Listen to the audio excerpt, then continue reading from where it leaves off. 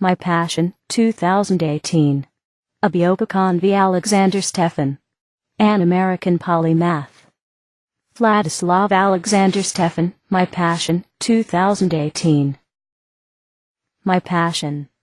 A documentary on the Alexander Stefan. Physics, Art, Society.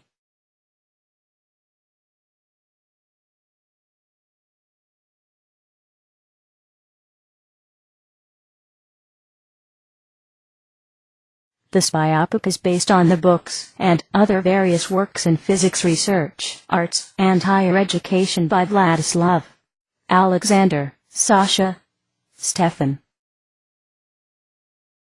Books for general public. The FAUSTEF Trilogy.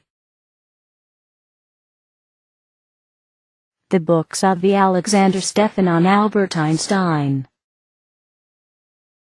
Technical books for specialists and general public by the Alexander Stefan. The Alexander Stefan, editor, author. The Alexander Stefan, founder, editor-in-chief of the book series. The Alexander Stefan, translator from Serbian into English. Books about the Alexander Stefan.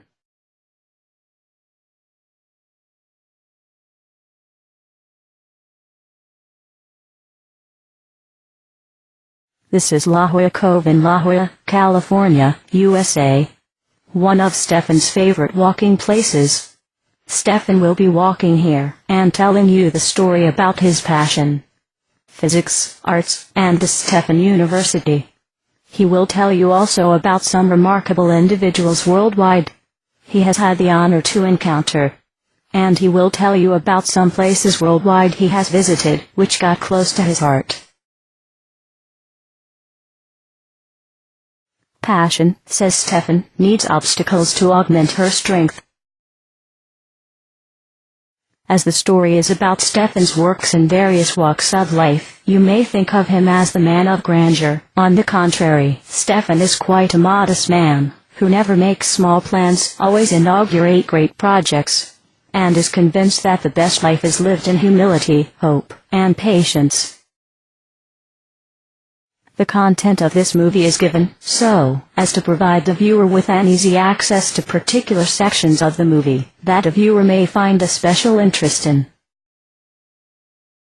Have you ever wanted to know how to say My La Jolla in Serb language? Serbian Serb, Montenegrin Serb, Bosnian Serb, American Serb, Australian Serb language, etc. Well, here it is in Serb language. Moja La Jolla. Moja La Jolla. In Russian language you would say Moja La Jolla. Moja La Jolla.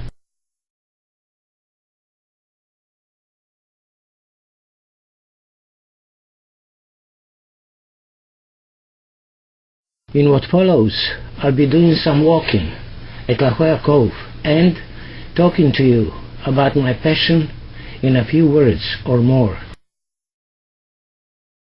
And I play on my guitar and sing for you.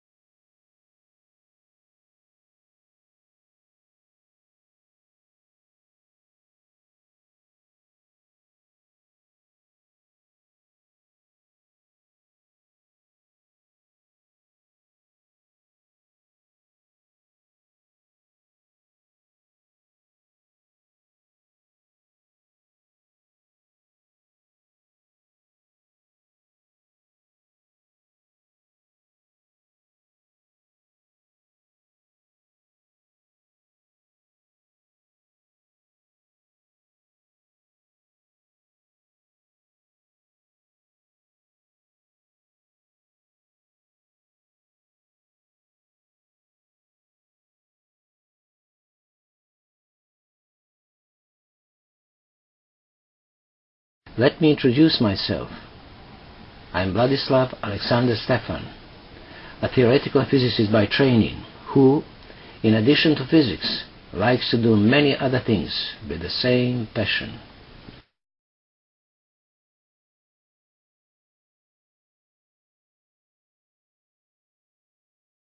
I am 70 years old, and I love it.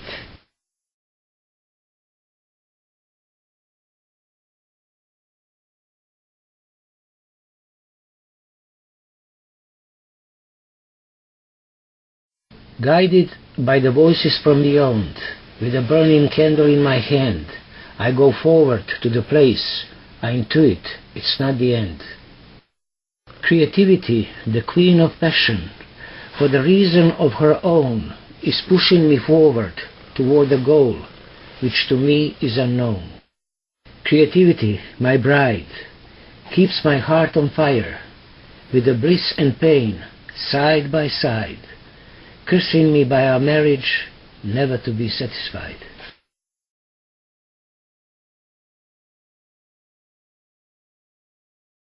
My passion alone is my driving force. We never part. All my activities are within her heart. She's all I have in my life's creative endeavor. She's my mistress, my joy and sorrow, my life's flavor. My passion is fierce and true, very much so. Why? Ask me not, I do not know. Johnny Cash, not only you, man, I've been everywhere too.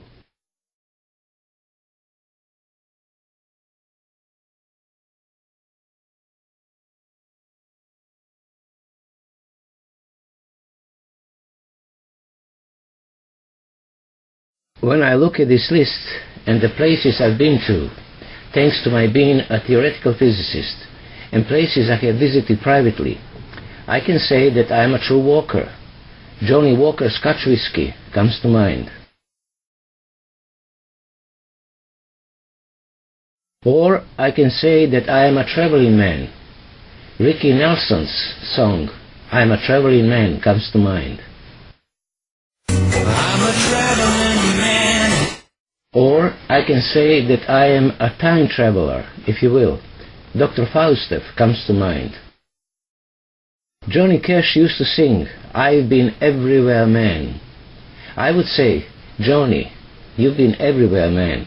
But not only you, I've been everywhere too. I've been everywhere, man. I've been everywhere, man. Johnny Cash, not only you, man. I've been everywhere too. Yes, I've been to Alaska, north to Alaska, where the gold rush was on. North to Alaska, where the gold rush is on. I make no small plans. The man is what he chooses to be. A man achieves the heights by standing upon the shoulders of men. Sir Isaac Newton says, if I have seen further, it is by standing on the shoulders of giants. I have been always driven to inaugurate great plans, which will benefit my fellow men. This is balanced by my love for simpler and smaller things in life, such as walking, alone or in the company of good friends, for example.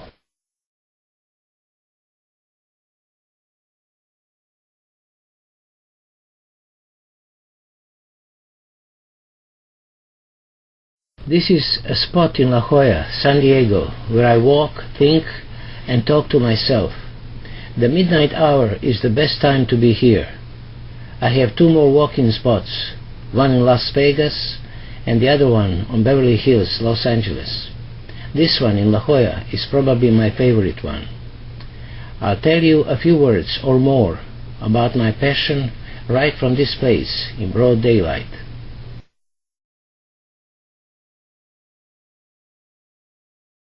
I speak several European languages and read Latin and Greek. Every particular language that you speak or read brings you a new particular mindset. It is the time travel, so to speak, on the time strings of different cultures, traditions and civilizations. Your intellect, emotion and intuition are enormously enriched. Quite often, when you speak a particular language, you cannot retrieve a proper word from the memory storage, but it pops out from another language storage. You have an accent in speaking any of those languages. You have an accent even when you speak your native language.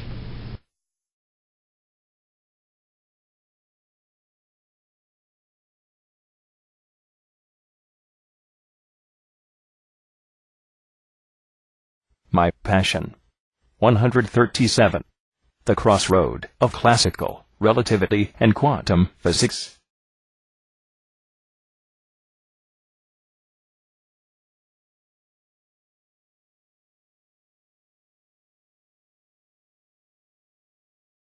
Number.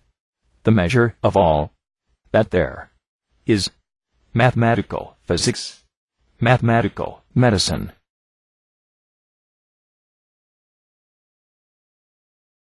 The nature of time. The FAUSTEF Trilogy.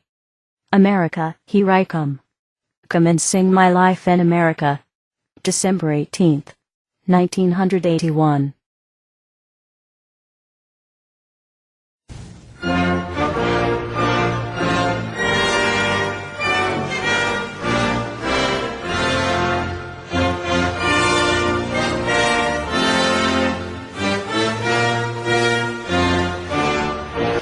I arrived at JF Kennedy Airport, New York on December 18, 1981. Says Stefan, December 18th, 1981 was a Friday, and it was the 352nd day of the year 1981. The 2026 calendar will be exactly the same as the 1981 calendar, excluding the dates for Easter and other irregular holidays that are based on a lunisolar calendar.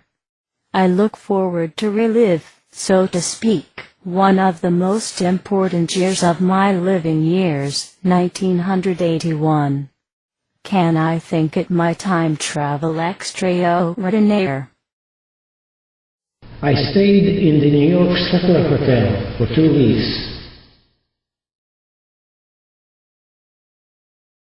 Thereupon I took a train to Boston, Cambridge, Massachusetts, where, at the Massachusetts Institute of Technology, I carried out the research in the tokamak thermonuclear fusion physics.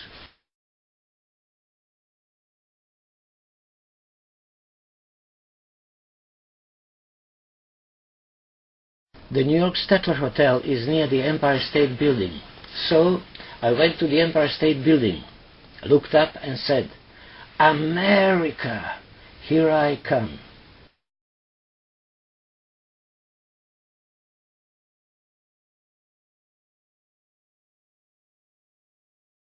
I took long walks in the streets of New York. I like to walk and think. Thinking and walking is a good combination of mental movements and physical movements. I think much better when I move. At one occasion I got into a dark street. A police car showed up. A she policeman asked me, "Sir, what are you doing here?" "I'm just walking," I answered. "Sir, this is not a good place to be walking," said the she policeman.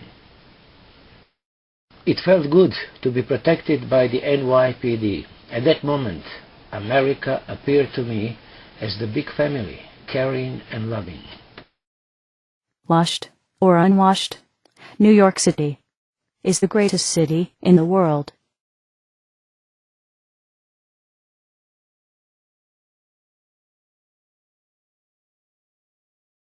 Washed or unwashed, New York City is the greatest city in the world. Happy New Year, 1982. For the New Year's Eve, 1981-1982, I was in my room in the Statler Hotel with my she friend I had met at Macy's. She helped me buy leather boots. We were participating in comfort to the ball drop on Times Square as we were watching the Dick Clark show, New Year's Rockin' Eve. A happy New Year to you in 8, 7, 6, 5, 4, 3, 2, 1. Happy New Year!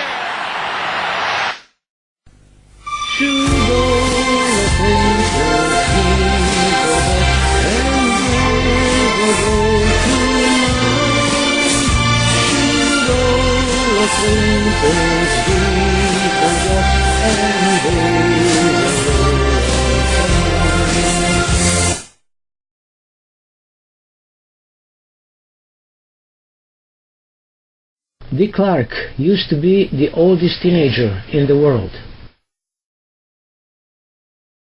Now, that's this 70-years-old man. Oh, manly man.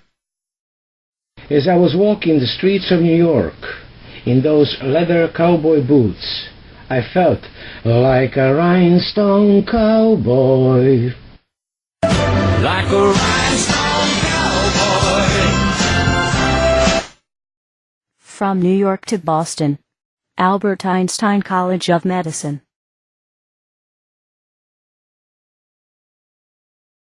On my way from New York to Boston, the train was passing by Albert Einstein College of Medicine. I thought it a good omen for my life in America. The Stefan Salute to America.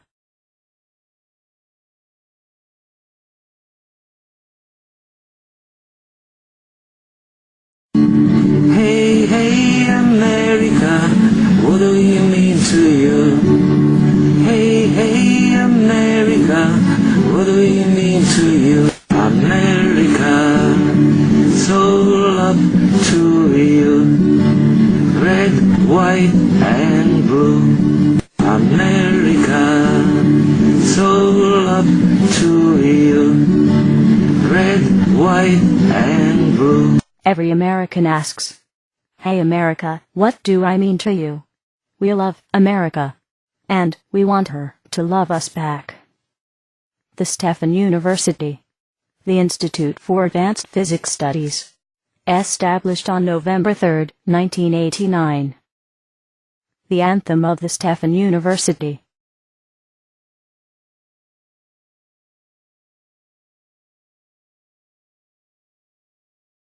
More to sing the song of life that makes you fly with a bird-like wing. See your dream all coming true now in your joy of learning. The love and joys of living and life, bringing the force to your daily strife. Physics will give the answer to the mystery of human life. Faith is strength lies in our hearts, giving the hope to the human strife. Love and joys of living and life, bringing the force to your daily strife. More to speak your eternal being up to the moment of your flatline. More to stream your life and living, never lose your dream divine. Love and joys of living and life, bringing the force to your daily strife. Wisdom to the world we bring now, wisdom from the world design. The light of knowledge shines upon us, mortal join the friends of time.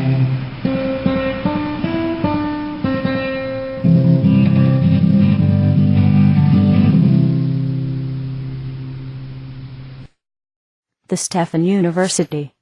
We are the friends of time.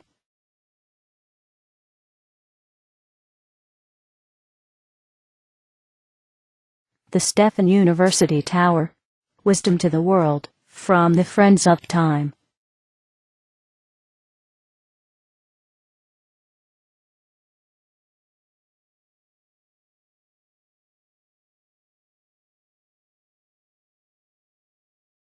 Hail, the celestial age of Aquarius. 2000 to 4000 after Christ.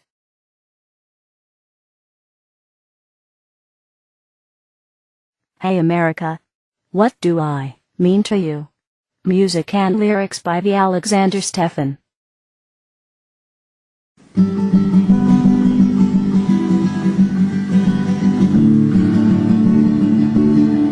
Hey, hey, America, what do I mean to you? Hey, hey, America, what do I mean to you? I'm the one who builds you, adores you and keeps you strong, as others are doing too. Hey, hey, America, what do we mean to you? Hey, hey, America, what do we mean to you? America, we adore your hair, blown by the winds from the heartland. America, we adore your eyes so big and bright, and your figure that catches our sight.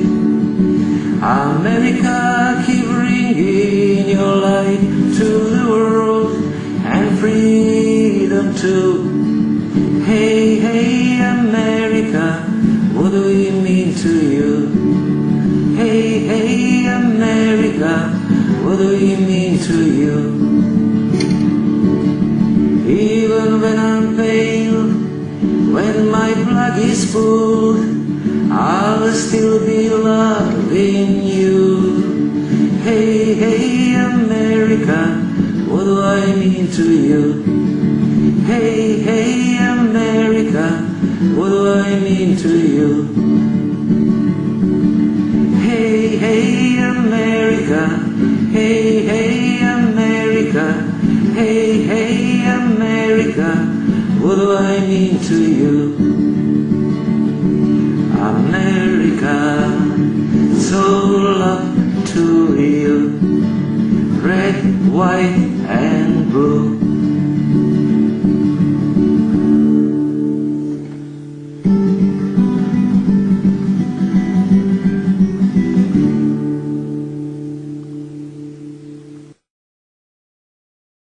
I will support and defend the Constitution and laws of the United States of America.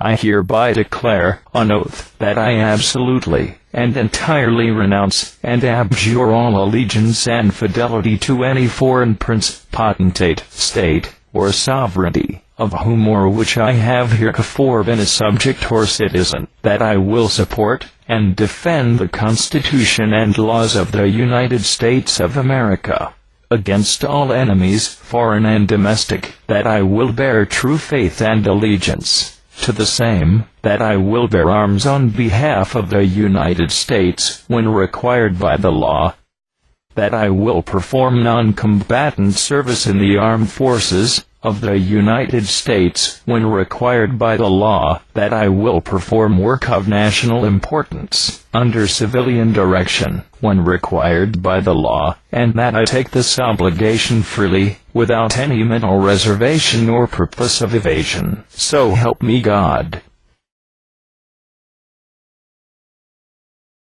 Einstein had retained his Swiss citizenship until his last breath. He had a double citizenship, American and Swiss citizenship, a double nationality, American and Swiss passports. Stefan has chosen a single citizenship, the citizenship of the USA. That will remain the case until Stefan's flatline day. The Stefan Hourglass 2001.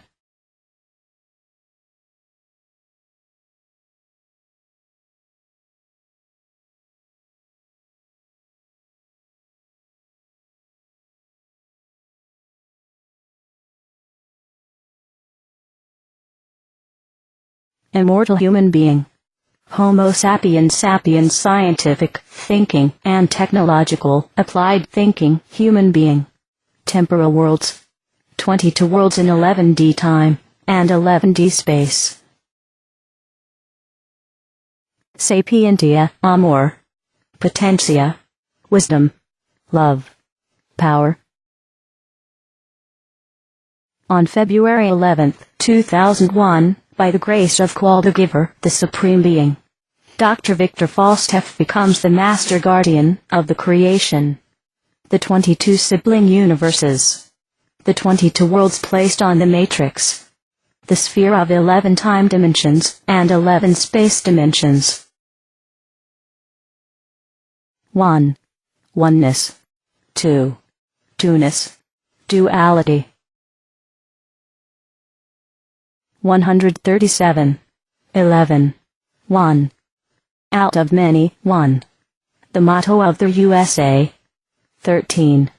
Sapientia, wisdom. 3. Amor, love. 37. Potentia, power. 137. The numeric value of KBLH, Kabbalah. The meaning of 137, in physics. 137. The magic number of physics. 137. The rendezvous number of classical, relativity, and quantum physics. QUALB the Giver, the Supreme Being.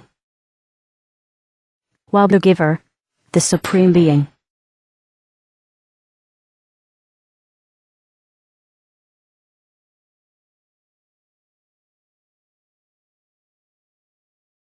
It's a shame, says Stefan, that only the born Americans can run for the President of the United States of America. The born to be Americans, as I like to refer to naturalized citizens of the USA, can make great presidents, too. If I were President of the United States of America, I would focus, among other things, on these two aspects. To keep America the strongest and the most generous country in the world. Let's keep America the strongest and the most generous in the world.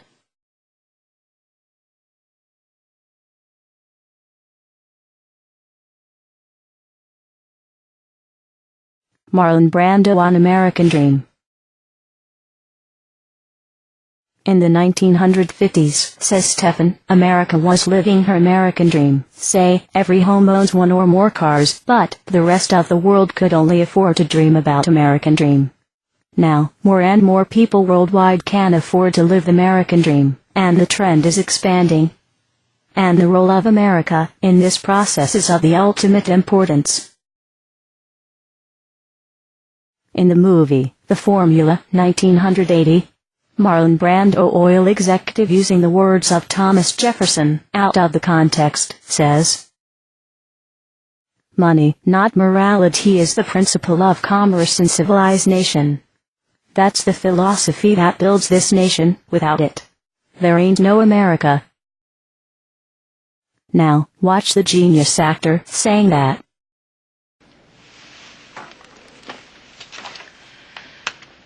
Money, not morality, is the principal commerce of civilized nations. Thomas Jefferson, 200 years ago. That is the philosophy that built this nation. I resent that. The money with no morality evaporates swiftly. The American nation is built on the principle of morality, the code of law, the most liberating in the world. Liberty involves responsibility, morality. You know about this nation. Wouldn't you ever give a second thought to American citizens? You're the reason their money's worthless. You're the reason old people are eating out of garbage cans and kids get killed in bullshit wars. You're not in the oil business, you're in the oil shortage business. You're an ivory tower hoodlum, a common street killer. I wish to Christ there was some way I could nail you.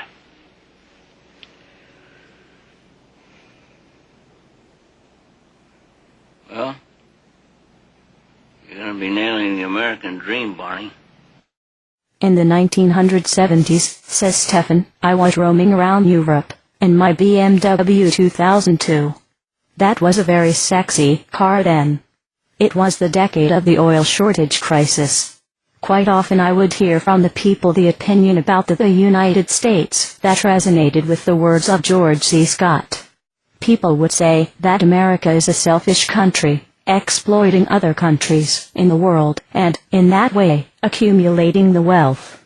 I had resented it then, and I resent it now, in 2018. No other country in the world is more generous than the USA. America is going to be my future homeland. As a 12-year-old kid, I encountered, in 1960, famous American actor Alan Ladd in Titograd, Podgorica, Montenegro, Yugoslavia. That event made me aware that America was going to be my future homeland.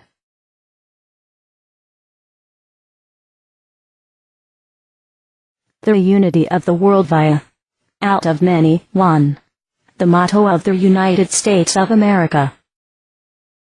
How do you create one out of many? On the level of one nation, that has been achieved quite successfully in the USA.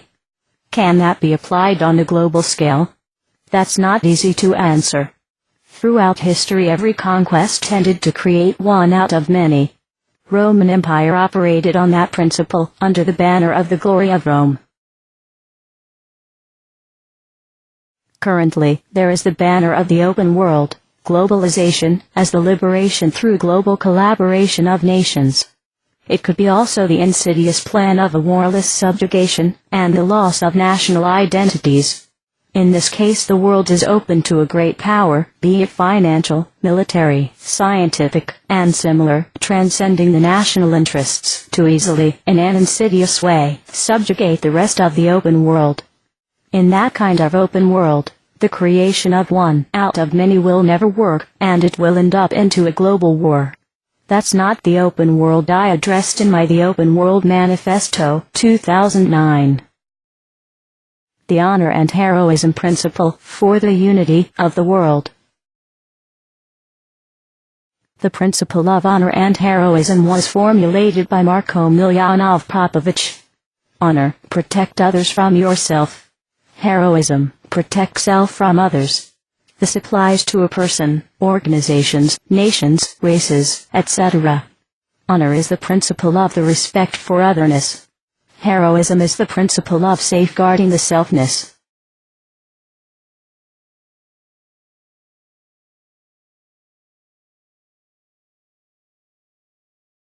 My grandfather Stefan Radosavov Popovich, says Stefan, crosses the bloodline with Marko Miljanov Popovich.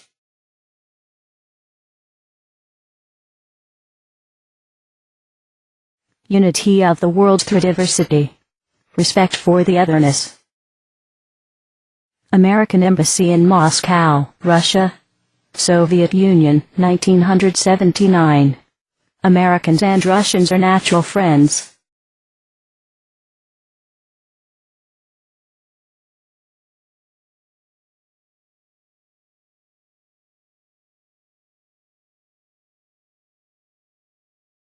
From 1977 to 1981, says Stefan, I was doing research in Moscow, coming from Belgrade, Serbia, Yugoslavia, in the thermonuclear fusion physics at the Lebedev Institute of Physics of the Soviet, now Russian, Academy of Sciences.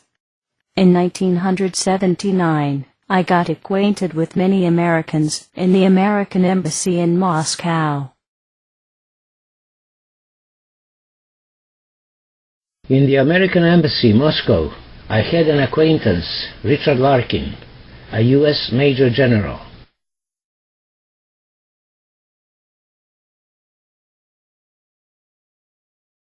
Sometimes, when I would call his suite in the embassy, he would pick up the phone. I would hear his voice, "Yellow." His hello sounded to me as yellow. Yellow is a bright color. The great Goethe says that color yellow is the brightest color of them all. Major General was from Colorado Springs, Colorado, so I told him about Nikola Tesla, an American Serb inventor physicist. and his laboratory in Colorado Springs. Major General knew more about Nikola Tesla than I did.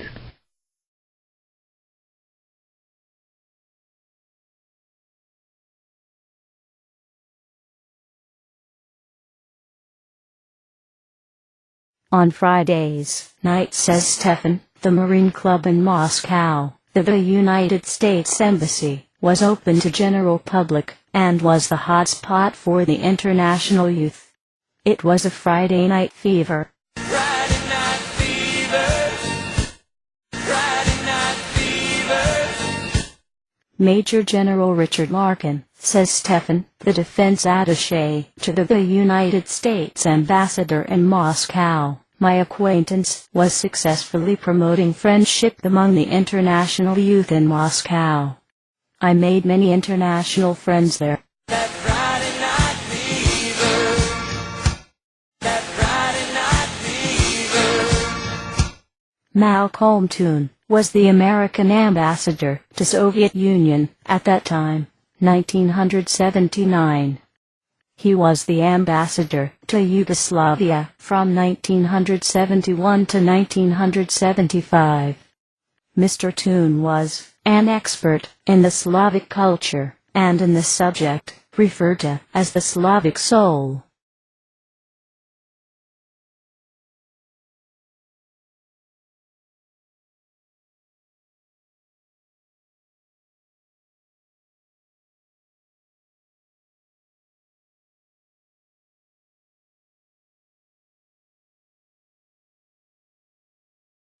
I am convinced, says Einstein, that even if the United States and Russia were both capitalist countries, or communist, or monarchist, their rivalries, conflicting interests, and jealousies would result in strains similar to those existing between the two countries today.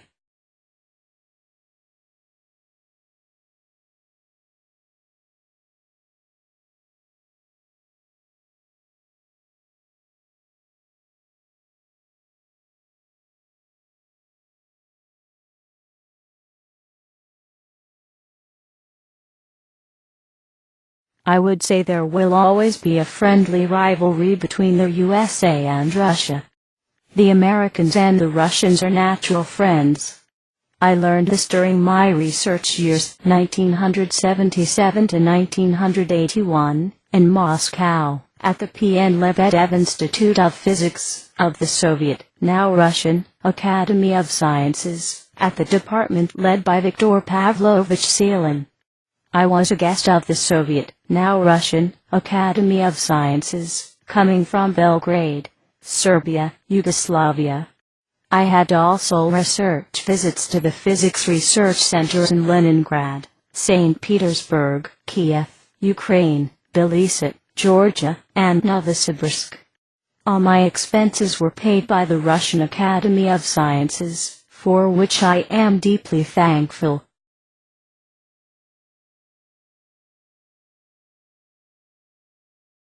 This was in the spring 1979. I was on a research visit in Novosibirsk, Siberia. I took a cab in Akademgorodok. As a foreigner, it was a custom to chat with a taxi driver in the Soviet Union. They were quite educated people about world issues. I had that experience in Moscow, Leningrad, St. Petersburg, Kiev, Tbilisi, and in Akademgorodok. The taxi driver told me he had had a party at his place a few days before. His brother from Vladivostok brought some California wine. Such a good thing, he said to me about the California wine. His brother was on a business trip in California. The cab driver loved the Americans and hoped to visit California one day. He said that his brother had told him that the Russians and Americans are very much alike. Defense physics and technology. Protecting self from others. Laser waveguide.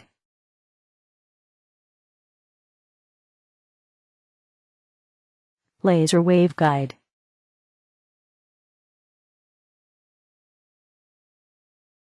Electronic countermeasures at high altitudes.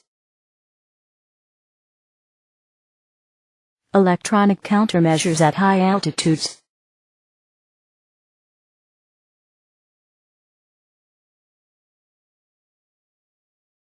Satellite data storage at high altitudes. Satellite data storage at high altitudes.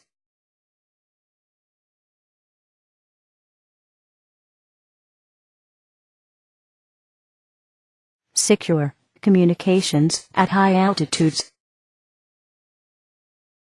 Secure communications at high altitudes.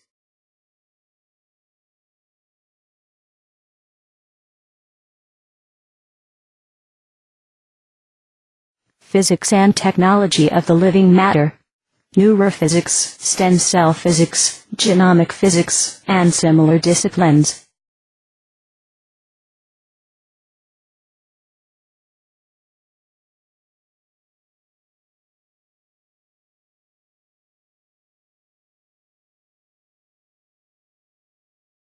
Here is what the Alexander Stefan, the author, says about neurophysics, stem cell physics, genomic physics, and public health. Genomics and genomic medical physics have advanced rapidly over the last decade. The research field is shifting from testing rare genetic disorders to the diagnosis of diseases, heart disease, diabetes, stroke, osteoporosis, cancer, and others. The medical physics is now in a position to prevent a disease from occurring, in other words, to treat the cause rather than the symptoms, as it has been mostly the case up to the present days. A significant role, it seems to me, is played by the involvement of theoretical physics in medical research. It is the revolutionary onset for medical science, the paradigm shift in medicine and public health. The development of genomic medical physics is empowered by the information acquired from the United States Human Genome Project. It is possible to design the treatments and drugs to each individual patient. The risk of getting a disease, or even infections, is almost always in part due to the combination of genes a human was born with. By using the genetic information, medical doctors predict with different degrees of certainty what diseases their patients are at risk of developing. Consequently, medical doctors use this information to reduce the chance of the disease from occurring or to prevent it completely. The explorations into the nature of human genome, one of the major scientific challenges of the 21st century, sheds light on how faulty genes play a role in the cause of a disease. Commercial efforts are shifting away from diagnostics and toward developing a new generation of therapeutics based on genes. The drug designs, pharmacogenomics, are being revolutionized. Researchers worldwide are now creating new classes of drugs based on the information on gene sequence and protein structure function, rather than the traditional trial and error method. Drugs that are laser-guided to specific sites in the body and the brain promise to have fewer side effects than many of the drugs used currently. The ultra-short laser-guided drug delivery techniques have a high potential in targeting drugs to specific molecular areas in the brain. The American Society for Genomic Medicine, Stefan University. The American Society for Laser Neuroscience, Stefan University. Toward a healthier human race. Unity of the world via the augmentation of brain-mind capabilities. Through the research, says Stefan, in neurophysics, stem cell physics, genomic physics, and similar disciplines, it may be possible to augment our brain-mind capabilities and become healthier human beings, almost godlike. I fantasized about this in my fiction fantasy, the FAUSTEF trilogy. Every American asks, "Hey America, what do I mean to you?" We love America. And we want her to love us back.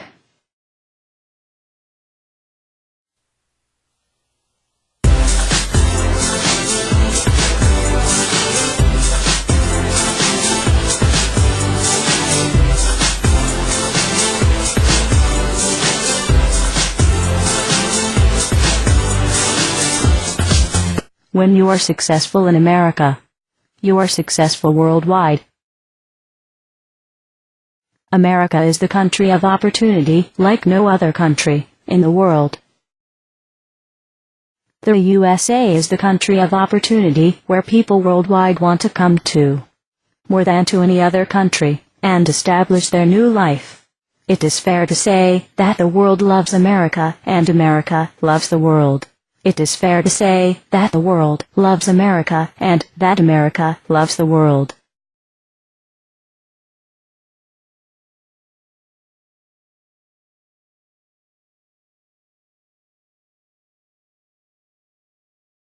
The Alexander Stefan works in higher education.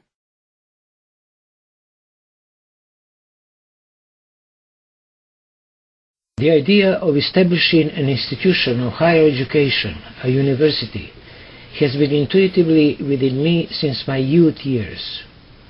I have been always driven first by intuition, then comes analysis and other rational brain activities.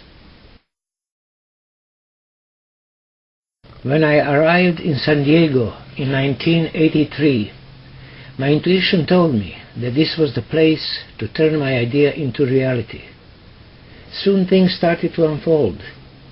I met many creative individuals who founded successful technological and financial companies, and I got acquainted with Roger Revelle, founding member of the University of California, San Diego.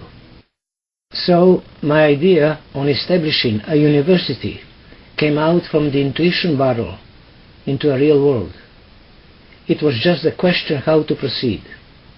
I knew intuitively that time itself, or she time, as I like to say, will show me the right ways.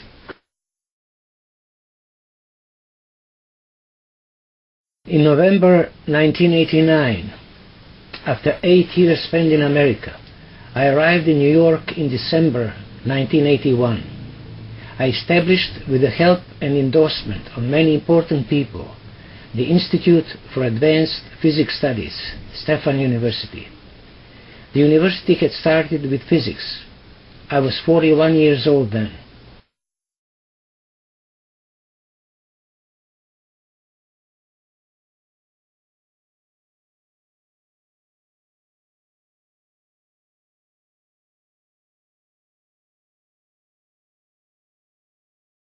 Since 1989, all I have been doing is developing the Stefan University. It takes time to build a world-class university. Anything less than a world-class is of no interest to me.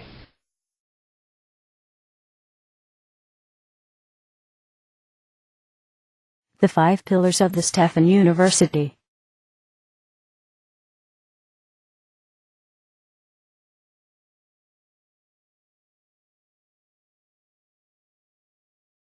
The message to the leaders of the Stefan University. To the leaders of the Stefan University, I can tell with confidence and with an open heart. You can build as many as you want, big buildings worldwide, to show the strength of your university. But the true strength of your university is in the bone marrow of its 5 pillars, invisible and unchangeable. The true strength of any entity is never easily visible. It is embedded in the entity's pillars. The leaves come and go, but the trunk of your university's tree of wisdom stays stable and unchanged.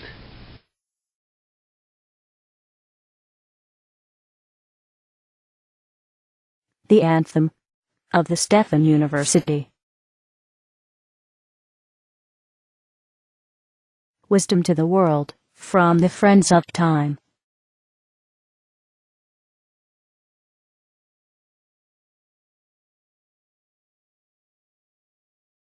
Mortal, sing the song of light that makes you fly with a bird-like wing. See your dream all coming true now in your joy of learning.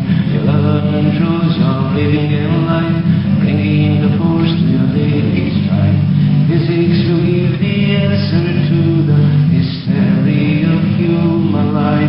Faith is strength lies in our hearts, giving the hope to the human strife. Learn truths of living and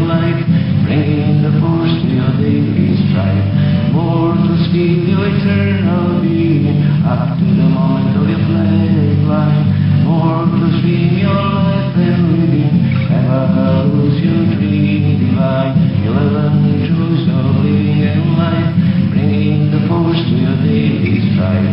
Wisdom to the world we bring now, wisdom from the world's design. The light of knowledge shines upon us, mortals from the threads of time.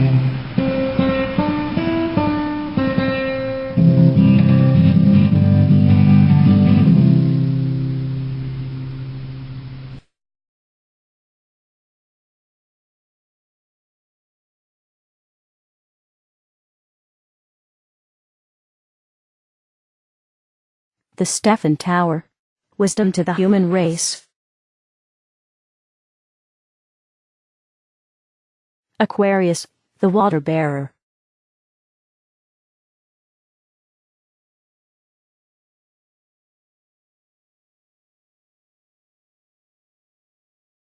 Hail, Aquarius.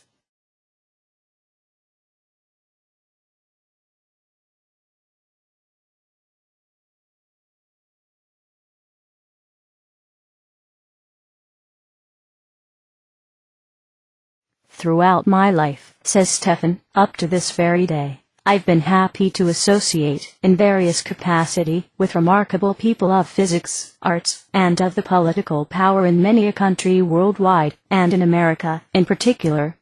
They all have helped me, royally, in the building of my projects. For that, I thank them all, royally. It is not possible for me to salute them all, explicitly, at this place, and I express my deep regret on that account. In the following, says Stefan, I will tell you about some of the individuals I have been associating with. On his photograph, Mr. Ladd wrote, to Sasha, "You speak well, Alan Ladd." The encounter with Alan Ladd, says Stefan, was my major inspiration about my future life in America. I encountered Alan Ladd, a famous American movie actor, in 1960, as a 12-year-old kid, in Titograd, now Podgorica, Montenegro, Yugoslavia. I jumped into his Hotel Montenegro suite, so to speak, and asked him for his photograph with his signature. The encounter lasted not more than 15 minutes. Mr. Ladd said to me, "I have a son your age." I told Mr. Ladd that I would like to be a movie director one day. "That's much better than to be an actor like me," he said to me. Now I am a 70-year-old man, but the strength of that encounter has never faded away. Whenever I think of that event, it's like the time travel into that time domain. When I come back to our time domain, I feel replenished and rejuvenated, almost like a kid again.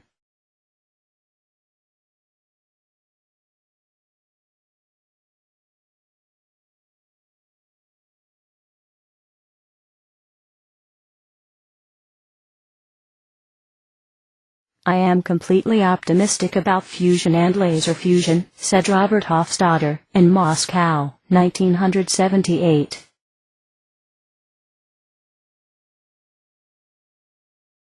I met Hofstadter, says Stefan, in Moscow, Russia, in the late 1978, during the conference on the laser-driven controlled thermonuclear fusion.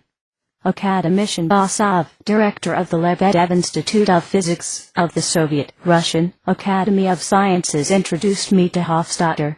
We had a long conversation in the cafeteria of the Lebedev Institute. I told him that I was planning to move to the States.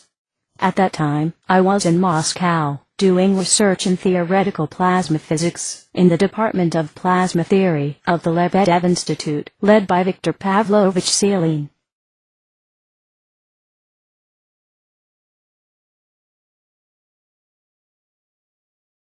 Robert Hofstadter and Keith Brockner, says Stefan, had worked for KMS Fusion, a private company for the research in laser fusion located in Ann Arbor, Michigan. At that time, I could have not known that in the mid-1983, I would be working with Keith Brockner on the inertial confinement fusion at the University of California in La Jolla, UCSD.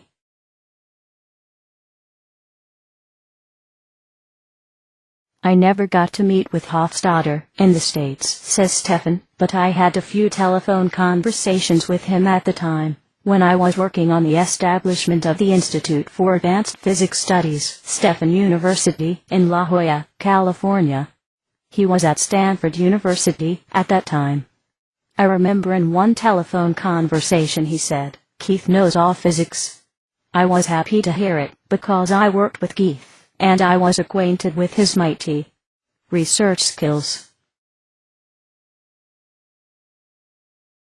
Hofstadter, says Stefan, was a scientific advisor for the Institute for Advanced Physics Studies, Stefan University.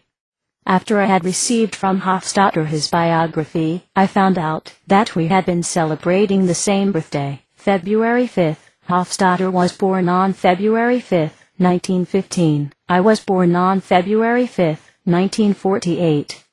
Marshall Rosenbluth was also celebrating the same birthday, February 5th. Marshall was born on February 5th, 1927. American Embassy, Moscow, 1979. From 1977 to 1981, says Stefan, I was doing research in Moscow, coming from Belgrade, Serbia, Yugoslavia, in the thermonuclear fusion physics at the Lebedev Institute of Physics of the Soviet, now Russian, Academy of Sciences. In 1979, I got acquainted with many Americans in the American Embassy in Moscow.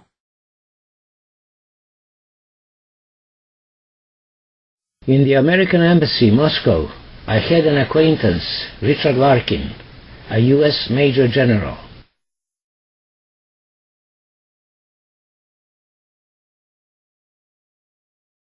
Sometimes when I would call his suite in the embassy, he would pick up the phone.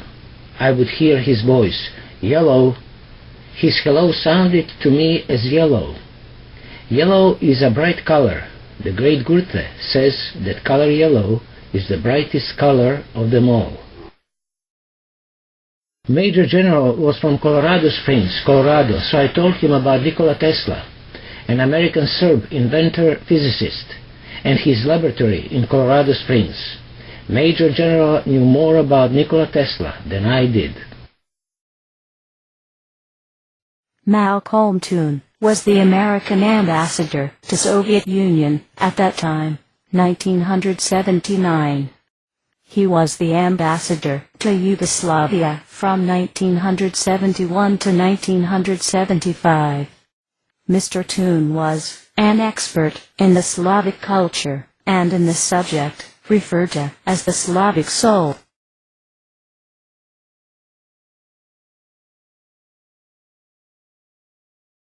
At one of the reception parties, says Stefan, organized by Major General Lorkin, at the American Embassy in Moscow, 1979, Mr. Toon had told me about his close contact with Marshal Tito, the President of the Socialist Federal Republic of Yugoslavia.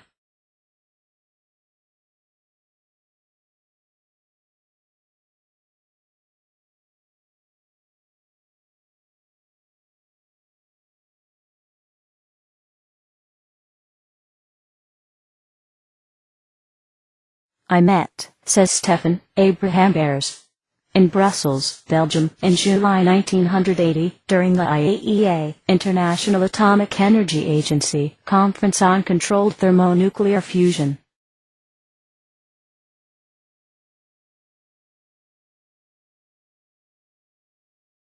The MIT Plasma Fusion Center and the Bears Group were among the finest plasma research centers in the world.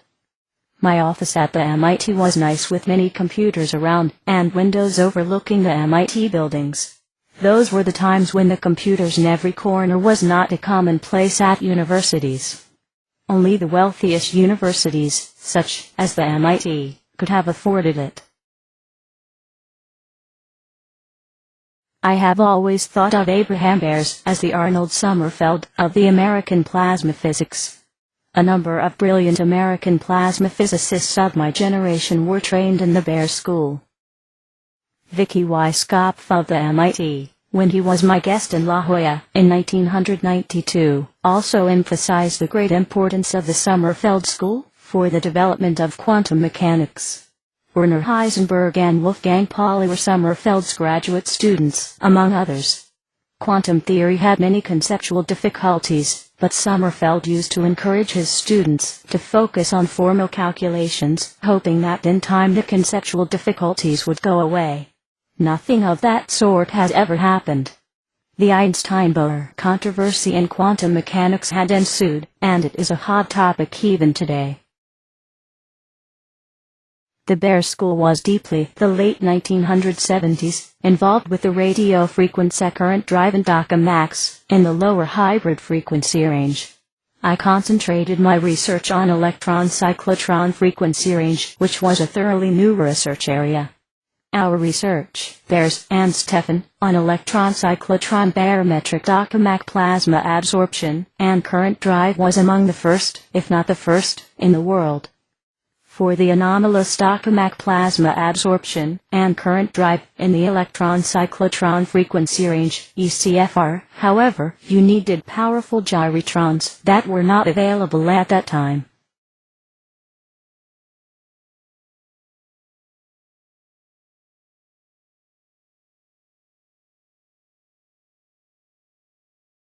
Recently, 2016, the Bear's monumental work in plasma physics and technology, entitled Plasma Physics and Fusion Plasma Electrodynamics, has been published by the Oxford University Press, USA.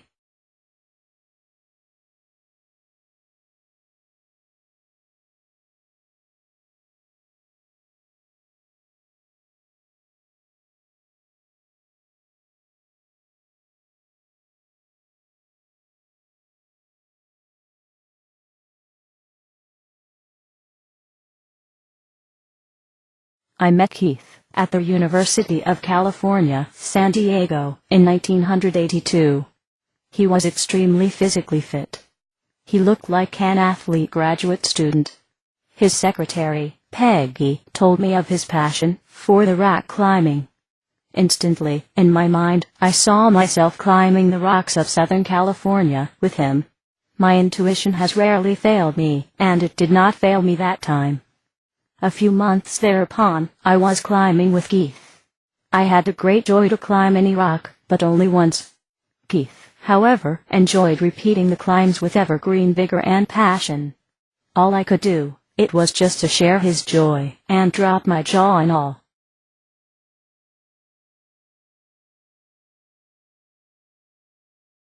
Keith was editor-in-chief for the book, Inertial Confinement Fusion, in STEFAN'S book series, Research Trends in Physics, published by the American Institute of Physics Press.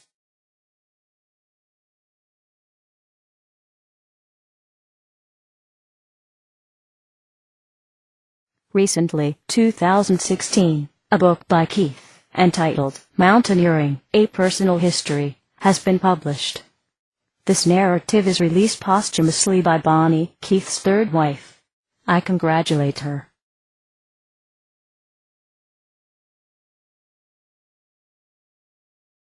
The Alexander Stefan. University of California, Los Angeles, UCLA. 1982. The Alexander Stefan, lecturing on nonlinear beat-wave parametric plasma theory. At the UCLA, 1982, says Stefan, I found the environment with many young researchers. It was fun to be there. You do feel the spirit of Southern California at the UCLA. Burton Freed and John Dawson were the leaders of the plasma physics group at the UCLA, interchanging their official roles every year. In the late 1960s, John Dawson was a guest of the Lebedev Institute of Physics, Soviet Academy of Sciences, in the Department for Plasma Theory, led by Viktor Pavlovich Selim, where I was doing research from 1977 until 1981. Those were the times when the parametric plasma phenomena theory was in the initial phase of development. The Salem School was one of the most active in the world in that area. John and I were sort of the Russian cousins, so to speak. I discussed in depth with John the beat wave plasma physics, at that time a hot plasma topic. At the Lebedev Institute of Physics of the Russian Academy of Sciences, I was doing research in the Department of Plasma Phenomena Theory, led by famous Russian mathematical physicist Viktor Pavlovich Selin. Viktor Pavlovich was my guest in La Jolla, California, in 1992, doing research at the Institute for Advanced Physics Studies, STEFAN University. Viktor Pavlovich Selin was my doctoral thesis advisor.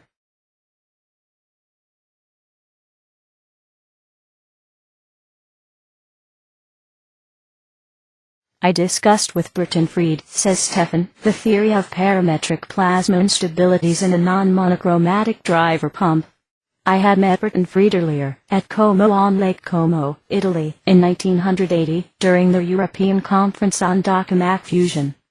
Thomas Stix from the Princeton University introduced us. At the UCLA, says Stefan, I developed the theory of parametric plasma instabilities in a non-monochromatic driver pump.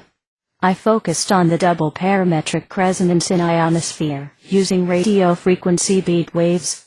I published, in 2 parts, the unified parametric plasma theory with non-monochromatic driver pump, in the Physics of Fluids, July 1983.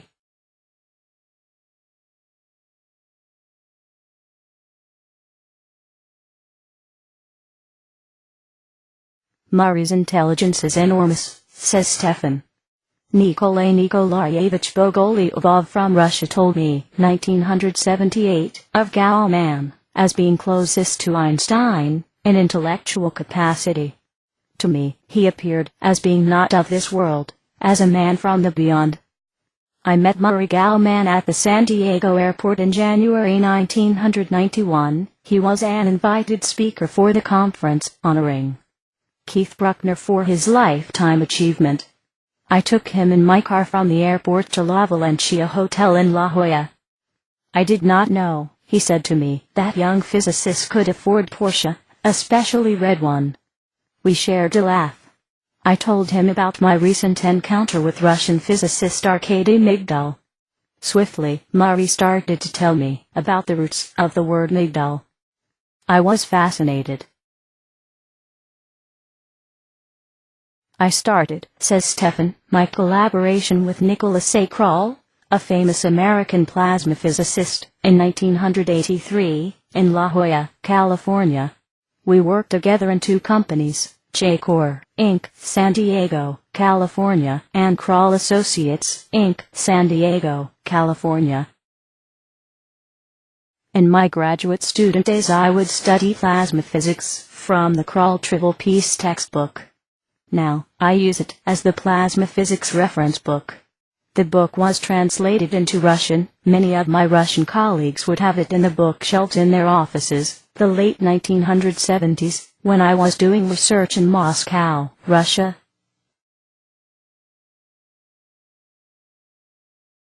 Nick is a fast thinker and a fast decision maker.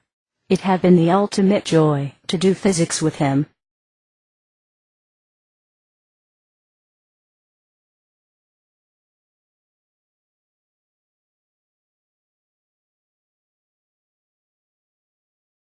Washington, D.C., Spring 1983. The Alexander Stefan at the Sherwood Plasma Fusion Theory Conference, presenting the research paper, co-authored with Nicholas Krall, on magnetic mirror-controlled thermonuclear fusion.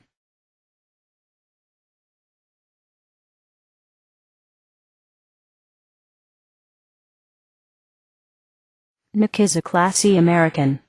If he had ever encountered David Niven, a classy-mannered American actor, I could bet my bottom dollar that Nick would have put him to shame.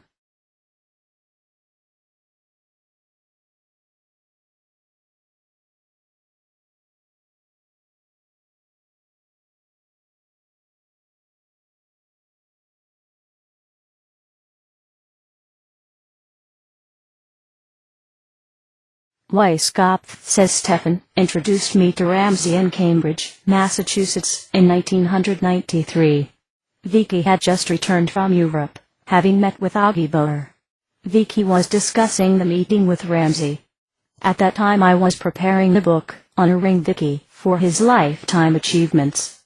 Ramsey had already submitted his contribution for the book.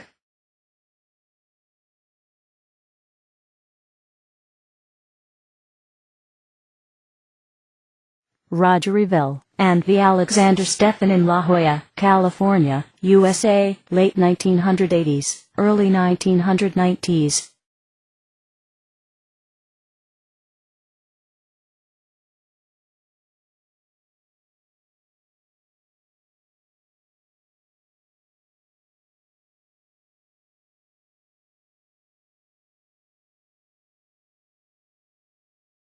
On one occasion, says Stefan, Roger said to me, "You look very busy. I have an advice for you.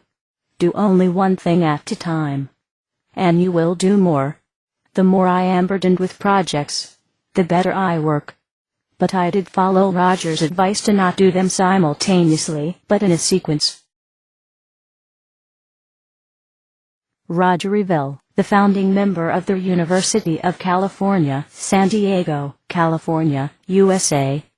The Alexander Stefan, the founding member of the Stefan University, La Jolla, California, USA. I met Roger Revelle, says Stefan, in the late 1980s in La Jolla, California. I used to go to his office at the La Jolla Shoals area, overlooking the Pacific Ocean. I would discuss with him many a topic on science and technology in higher education. Roger helped me in the establishment of the Institute for Advanced Physics Studies, Stefan University, 1989. In the 1990, says Stefan, I was planning the series of conferences on the environmental physics and technology.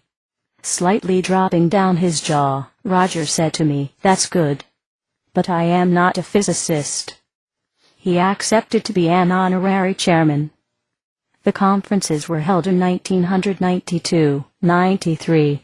Sadly, Roger Revelle had not been with us to see how much we appreciate his work for the advancement of the United States environmental science and technology.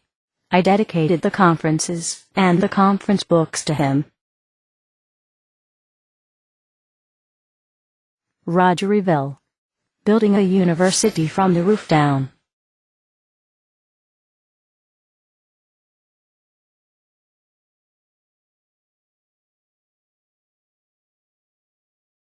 Anyone who knows Keith would realize that starting a new physics department in a non-existent university in a remote resort town where he would be surrounded by oceanographers was just the kind of far-out gamble that he would be completely unable to resist. The task would not as physically demanding as rock climbing, but in every other way it would be much more difficult. We had talked with Keith about our ideas of building from the roof down with a group of co-professors who would bring most of their graduate students with them. For the first few years, we would have only graduate students until we had built up a sufficiently large faculty to handle undergraduates. Keith immediately started to think about what the new physics department should be like. Obviously, it should be a great physics department, probably the best in the country.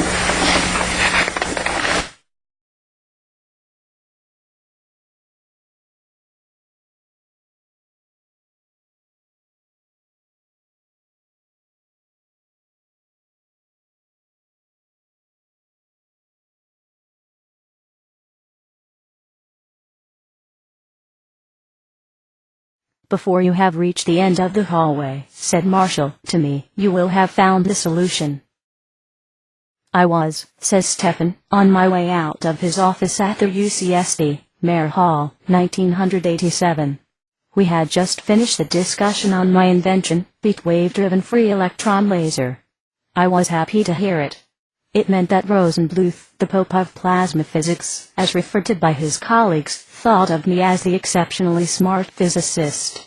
Later on, I learned that Enrico Fermi, referred to as the Pope of physics, Rosenbluth's colleague friend, had used that line to cheer up his collaborators. Marshall N. Rosenbluth was the founding member of the Institute for Fusion Studies in Austin, Texas. He moved to La Jolla from Austin, Texas, in 1987, with Patrick H. Diamond, one of the most brilliant plasma physicists of my generation. Marshall Rosenbluth was the editor-in-chief for the book, New Ideas in Dogmatic Confinement, in my book series, Research Trends in Physics, published by the Institute of Physics Press, New York, 1994, as the proceedings of the conference, New Ideas in Dogmatic Confinement, held in La Jolla, California, 1992.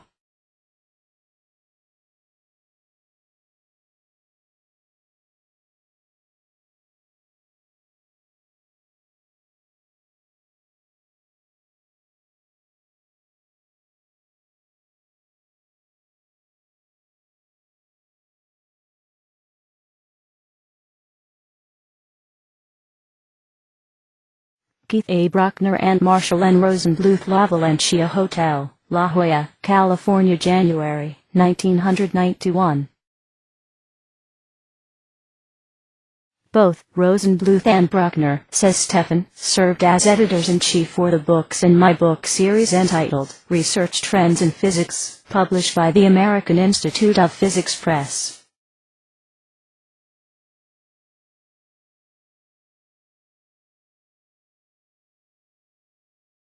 In the spring, 2002, says Stefan, I met Marshall by chance in a street in La Jolla. He told me about the conference honoring him. That was the last time I saw him in person. At that time the world community of physicists was saddened by the deterioration of Marshall's health due to the cancer. Unfortunately, I did not attend the conference, as I was on a trip to Italy and Switzerland at the time of the conference. I talked, says Stefan, to Marshall over the telephone on August 7, 2003. I keep my daily journal. I asked him, Marshall, how are you feeling? Very badly, he answered.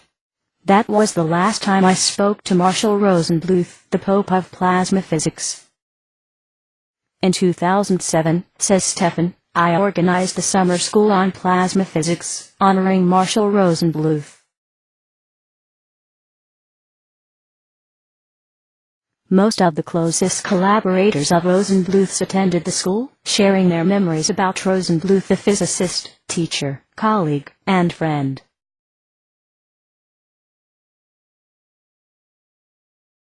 Most of the closest collaborators of Rosenbluth's attended the school, sharing their memories about Rosenbluth, the physicist, teacher, colleague, and friend.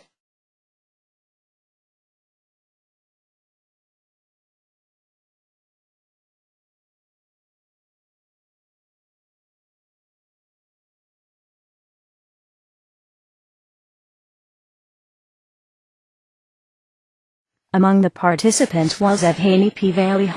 a famous Russian physicist, the leader of the International Thermonuclear Experimental Reactor, ITER, and Roaldsy Sagdaev, a famous Russian, American physicist, Rosenbluth's close colleague friend. Marshall Rosenbluth's ancestors moved to the United States from Odessa, Russia, at the turn of the 20th century.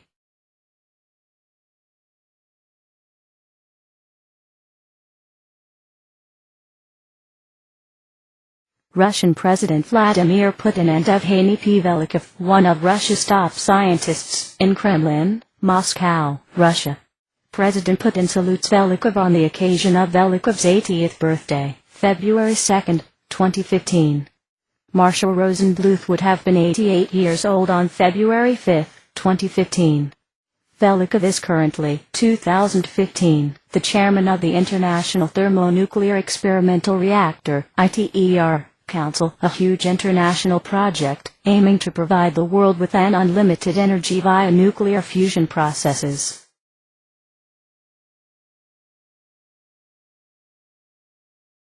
I gave a talk, says Stefan, on Rosenbluth's paper, Parametric Instabilities in Inhomogeneous Media, 1972, and the research worldwide in the parametric plasma theory thereupon. In Russia they say, when the Tsar builds, there is a plenty of work for the Mason guilds. I see the Rosenbluth 1972 paper in that spirit. It is rich in ideas, it is of a deep scope, and error-free. In his 1958 science paper, Edward Teller says that many of his young collaborators made errors, but Rosenbluth's calculations were always error-free. The Rosenbluth paper initiated a number of research programs worldwide concerning the character of parametric instabilities, convective versus absolute, especially in connection with the controlled thermonuclear fusion research. Later on, Rosenbluth continued research in convective and absolute plasma parametric instabilities with Chu and Liu, among others.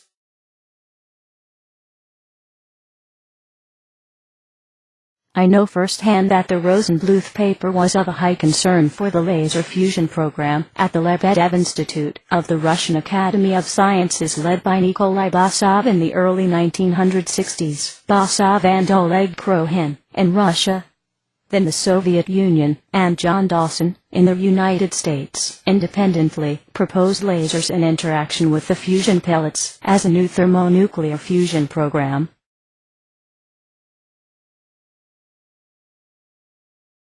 In the late 1960s, John Dawson was in the research visit to the Lebedev Institute of Physics of the Russian Academy of Sciences, in the Department of Plasma Phenomena Theory, led by Viktor Pavlovich Selin. I was in Moscow on and off from late 1977 to mid-1981, and was a participant in the research on that subject, in the Lebedev Institute, Moscow, Department of the Plasma Theory founded and led by Viktor Pavlovich Selin.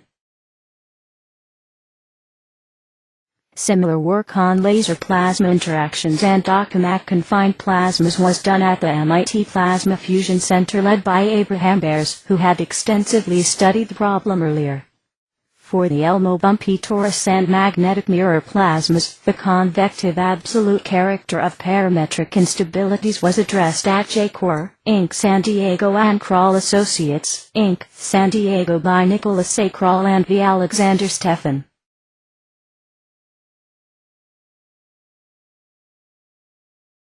Rosenbluth and I, says Stefan, had been celebrating the same birthday, February 5th.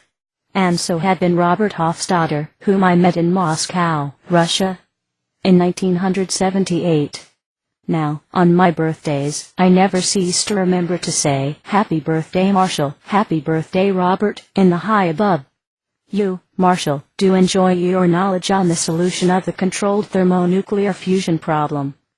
During his living years, the solution had been eluding him, and the rest of us, plasma physicists.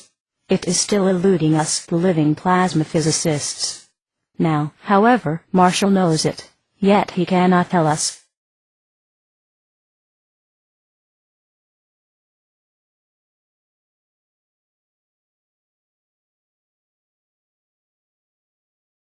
Rule Tom Rule, the plasma waves. I was a guest, says Stefan, of the Princeton Plasma Physics Laboratory in December 1982. My host was Thomas Howard Stix. I had met Tom in Verona, Italy, back in 1974, during the conference on toroidal thermonuclear fusion devices organized by Princeton University and the University of Milan. In Verona, Tom's wife, Hazel, would approach me and talked with me about Yugoslavia. After the conference, they were planning to visit Dubrovnik, Croatia, Yugoslavia. At the Princeton Plasma Physics Laboratory, December 1982, says Stefan, I gave a talk on the parametric RF heating and current drive in tokamaks. The RF current drive had been initiated at the MIT in the mid-1970s by Abraham Bears, and, at that time, his graduate student Nathaniel Nat Fish. Nat had developed the theory, published in 1978, which was the hit in those days, and Nat, himself, was the star young plasma physicist. Nathaniel is one of the most brilliant plasma physicists of my generation. Abe received the United States patent for the invention. Tom and his wife, Hazel, organized a dinner party in my honor at their beautiful house. There were many physicists there from the laboratory at the dinner party. Nath Fish was sitting next to me, and Tom, across from us. I told Nat that it was possible to drive current in tokamaks by the use of lasers. As we were chatting at the dinner table, I told Tom about my meeting in 1978 with Nikolay Nikolaevich Bogolyubov from Dubna Joint Institute for Nuclear Physics in Russia, the Soviet Union. I explained that Bogolyubov in Russian means the one who loves God. Is he Jewish? Tom asked me. No, I replied. Melvin Gottlieb, Tom, and I had a lunch at the laboratory cafeteria. Gottlieb was very interested in the parametric, nonlinear heating and current drive in tokamaks. That was a new research topic at that time.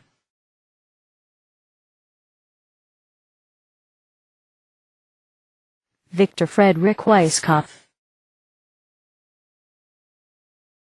The Stefan University movie series, History of Physics. Victor, Vicky, Frederick Weisskopf in La Jolla, California, 1992.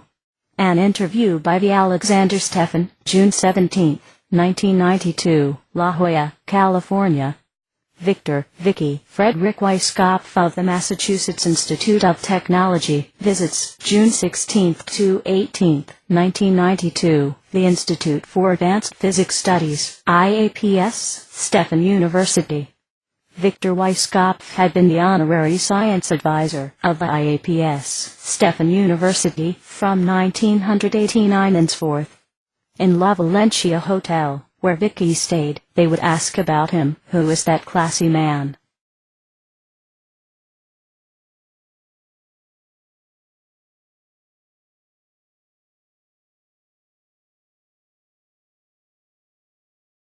Human existence, says Weisskopf, is based on two pillars, compassion and knowledge.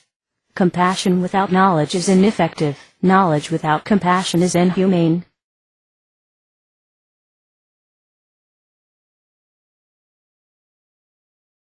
Vicky tells us, says Stefan, about the compassion of the people of knowledge as having an open and loving heart, in general. I will tell about the compassion moment in physics, science, research, as I refer to it. It is the moment when you are aware that any further reasoning process on your topic is in vain. At that moment you open your heart compassionately, and let it go. You go fishing or rock climbing, or to the movies to see the movie you are not interested in. This applies to any conundrum situation in life, when you simply must let it go, and let somebody else solve the problem for you, so to speak, in a blissful moment some sunny day. In physics research, that blissful moment is when all of a sudden the solution to the physics problem pops into your mind, as the aha idea. Accordingly, after the compassion moment comes the blissful moment, if you are lucky enough. Physicist Einstein, Bohr, and many a great physicist consider themselves the lucky physicists.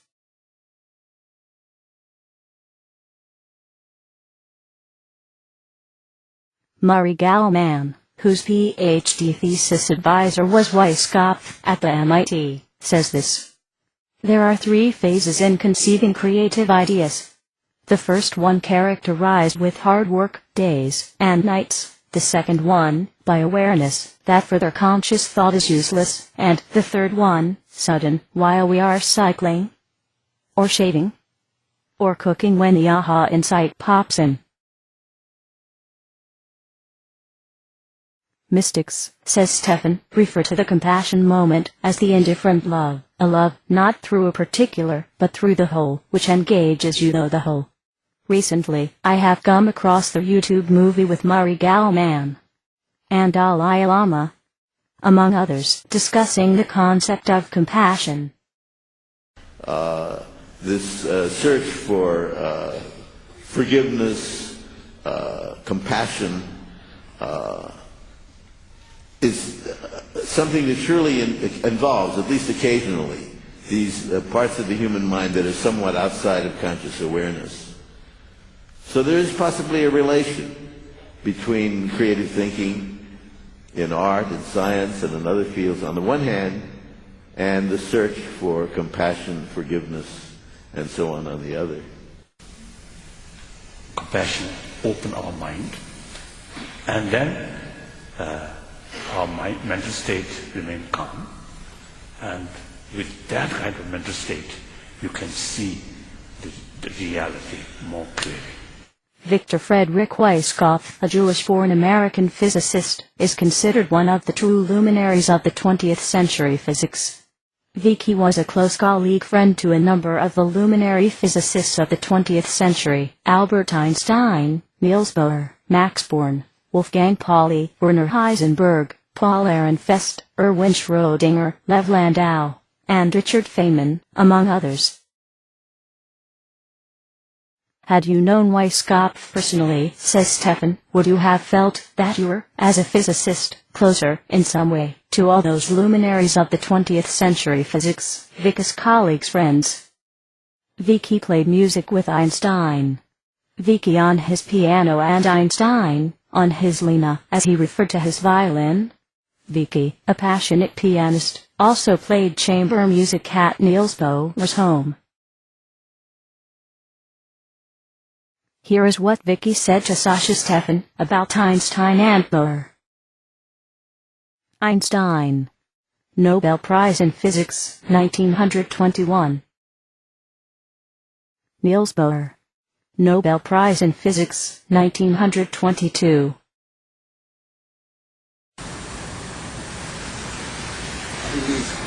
Okay. And these four, as I often say, is my intellectual father.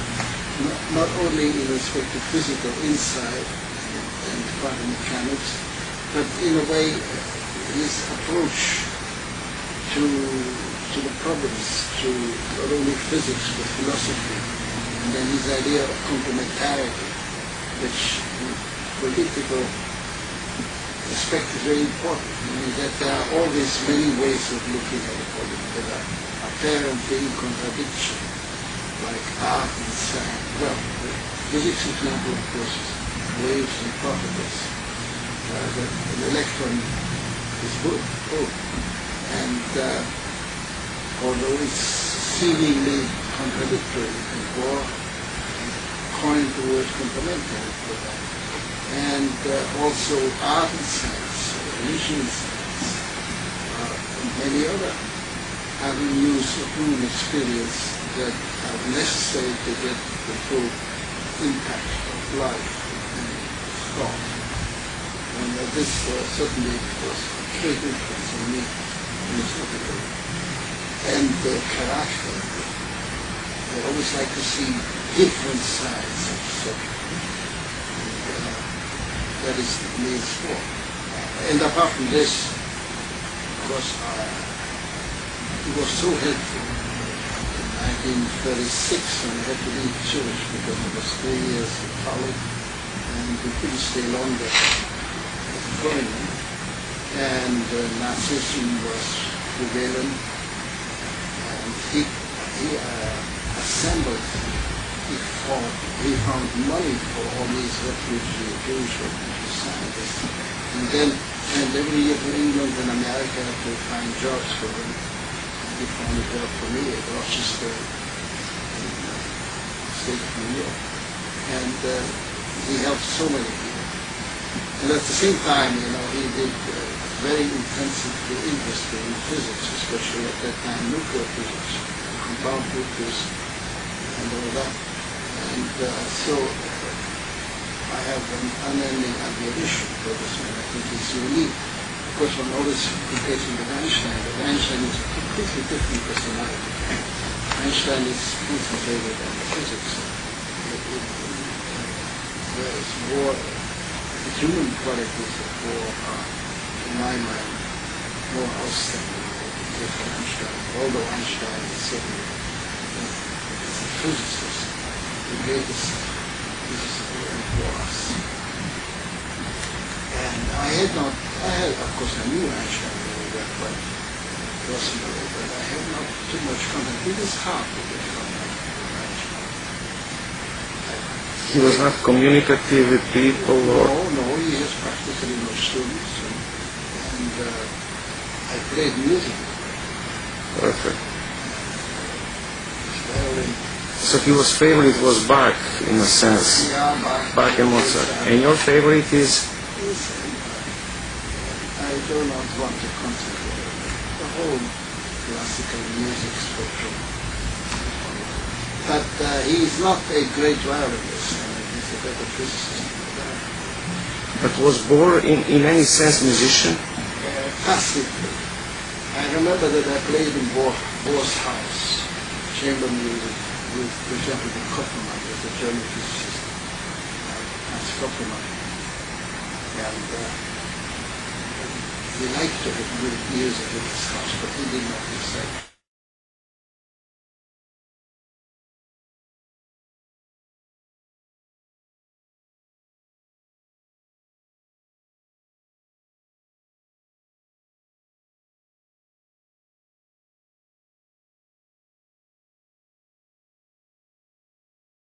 Among the many breakthroughs that Vickers research has yielded, there have been the theory of the widths of energy levels of the electron, the clouded crystal ball model of nuclear structure, and the MIT bag model of hadronic matter.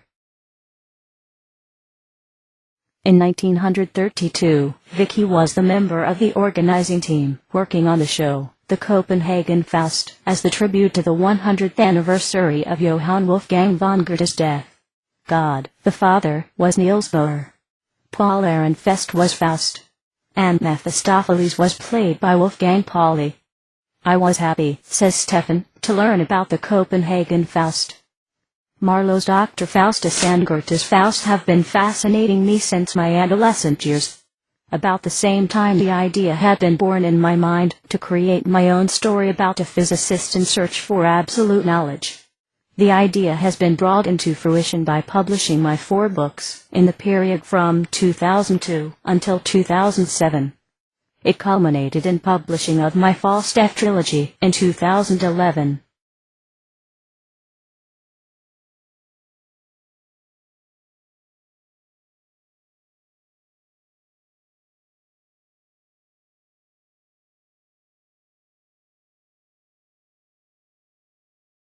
Physics and Society, the book celebrating Weisskopf's life achievements.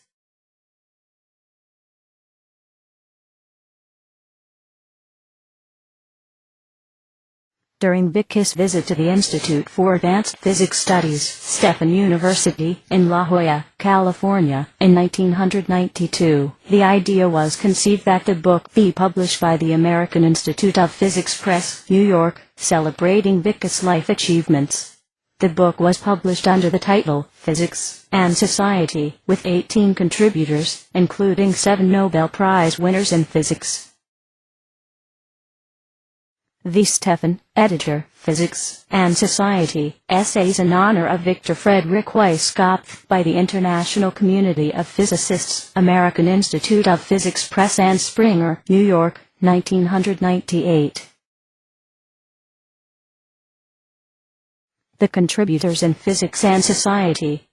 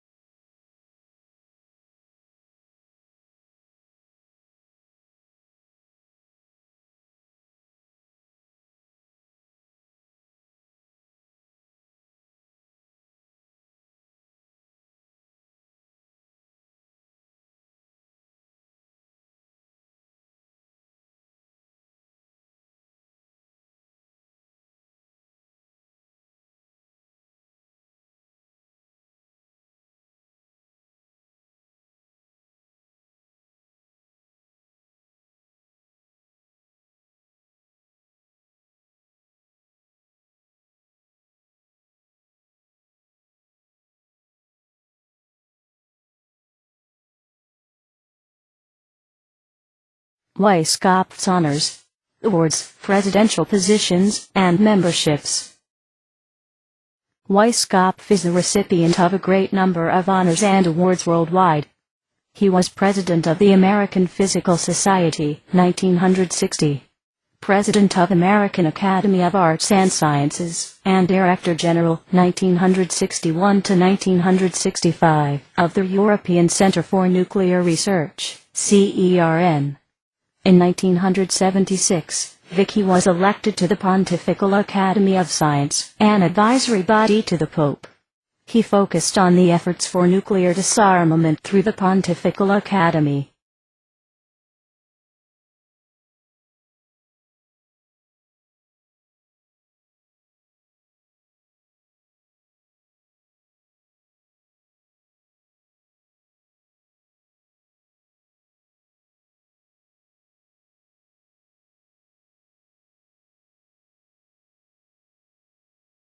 Weisskopf's timetable.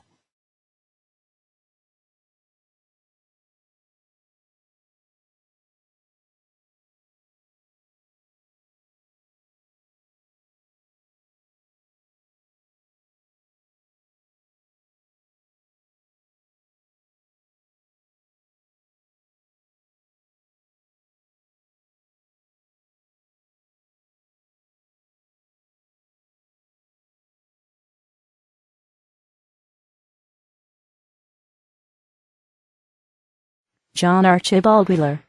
By the Alexander Stefan.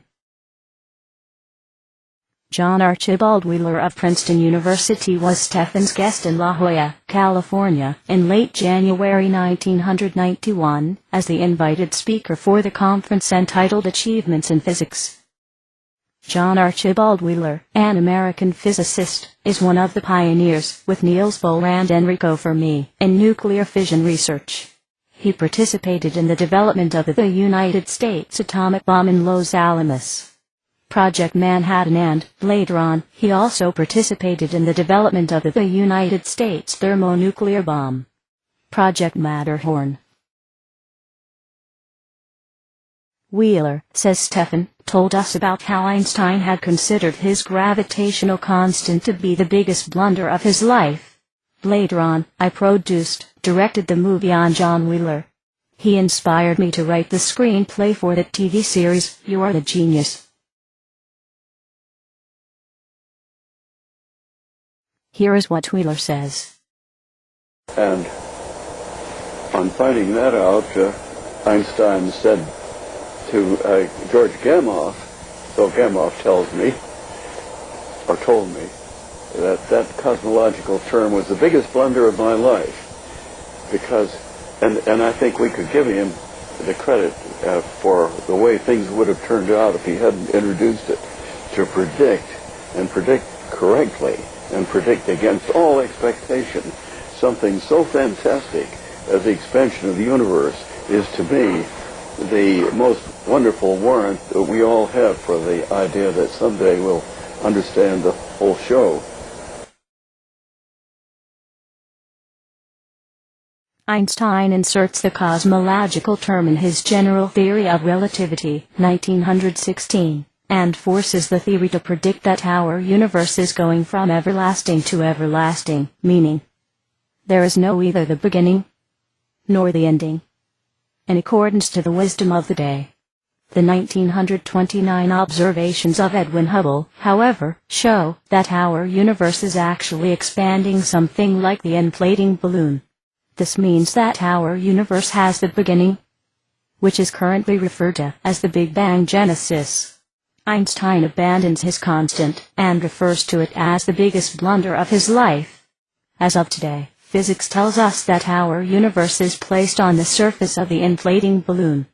No doubt, the Big Bang is the greatest show of the time world, the world of physics, and someday, as Wheeler puts it in this video, there is possibility that we will understand the full show.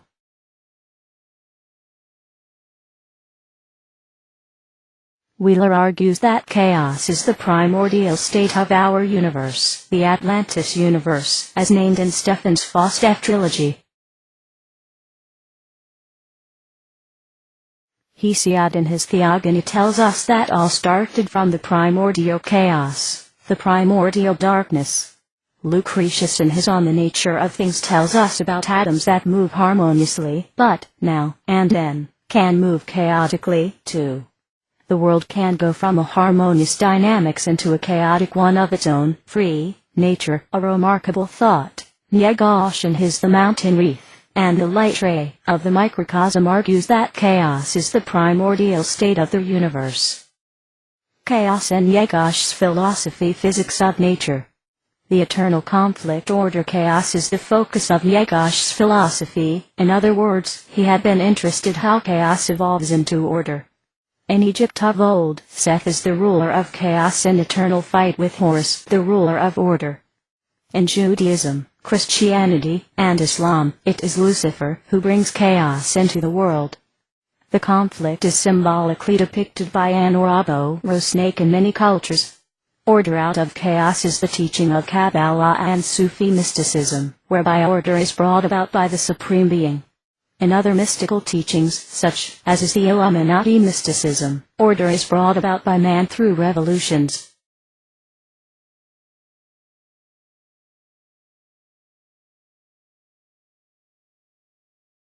STEFAN'S work on Albert Einstein, paintings, writings, and movies. V. Alexander Stefan. Works on Albert Einstein. Paintings, writings, and movies.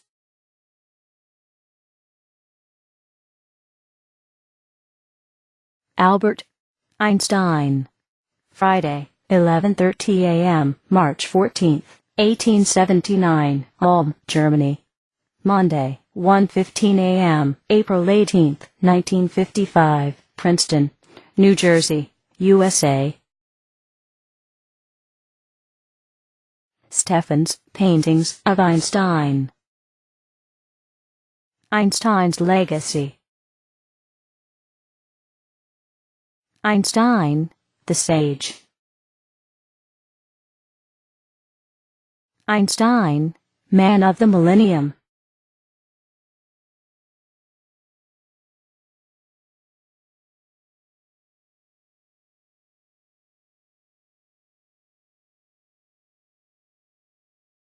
The Writings of V. Alexander Stefan on Albert Einstein. Einstein's Revolutionary Wisdom. 7 Last Days in the Life of Albert Einstein. 2002.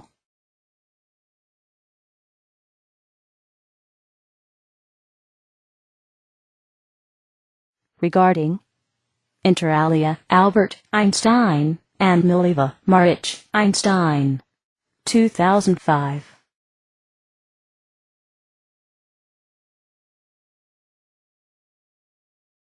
Legend has it. Koch. The village in Serbia, Yugoslavia, is the birthplace of Einstein's equation, E=mc².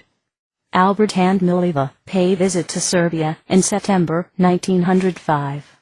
Upon their return to Switzerland, Albert submits the paper for publishing, which contains the most celebrated equation in the history of physics. The paper is published on November 21, 1905, in the German Annals of Physics.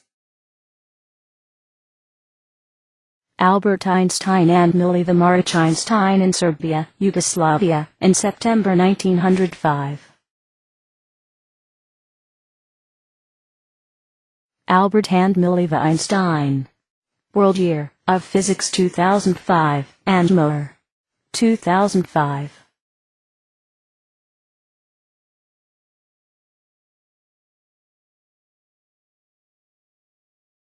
Thus spoke Einstein on Life and Living. 2011.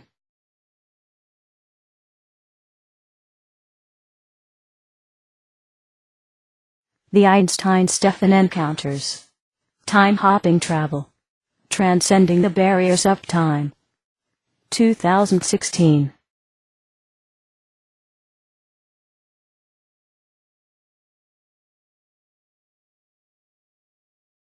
Einstein and the World. Timeline. Institute for Advanced Physics Studies. Stefan University. La Jolla, California, USA. 2016. Digital edition.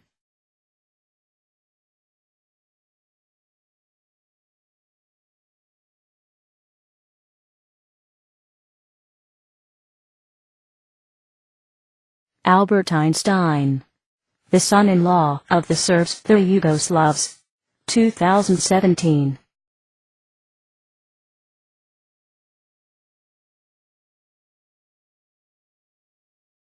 The Alexander Stefan, director. The movie is about Albert Einstein.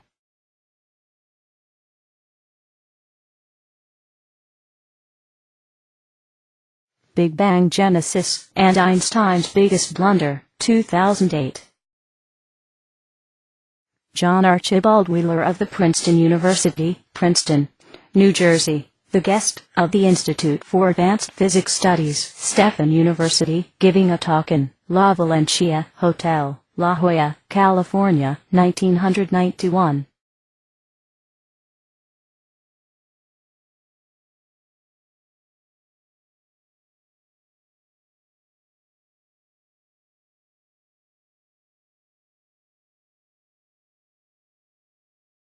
You're the Genius, 2009.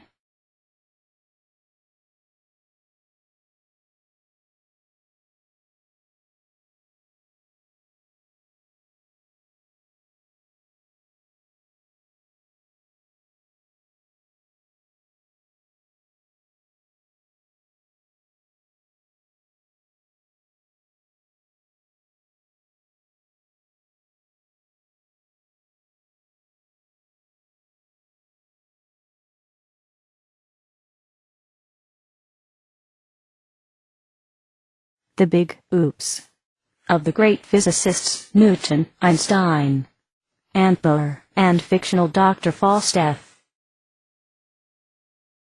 I will address, says Stefan, the biggest research blunders of the great physicists Newton, Einstein, and Bohr, and I will allow my fictional Dr. FAUSTEF to express his own opinion in the matter.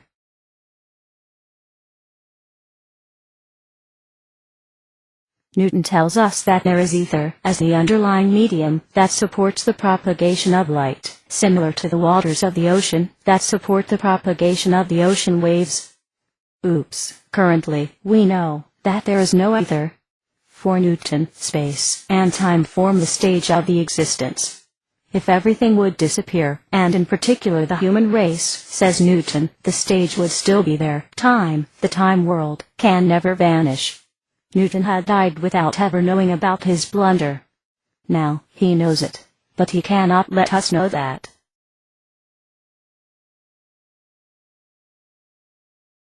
Einstein tells us that if everything would disappear, the stage would disappear, too. Time, the time world, would vanish. Einstein also tells us that our universe goes from the everlasting to the everlasting, and he adduces the cosmological constant. Oops, currently, we know that our universe has the beginning. The experiments show that our universe is expanding.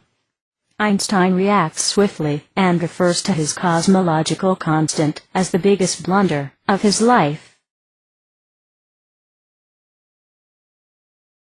Niels Bohr tells us that we are unable to define the state of a living being in terms of atomic measures. The living matter and the non-living matter are two complementary faces of but one thing, matter. They are irreducible to each other due to the quantum complementarity as studied in quantum physics.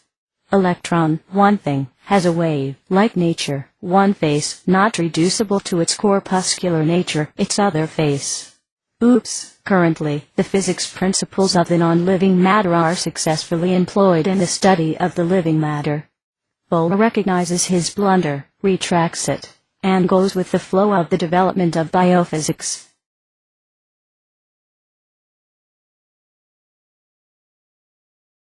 Fictional Dr. FAUSTEF speaks here the words of wisdom. A human being is placed on the stage of existence. A human being cries out, "I'm not an actor, I don't know what to do." A hollow voice echoes, "Do whatever you can, as wisely as you can." Time, the time world, is there so that the human race can evolve in it. In other words, our universe exists solely for the purpose of accommodating the human race. As long as the human race of the Atlantis universe, our universe, and her 21 sibling universes dances the cosmic dance, the time world, the Atlantis universe, and her 21 sibling universes, will never vanish. Long live the human race.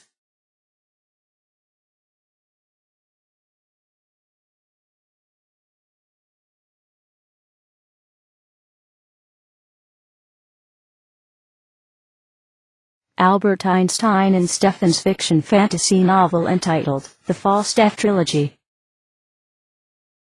Einstein, as immortal Hermes Trismegistus. Trismes. Trisme, Einstein continues, has both immortal and mortal incarnations throughout the spherical time matrix. Once in a while I like to die, Trisme says. In my day as a physicist, Trisme, immortal code 11, and I, mortal code 5, could have not appeared next to each other in flesh and blood, due to the code 13 time-not barrier. One person cannot be mortal and immortal simultaneously at the same place. Only the 11 humans code 13, the guardians of our universe, can do that.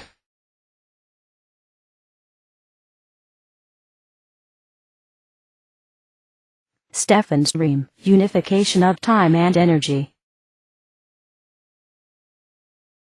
It is my dream, says Stefan, to see the unification of time and energy in physics. I hope that my dream will come true in mine on living years. Einstein, the great unifier in physics, unified time with space and energy with mass. I hope that in the not far future a genius physicist, on the level of Einstein, will unify time and energy. My fictional Dr. FAUSTEF, the FAUSTEF trilogy, had already achieved the unification of time and energy, based on the theory of ephemerons, the particles of time. Dr. FAUSTEF has been living in the world whereby the unification of the major entities of physics has been accomplished: time, space, energy, mass, time. Time, space, energy, mass, time. The nature of she-time. She-time. The nature of she-time.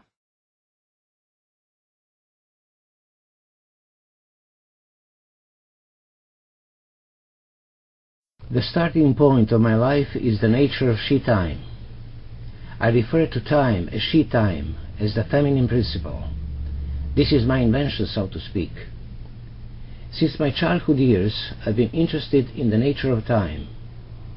I deal with the nature of she-time in my 3 works: the FAUSTEF trilogy, Sursasar, on things QUALB the giver, the Supreme Being, whispers to a human being, and the Open World Manifesto, the New Order Scientific Technological, QUALB cooperates.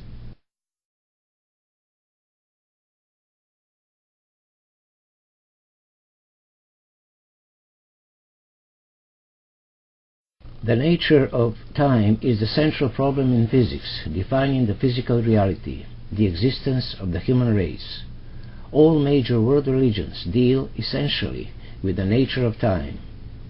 According to one esoteric text, the celestial age of Aquarius, the next 2000 years, is the age of she-time, the she-water bearer. When you take pictures of a person from different angles, they all show you is the same person. This is not the case with she-time. The pictures taken of she-time from the angle of Einstein's relativity theory, from the angle of quantum mechanics, and from the angle of the physics of chaos, are different, so much so that they all show you it's not the same person. No doubt, she-time is a mysterious and a subtle lady who does not reveal her secrets easily. But, as any other lady, sooner or later, she will fall in love with a man, a physicist, and she will reveal to him completely and thoroughly her secrets. She did fall in love with Einstein, but not completely though. Some of her secrets she did reveal to Einstein, and Einstein did reveal them to us. I do not pretend to know, but it seems to me that physics will give us a complete answer on the nature of time.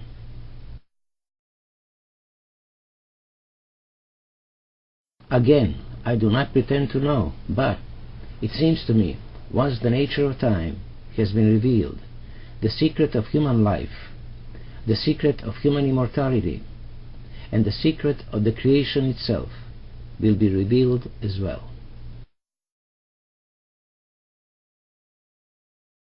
In his autobiography of 2008, V. Alexander Stefan tells us about his creativity, the passion of his life, and about some other unfinished things. The nature of she-time, the coquette, has been boggling the best of the minds of the human race since the dawn of time. Albert Einstein harnessed her within the mathematical expressions. Niels Bohr ignored her, as if she had not existed. Stefan assures us that he will harness her completely. Just wait and see. Here is Stefan's poem on she-time.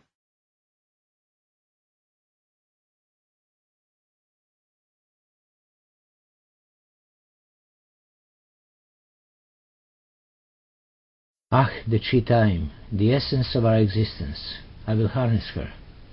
Somebody's told me that she walks as if flowing, with her hair blown behind, with her eyes deep and glowing.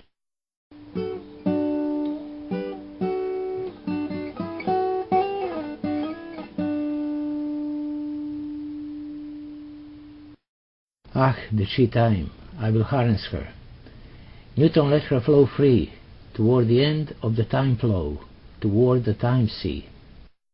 Bohr had asked her politely, please get out of my sight. Quantum mechanics has no need for your light. Einstein fell in love with her by chance. He took her for her hands and started to dance. He made her circle around faster and faster, with her face shining bright. She felt good as she was traveling with the speed of light. She looked sexy on the time wheel. Who is going to make her stand still? I will. Ach, the she-time, I will harness her. Somebody's told me that with men she's a coquette. She giggles when she teases them. She sighs when she pleases them. She says bye-bye with a smile, after she has brightened their lives for a while. Ach, the she-time, I will harness her. Somebody's told me that in the darkness of the night, when she's out of sight, she's hunting a man of passion. When she spots him, she approaches him from behind. She says, as she taps on his shoulder, for you, I can be younger, or like this, or older. Ach, the she-time, I will harness her. Somebody's told me that she's a helper. She helps an old man to cross the street. She helps little girl to hold tight the hand of her mommy. That's how she is, soft and with everything at ease. Ach, the she-time, I will harness her. Somebody's told me that she adores children. She plays with them hide and seek. When they find her, she kisses them all. Every boy, she kisses on his left hand. Every girl, she kisses on her left cheek. Ach, the she-time, I will harness her. Somebody's told me that she's passionate in supporting of those that create. Then she destroys them, as if she can't care less, making everything pointless. Ach, the she-time, I will harness her. Somebody's told me that she's ferocious. When she spots a rotten heart, until she destroys it, she will not part.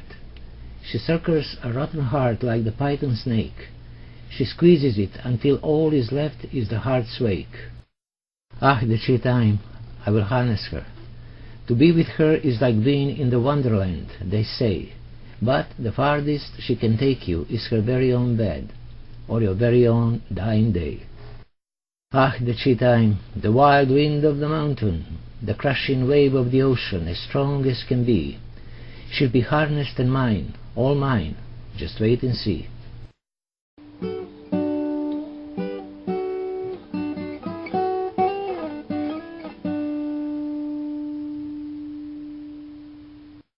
The Stefan Hourglass 2001.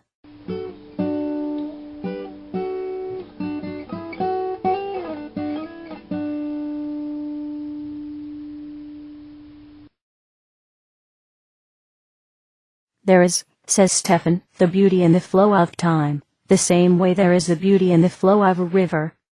The flow is the form and the essence of life and living. She time oversees everything.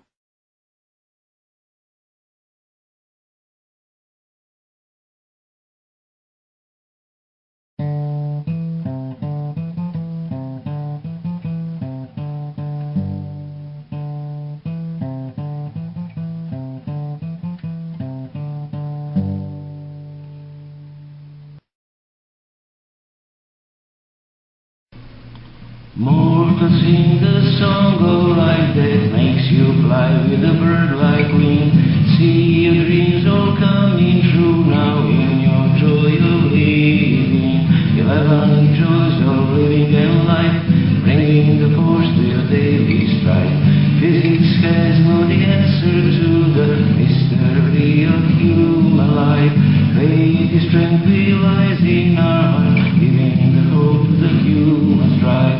11 joys of living and life, bringing the force to your daily strife. Mortals feel your eternal being, up to the moment of your flag line. Mortals dream your life and living, never lose your dream divine.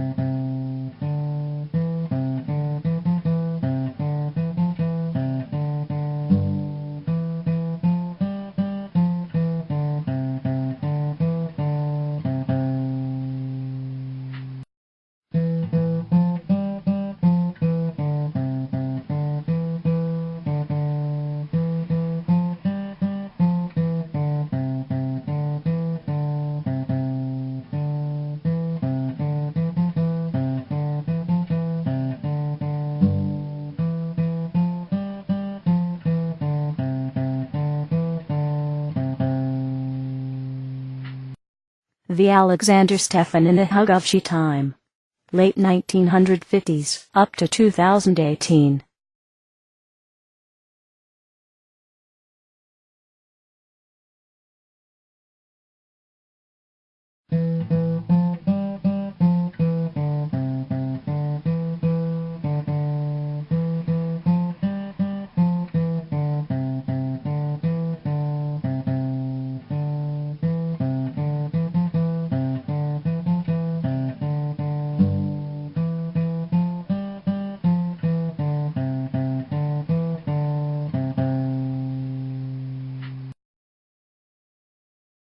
O time, says Marilyn Monroe.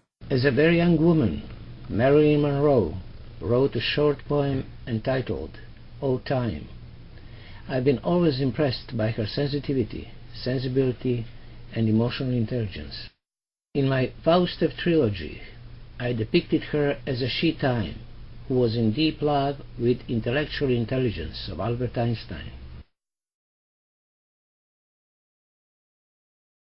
In my trilogy, in April 1955, she drives from New York City to Princeton to visit secretly Albert Einstein. As fate would have it, that visit took place during the last 7 days of his life.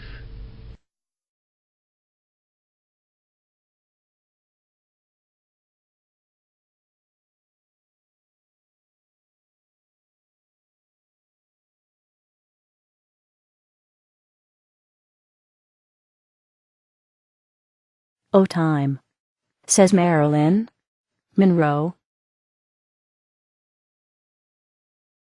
Marilyn Monroe has appeared. The group stops walking. In her baby breathy voice, filled with a deep emotional intelligence, she says, "Good evening, gentlemen. My name is Norma Jean. I am coming from May 29, 1962, from Madison Square Garden, where I have just saluted President Kennedy with the happy birthday, Mr. President. I did not like the way Peter Lawford announced me. He was joking about my always being late. Then he announced me, Mr. President, the late Marilyn Monroe. Mr. President, the late Marilyn Monroe. Unfortunately, in a short 2 months I would indeed become the late Marilyn Monroe. I died, accidentally. JF Kennedy shows up. Marilyn was sensational. After having had the happy birthday sung by her, I could easily retire from politics. It was a beautiful gift from her for my birthday. Her gift is truly a Zen Buddhist timeless moment that lasts forever. The group has started walking now. President Kennedy joins them. Marilyn, with a deep cleavage, more than easy on the eye, walks along, wiggling her behind. I wrote a poem, "O Time," Marilyn says. I have asked she time to be kind to me, to ease my restless mind, and to loosen my cosmic loneliness, as she is devouring my flesh and blood. She time, the love goddess, comes and goes, leaving the scars in our hearts. She belongs to no one, as I never belonged to anyone, though I was kind to everyone. All we can do is to ask she time, to be kind to us in our lives unkind.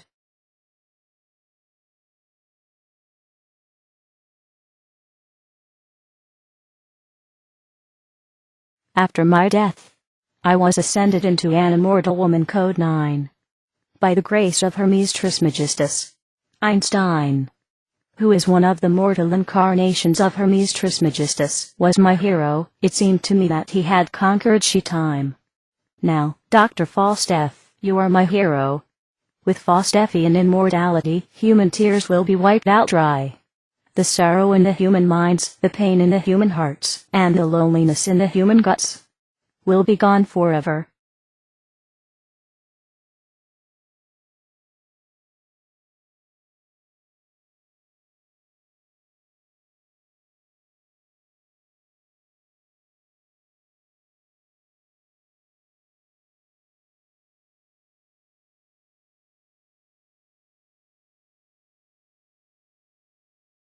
The 3 great questions of my childhood. 3 great questions of my childhood. As a child, says Stefan, I asked, do we live forever? No, was the answer. I had been aware that people do die, but I thought it was due to some kind of accident, not a natural thing. As a child, I asked, when I grow up, shall I know everything? No, was the answer. As a child, I asked, are we in the center of the universe? No, was the answer. These intellectual disappointments got embedded in my heart at a very early age.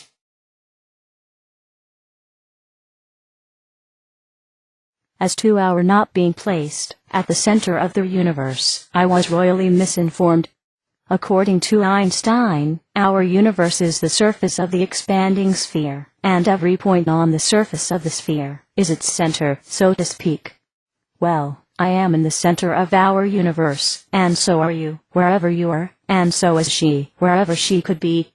That is truly fantastic. The flow of time. The descent of man. Religion as the opium of the people. This was in elementary school, when our physics teacher had said that time flows on its own, independently on everything. I felt a discontent by hearing that. Our biology teacher had said that we humans descend from the apes. I felt a discontent by hearing that. Our history teacher had said that Marx had claimed that religion is the opium of the masses. I felt a discontent by hearing that. On the other hand, knowing that life is not easy to handle without some kind of opium, Marx swiftly offered other opium, his Marxism. As to our being the immortals, my childhood dream might come true. Science and technology has already prolonged human lives, and maybe someday that can be perpetually done ad infinitum, so to speak, making humans live the thousands of years.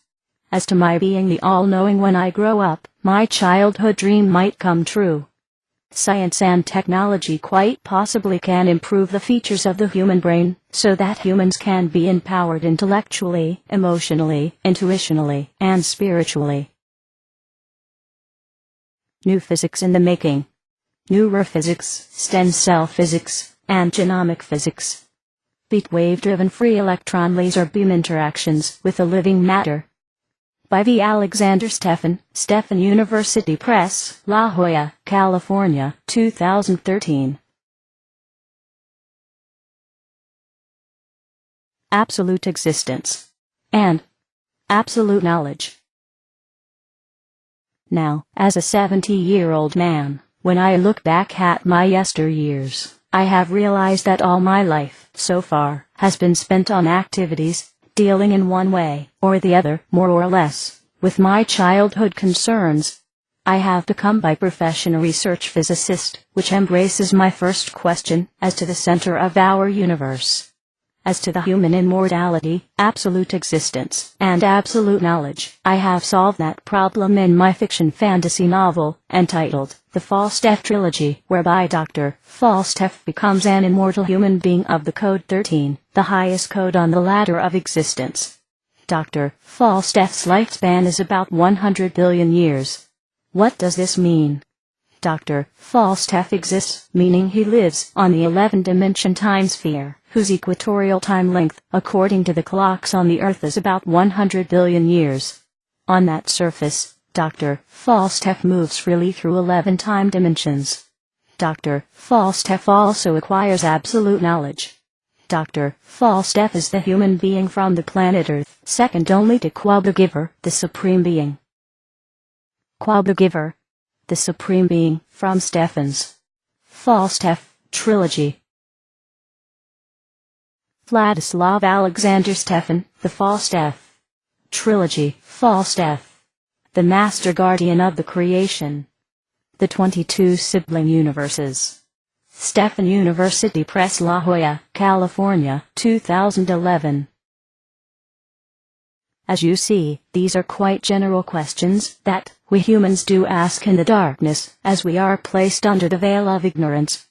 Where are we? You can answer it, ad hoc. We are in the center of our universe. What does it mean? Is the question of a completely different sort, out of the scope for the moment. This reminds me of a movie with Burt Reynolds. Two guys, apparently lost, are walking hesitantly and tiredly up the hill. One guy asks, gasping, "Do you know where we are?"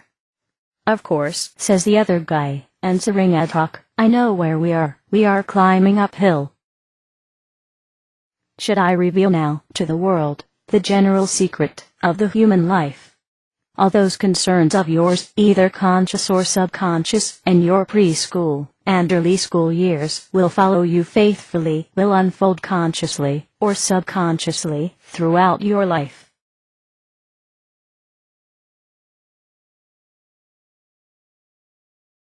STEFAN'S Moscow years, 1977-1981. My Moscow years, 1977 to 1981.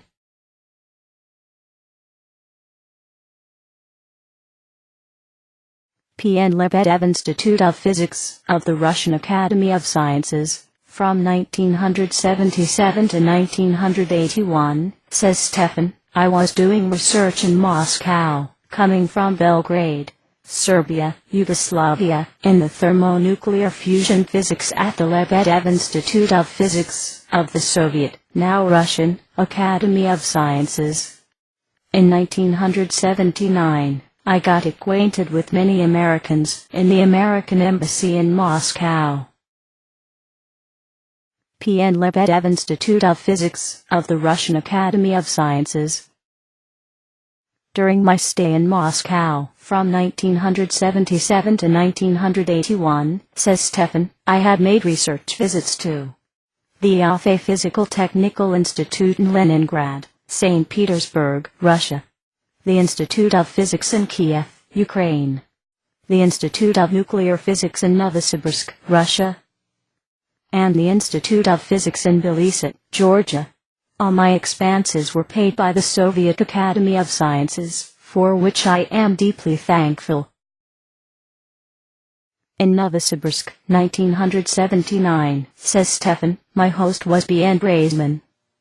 Academician Arsy Sagdayev, a celebrated Russian plasma physicist, who was director of the department, had been at that time in Moscow, on a business trip. I met Academician Sagdayev in La Jolla, in 2007, as invited speaker, for the STEFAN Frontier Conference, honoring famous American thermonuclear physicist, Marshall Nicholas Rosenbluth. The Marshall Rosenbluth Summer School, 2007, August 25 to 28, 2007. La Jolla, California. Academician Sagdayev was editor-in-chief for the STEFAN Frontier Conference book, published by American Institute of Physics, Nonlinear Space Plasma Physics, 1993.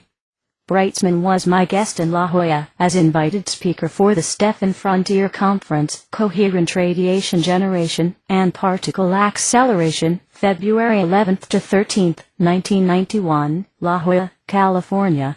Alexander Prokhorov, Nobel Prize in Physics, 1964, whom I met in Moscow, in 1978, was editor-in-chief for the STEFAN Frontier Conference book, published by the American Institute of Physics, Coherent Radiation Generation and Particle Acceleration, 1992.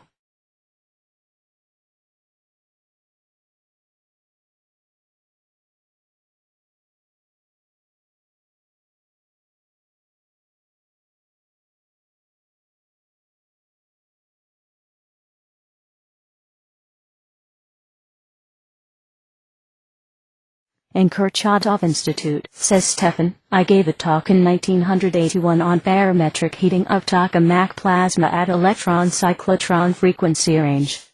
My host was Vivi Alexeyev. Alexeyev introduced me to Bibi Kadomtsev.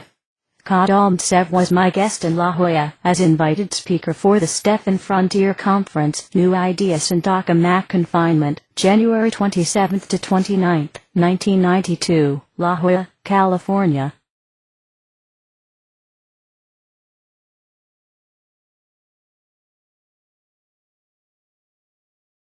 At the Lebedev Institute of Physics of the Russian Academy of Sciences, I was doing research in the Department of Plasma Phenomena Theory, led by famous Russian mathematical physicist Viktor Pavlovich Selin. Viktor Pavlovich was my guest in La Jolla, California, in 1992, doing research at the Institute for Advanced Physics Studies, Stefan University.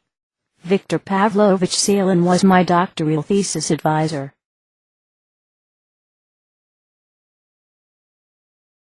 Here is about this line, Russia is looking at me.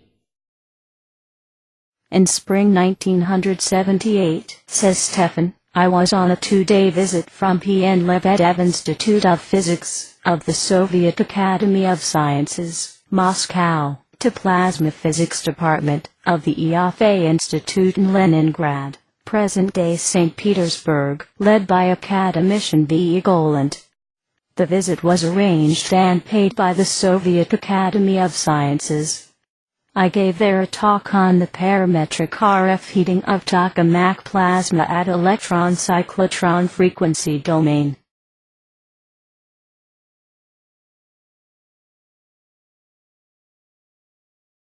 One of the collaborators in the Golan team, says Stefan, took me to the Winter Palace. There, we went to one chamber and approached the window. He moved aside the window drapes and pointed to the writing on the window glass. I drew closer. I saw the black writing on the window glass. In English, Russia is looking at me. The rest, you can read in what follows.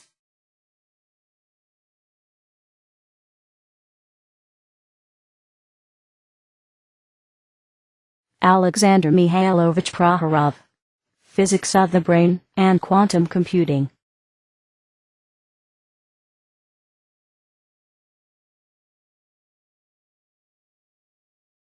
In our encounter, 1979, says Stefan, in the General Physics Institute, now in Praharov.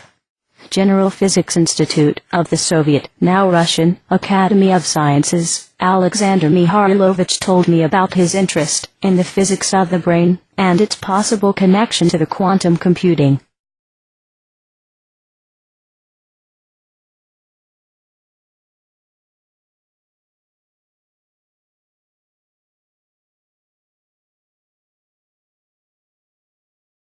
Hotel academic.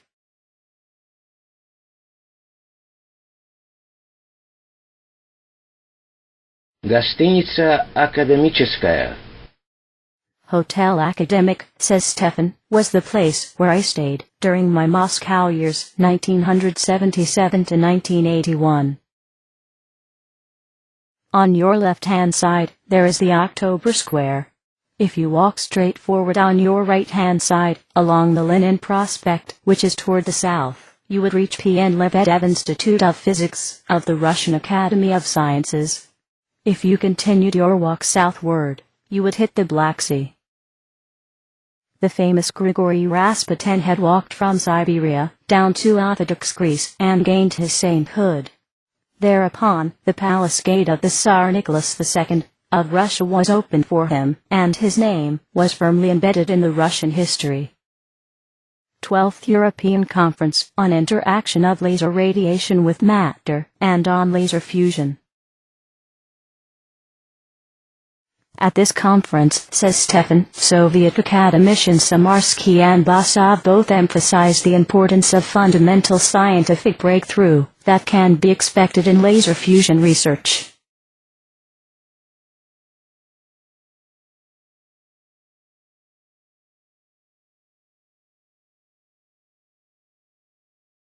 I am completely optimistic about fusion and laser fusion, said Robert Hofstadter, in Moscow, 1978.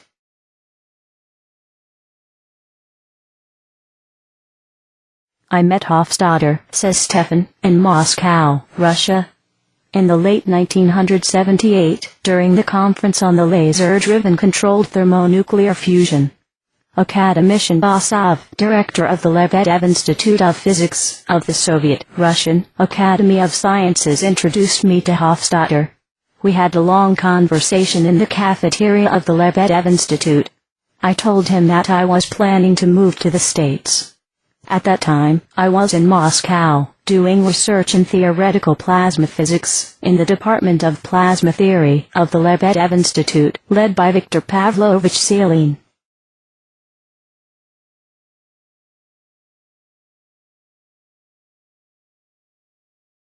Robert Hofstadter and Keith Brockner, says Stefan, had worked for KMS Fusion, a private company for the research in laser fusion located in Ann Arbor, Michigan.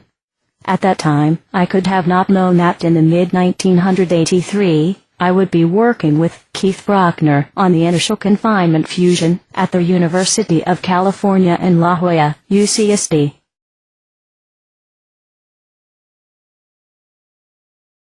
I never got to meet with Hofstadter in the States, says Stefan, but I had a few telephone conversations with him at the time, when I was working on the establishment of the Institute for Advanced Physics Studies, Stefan University, in La Jolla, California. He was at Stanford University at that time. I remember in one telephone conversation he said, "Keith knows all physics." I was happy to hear it, because I worked with Keith, and I was acquainted with his mighty research skills. Hofstadter, says Stefan, was a scientific advisor for the Institute for Advanced Physics Studies, Stefan University. After I had received from Hofstadter his biography, I found out that we had been celebrating the same birthday, February 5th. Hofstadter was born on February 5th, 1915. I was born on February 5th, 1948. Marshall Rosenbluth was also celebrating the same birthday, February 5th. Marshall was born on February 5th, 1927.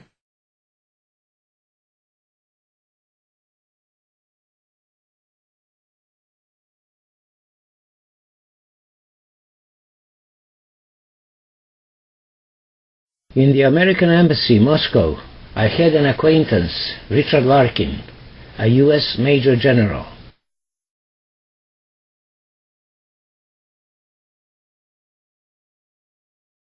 Sometimes, when I would call his suite in the embassy, he would pick up the phone. I would hear his voice, "Yellow." His hello sounded to me as yellow. Yellow is a bright color. The great Goethe says that color yellow is the brightest color of them all. Major General was from Colorado Springs, Colorado, so I told him about Nikola Tesla, an American Serb inventor, physicist, and his laboratory in Colorado Springs. Major General knew more about Nikola Tesla than I did. On one occasion, says Stefan, Major General Larkin, who is of the Irish descent, tells me that he knows his bloodline going several centuries back. I have swiftly reacted, saying that in Montenegro, Yugoslavia, the land of tribes and clans, every family knows its bloodline going at least few centuries back.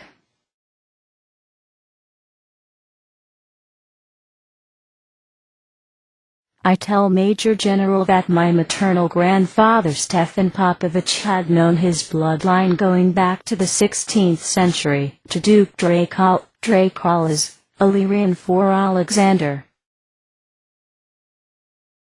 My grandfather's bloodline crosses with the bloodline of Marko Popovich, the celebrated Duke of Montenegro. Major General Richard Larkin also tells me that the current American ambassador to Soviet Union, Malcolm Toon, who is of the Scottish descent, knows his bloodline deep into the past, as well.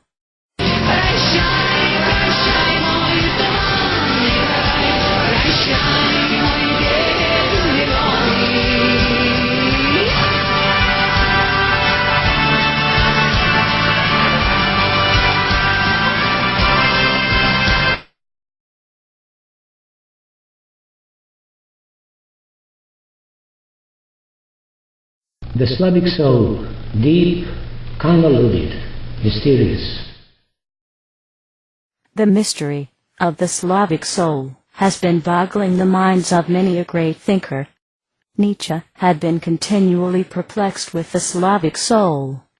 Some say that in order to start understanding the Slavic soul, and, in particular, the Russian soul, the first thing to do is to read The Brothers Karamazov by Dostoevsky.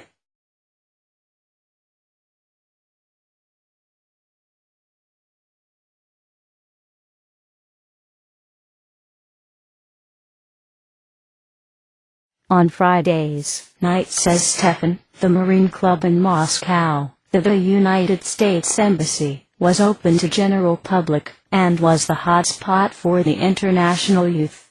It was a Friday night fever. Friday night fever. Friday night fever. Major General Richard Larkin, says Stefan, the defense attaché to the United States ambassador in Moscow, my acquaintance, was successfully promoting friendship among the international youth in Moscow. I made many international friends there.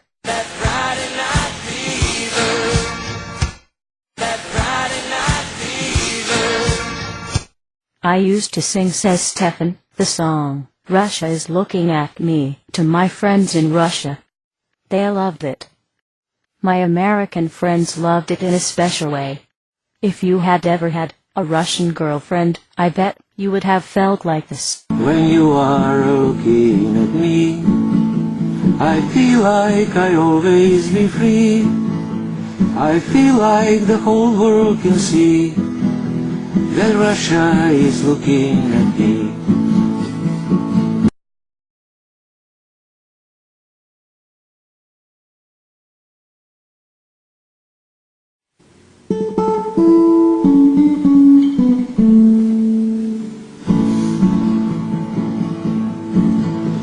When you are looking at me, I feel like I always be free. I feel like the whole world can see that Russia is looking at me. Oh, Russia, my motherland, I'm longing to see you again. When you are walking with me, your body is swaying so free, your bright eyes so big and so kind are showing your powerful mind. Oh, здравствуй, my love, once again. I'll see you as soon as I can. My passion for you is so strong. I'll see you, it won't be too long. When you are looking at me, I know I will always be free. I know that the whole world can see that Russia is looking at me. Oh, Russia, my birthland, I'm longing to see you again. I'm longing to see you again.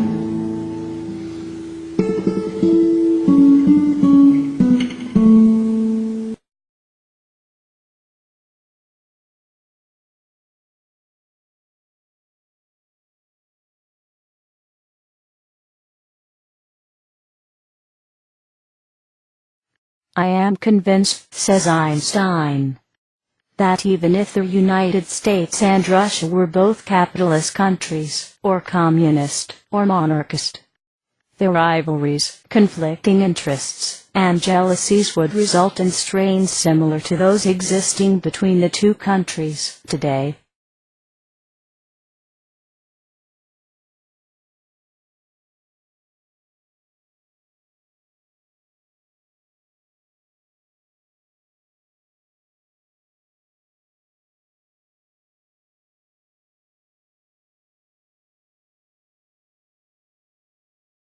I would say there will always be a friendly rivalry between the USA and Russia. The Americans and the Russians are natural friends.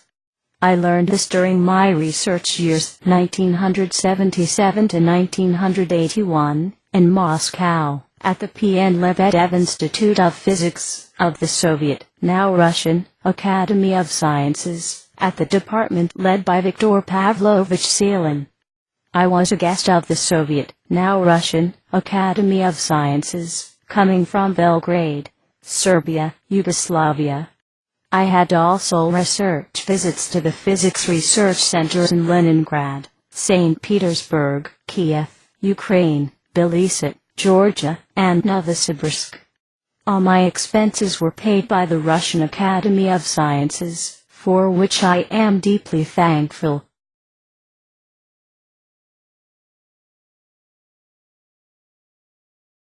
This was in the spring 1979.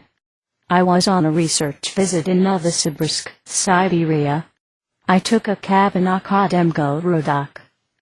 As a foreigner, it was a custom to chat with a taxi driver in the Soviet Union. They were quite educated people about world's issues. I had that experience in Moscow, Leningrad, St. Petersburg, Kiev, Tbilisi, and in Akademgorodok. The taxi driver told me he had had a party at his place a few days before. His brother from Vladivostok brought some California wine. Such a good thing, he said to me about the California wine. His brother was on a business trip in California. The cab driver loved the Americans and hoped to visit California one day. He said that his brother had told him that the Russians and Americans are very much alike. STEFAN'S books on America, Russia, and Einstein.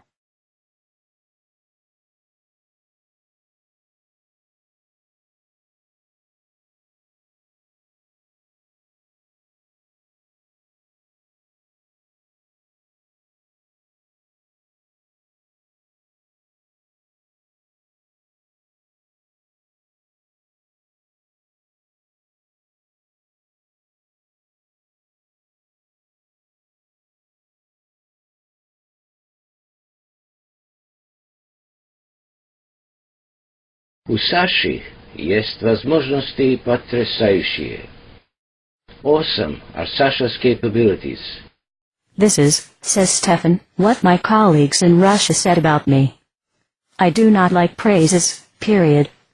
But, this one, I do. Talking about being praised, says Stefan, being applauded, you may know, or you may want to know, that Phocion, 402 to 318 BCE, a student of Plato, was an Athenian politician who did not like applause during his speeches. It is referred to as the Phocion syndrome. When I am praised, says Stefan, I do not take it personally, but consider it as impersonal general principle of affirmation, which, at the moment, I am immersed in, through no merit of my own, so to speak. Similarly, when I am criticized, for good, or no good, reason, I take it as if having nothing to do with me personally, but, as a general principle of negation, which, at the moment, I am immersed in, through no fault of my own, so to speak. It is a positive attitude to value yourself and to permit others to be valued by, which is the truth of a certain level. It is a negative attitude to make too much of it, which is the truth of a higher level. Making the use of the general concepts of affirmation and negation is the liberating method to free your life from the rhythm dictated by others, and the liberating method to live and work within the rhythm of your own.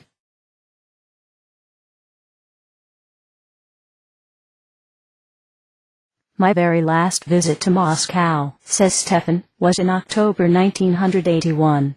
On December 18, 1981, I was on the Pan Am airplane from Belgrade, Serbia, Yugoslavia, to New York City, commencing my life in America, and making my American dream come true, for real.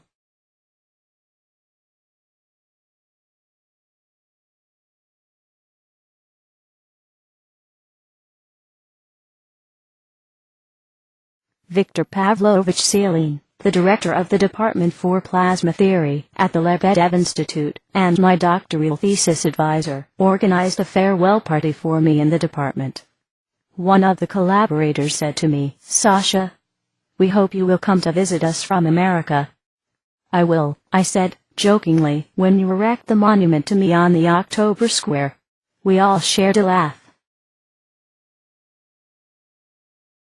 As she time would have it, says Stefan, I have not visited Moscow ever since. But I had the honor of having Victor Pavlovich Selin and his wife as my guests in La Jolla in 1992. Victor Pavlovich was also my guest in La Jolla in 1991 as invited speaker for the Stefan Frontier Conference, Initial Confinement Fusion, February 4 to 6, 1991, La Jolla, California. A number of the first-rate Soviet, Russian, physicists have visited La Jolla as the invited speakers on various Stefan Frontier conferences.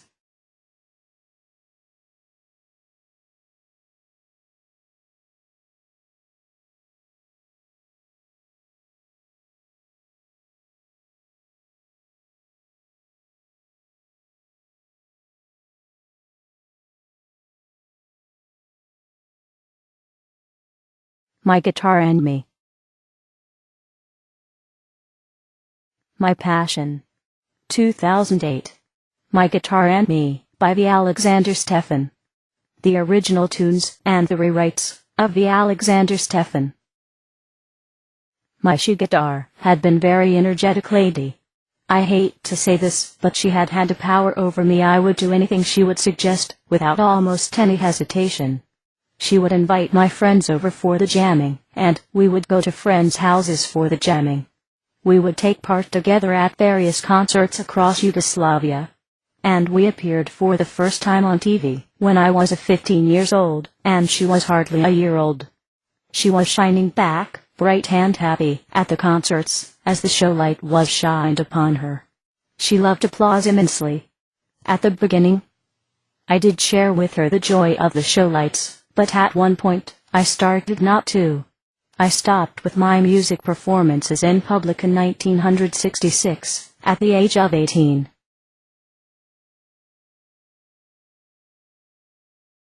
Phocion syndrome. You may know, or you may want to know, that Phocion, 402 to 318 BCE, was an Athenian politician, a Plato student who did not like applause during his speeches. It is referred to as the Phocian syndrome. In my public singing years up to my 18 years of age, 1966, I tended to feel the same as Phocian had felt long time ago. Goodbye rock and roll. Hello physics. I used to sing rock and roll music in public up to 1966. My very last public appearance was in 1966 in Belgrade, Serbia, Yugoslavia. In 1966, I started my studies in physics at the University of Belgrade, Faculty for Electrical Engineering. It was hello physics, goodbye rock and roll. My last appearance in public was in Belgrade, Serbia, Yugoslavia, in 1966, during the concert Youth 66. It was the all-Yugoslav galore of young musicians. I sang my cover, in Serbo-Croatian, of Boys Cry, by Eden Kane. I was not fond of Kane's performance, it was too soft for my taste. I did like the cover, in Serbo-Croatian, by Zafir Hadjimanov, and the Italian cover, by Richard Anthony. Piangi ragazzo. Instead of Boys Cry, the Yugoslav and Italian covers have You Cry Boy. To sing You Cry Boy on my last concert was quite appropriate, as it was not easy for me to leave rock and roll for good. In the same year, I enrolled at the University of Belgrade, Faculty for Electrical Engineering. It looked like it was goodbye rock and roll, hello physics. But it has not been really goodbye to rock and roll. I do love to sing for my friends, privately. And they do not applaud me, just the way I love them to do. In the following, says Stefan, I will tell you about my friends, the celebrated singers in Yugoslavia, my old homeland. Nikola Karović. Nikola Karović.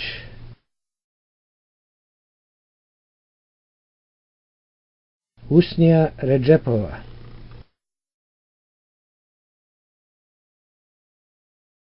Usnija Redžepova.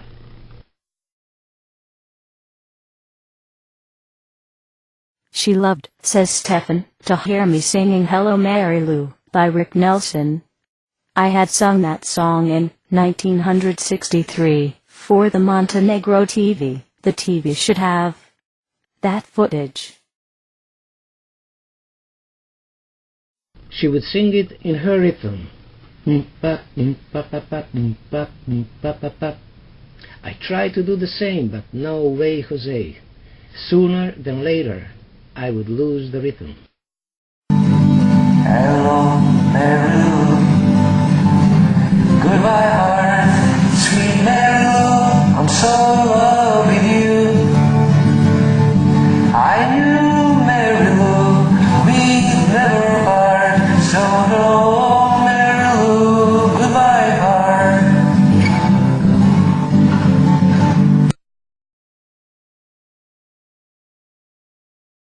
Zoran Leković. Zoran Leković. In the early 1970s, Zoran Leković was a teenager, and already very famous in Yugoslavia. Zoki was a wunderkind singer. He was both a teenage idol, and the idol, in general. We would go places together in the center of Belgrade. He had a hard time to figure out my ways, especially with girls, and used to say, Sasha is the darkness. I would comfort him by singing his very own song, She's the Most Beautiful in the World. Ona je najlepša na svetu, ima li ne razumeš to?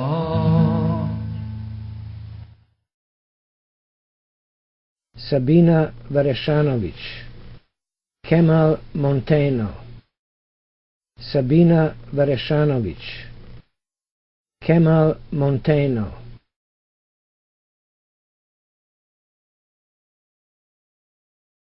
Sabina and I sang a few songs in a duet as we were walking the streets of Titograd. I remember we sang Italiano by George Marianovich. I gladly remember my childhood days. Recently, I have made a rewrite, including the song "Oh the Moon, the Shining Star," sung by the legendary Yugoslav Serbian folk singer Lepa Lukic. It goes like this.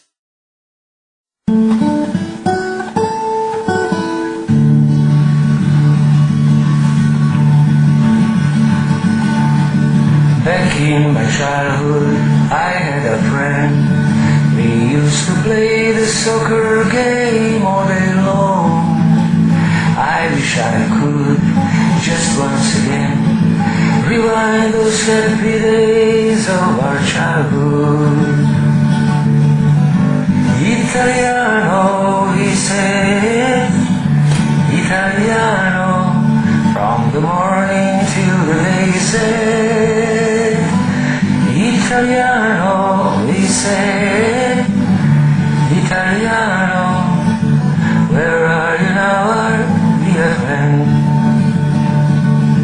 The days of our childhood dreams, the dreams of our barefoot year, to our hearts so dear. Italiano, he said, Italiano, from the morning till the day said. Italiano, he said, Italiano, where are you now, our dear friend? Italiano, oh, he called him Italiano.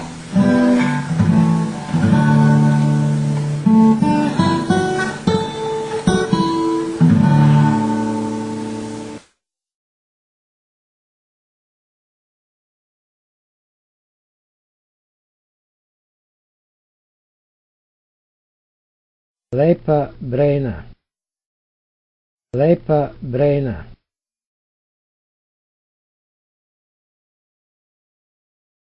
At the times, says Stefan, when I had been busy doing the projects of the big time, the best and the most inspiring way of my relaxation was to listen to the music of my dear friends back in Yugoslavia.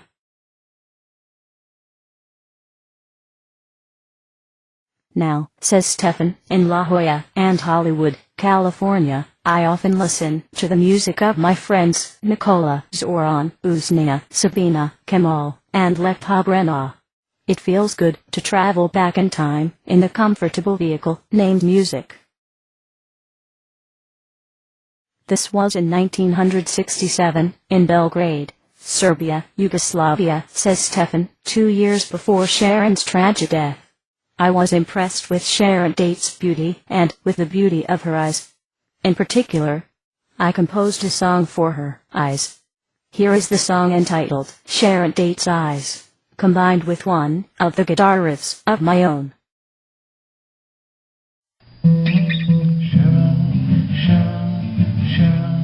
Sharon, my love.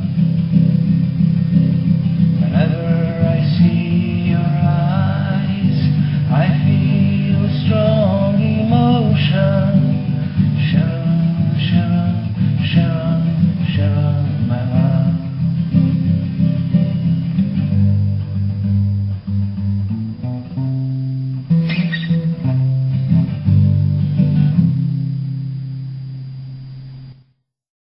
Sharon loved Tess of the D'Urbervilles by Thomas Hardy, and suggested to her husband, Roman Polanski, to make a movie. So he did in 1979, entitled Tess. He dedicated the movie to his late wife Sharon. The master filmmaker had chosen Nastasia Kinski, the woman with beautiful eyes, to play the title role. It's only rock and roll, but I like it. The Rolling Stones are, says Stefan, the mountain of the rock music. The Beatles are the top of that mountain. Keith Richards is, says Stefan, a unique composer.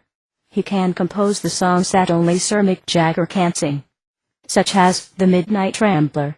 Sir Mick Jagger is a unique singer.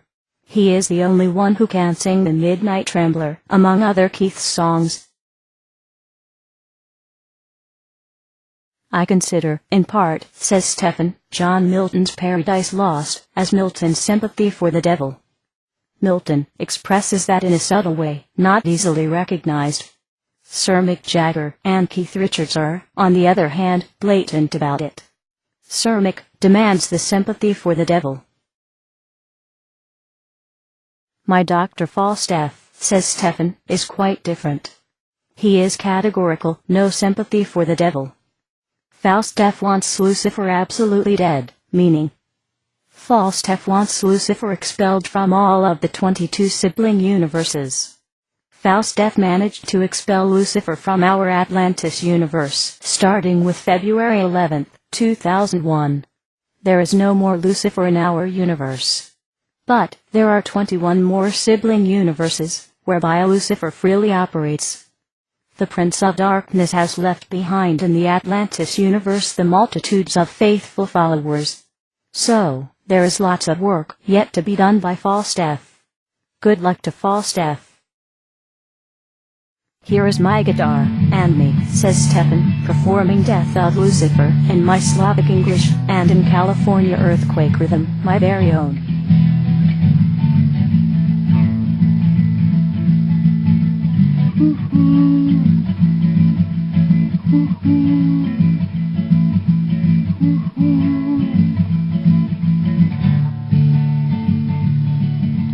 Please allow me to introduce myself. I'm a man of wealth and fame.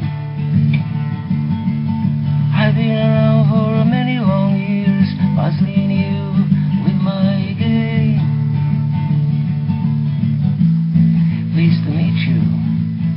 Hope you guess my name. So if you meet me, have some courtesy, show some manners, have some taste, and say hello, Mr. Lucifer, or a Leo soul to waste. Thank you, Mick Jagger. Thank you, Keith Richards.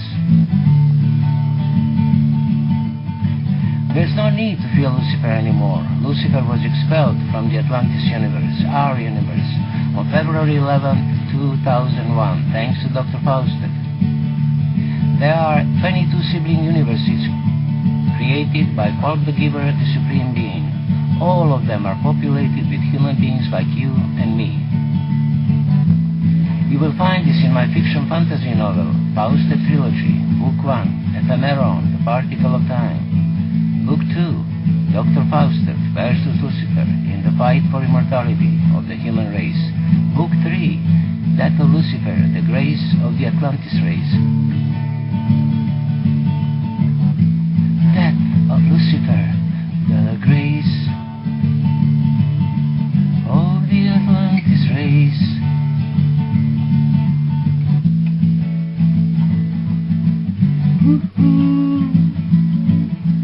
Hail Atlantis.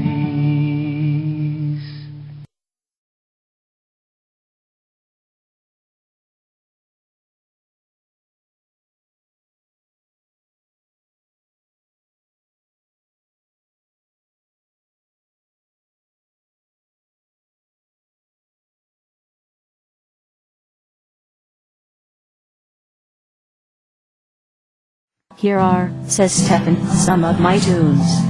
Both the originals and the rewrites. I hope you will like it.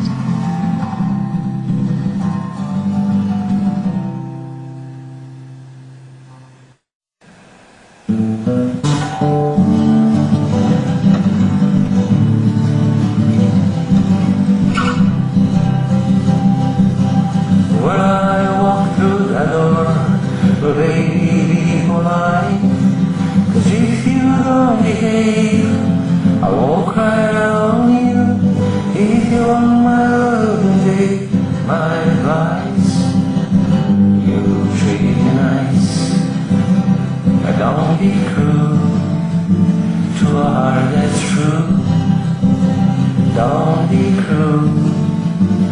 your heart is true. You say you got kisses and swear it to be true, but if you care, come over here and make me know you will.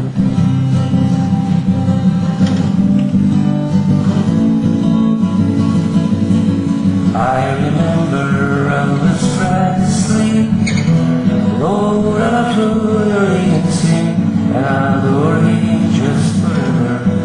He's just my golden memory.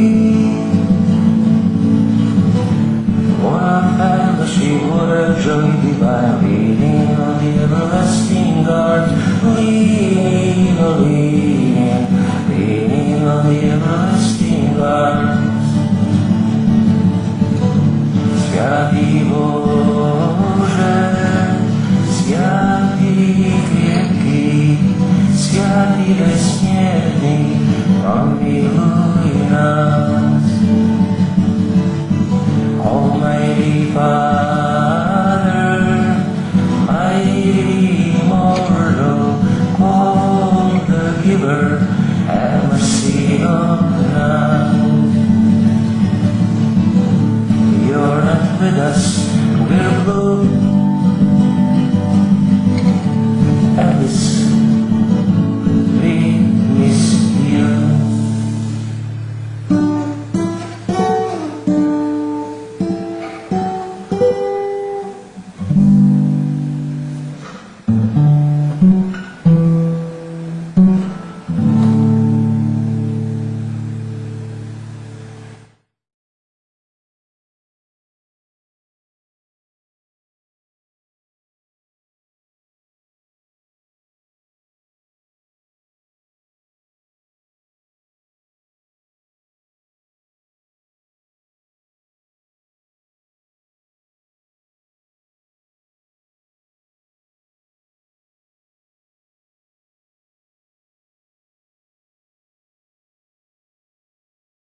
Love and Physics in the 1960s.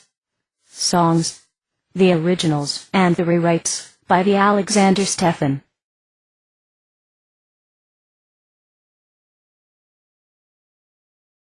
Yeah, you were sure far back in my mind, sure far back in my heart, sure far back, make me start falling in love with you.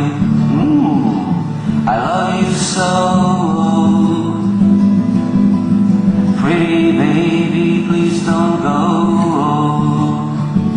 Let's live and love while the flame is strong. As you know, you will not be young for long.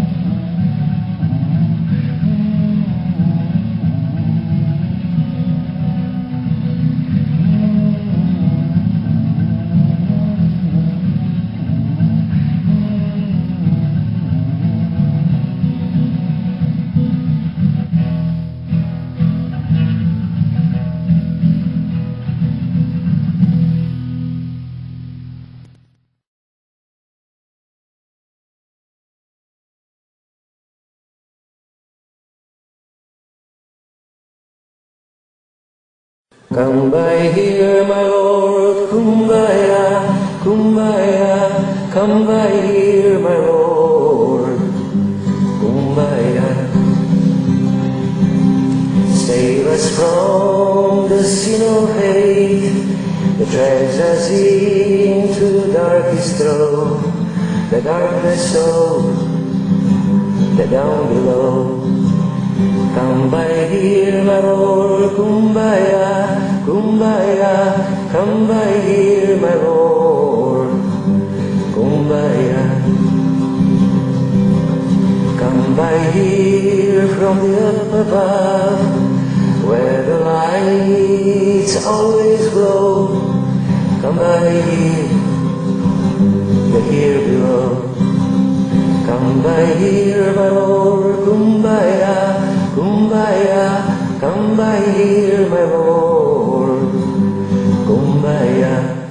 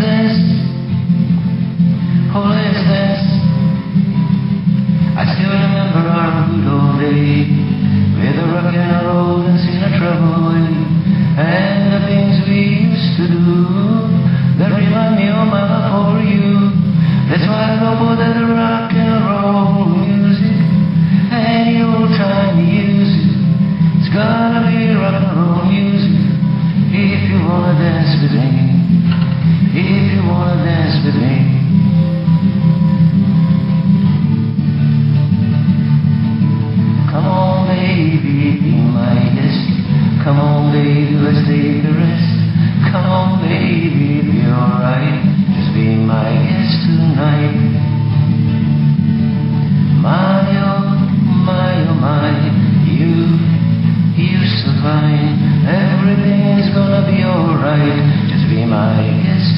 life.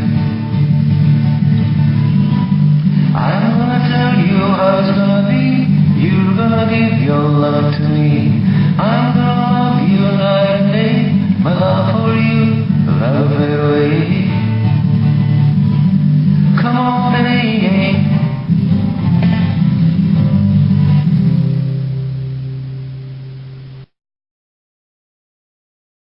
Physics and Technology of the Living Matter, Neurophysics, Stem Cell Physics, Genomic Physics, and similar disciplines.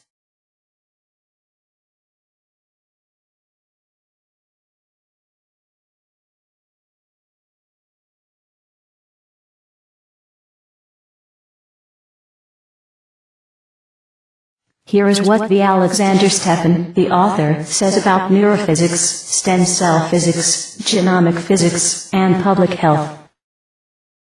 Genomics and genomic medical physics have advanced rapidly over the last decade. The research field is shifting from testing rare genetic disorders to the diagnosis of diseases, heart disease, diabetes, stroke, osteoporosis, cancer, and others. The medical physics is now in a position to prevent a disease from occurring, in other words, to treat the cause rather than the symptoms, as it has been mostly the case up to the present days. A significant role, it seems to me, is played by the involvement of theoretical physics in medical research. It is the revolutionary onset for medical science, the paradigm shift in medicine and public health. The development of genomic medical physics is empowered by the information acquired from the United States Human Genome Project. It is possible to design the treatments and drugs to each individual patient. The risk of getting a disease, or even infections, is almost always in part due to the combination of genes a human was born with. By using the genetic information, medical doctors predict with different degrees of certainty what diseases their patients are at risk of developing. Consequently, medical doctors use this information to reduce the chance of the disease from occurring or to prevent it completely. The explorations into the nature of human genome, one of the major scientific challenges of the 21st century, sheds light on how faulty genes play a role in the cause of a disease. Commercial efforts are shifting away from diagnostics and toward developing a new generation of therapeutics based on genes. The drug designs, pharmacogenomics, are being revolutionized.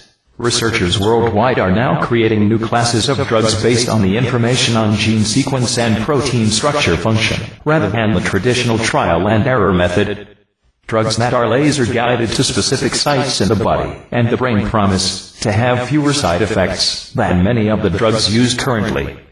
The ultra-short laser-guided drug delivery techniques have a high potential in targeting drugs to specific molecular areas in the brain. The American Society for Genomic Medicine, Stefan University.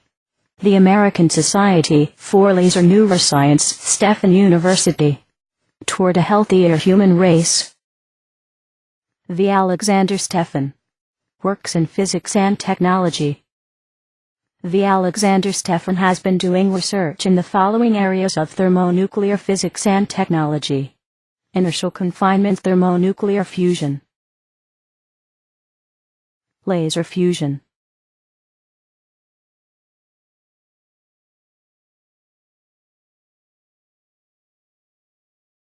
heavy ion beam fusion,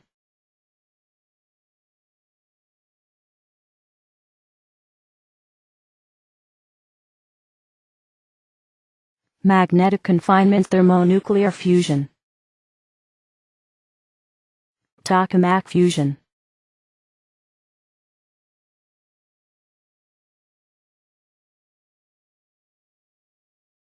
Elmo-Bumpy torus fusion,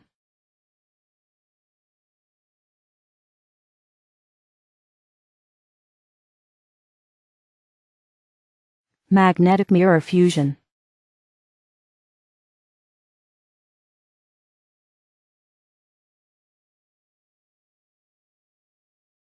In addition to thermonuclear physics research, Stefan has been doing research in the following areas: space plasma,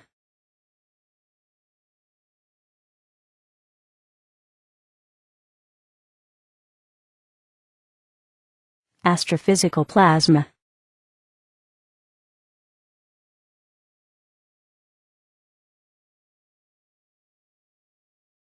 Nonlinear acoustics.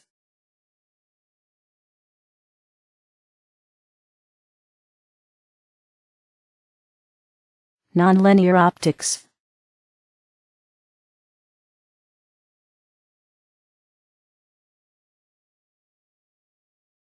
Free electron lasers.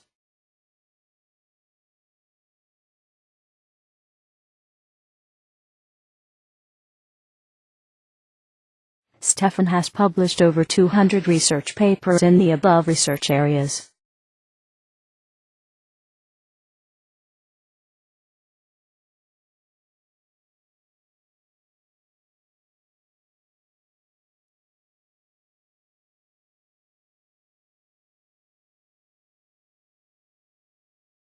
The SFC. The Stefan Frontier Conference's ultimate goal is the publishing of submitted edited materials within the various SFC book series so as they can be used by a broader scientific community at the present times and in the years to come as a quality research document. Regarding the publishing and making research results known to a larger audience, here is what Albert Einstein says. The progress of science presupposes the possibility of unrestricted communication of all results and judgments, freedom of expression and instruction in all realms of intellectual endeavor. The freedom of communication is indispensable for development and extension of scientific knowledge. Such an ideal must be sought unremittingly if scientific thought and philosophical and creative thinking in general are to be advanced as far as possible.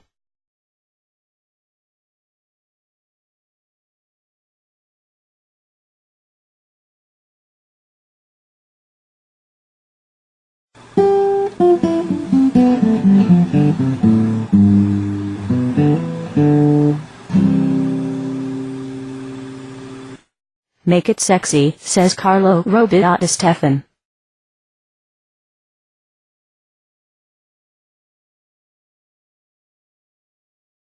In 1990, says Stefan, when I was organizing conferences within Stefan Frontier Conferences, I talked from La Jolla, California, over the telephone to Dr. CARLO RUBBIA at CERN, Geneva, the European Organization for Nuclear Research, and asked him for advice as to the invited speakers. He gave me a list of potential speakers and said to me, call them and talk to them, but make it sexy. I've been using the RUBBIA line Make It Sexy ever since. In the spring 1990, says Stefan, I gave a talk on my invention entitled Beat Wave-Driven Free Electron Laser at the Lawrence Berkeley National Laboratory, Berkeley, California. Andrew Sessler was my host. He had been advisor for the Stefan Frontier Conferences, helping me with a number of conferences on radiation generation and particle acceleration.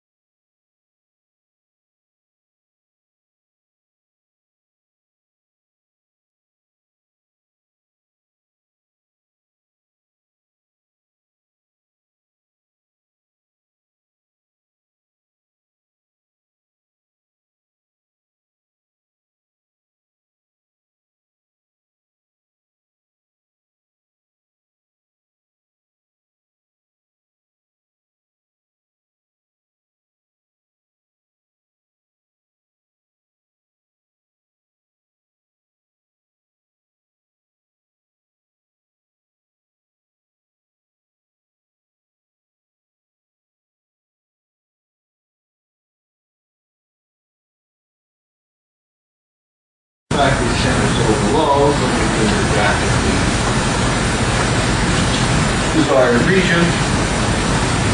Well, I mentioned part of the game is to reduce the initial asymmetries, which you can do by increasing the number of beams of the laser, improving alignment accuracy,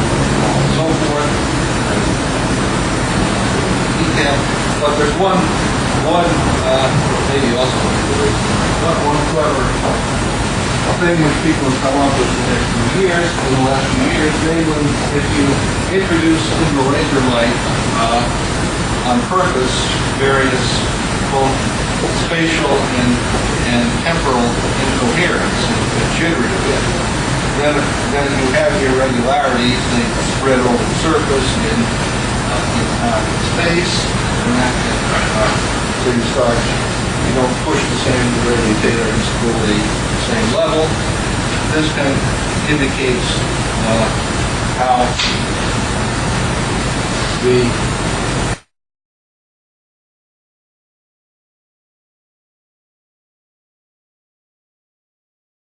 NJEGOSH and the Yugoslavs. The Pan-Slavism of the 19th century. NJEGOSH and the unity of the South Slavic people. In the 19th century, NJEGOSH had been promoting the unity of the South Slavic people in his epic poem entitled The Mountain Wreath.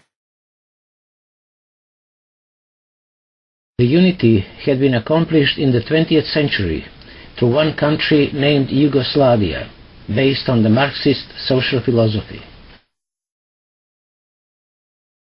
Yugoslavia, the South Slavic land, is now dissected again into a number of smaller independent countries: Slovenia, Croatia, Bosnia and Herzegovina, Montenegro, Macedonia, Kosovo, and Serbia.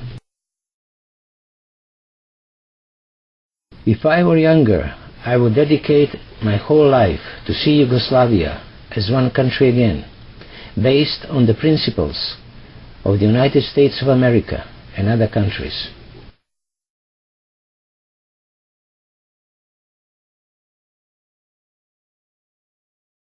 The NJEGOSH Mausoleum, the symbol of human dignity. NJEGOSH, says Stefan, was a Montenegrin Serb, a champion of the Pan-Slavic Pan-Slavism movement in the 19th century Europe, and a liberating humanist. NJEGOSH, the Prince Bishop of Montenegro, a Montenegrin Orthodox Serb. NJEGOSH's wish to be buried on top of Lovćen Mountain attests his deep mystical intuition. It was not the act of his personal vanity. But, even if it was, he would be easily forgiven. It was the act of his deep comprehension of ethnical and human dignity in general. The NJEGOSH Mausoleum, Lovćen Mountain, Montenegro, Yugoslavia.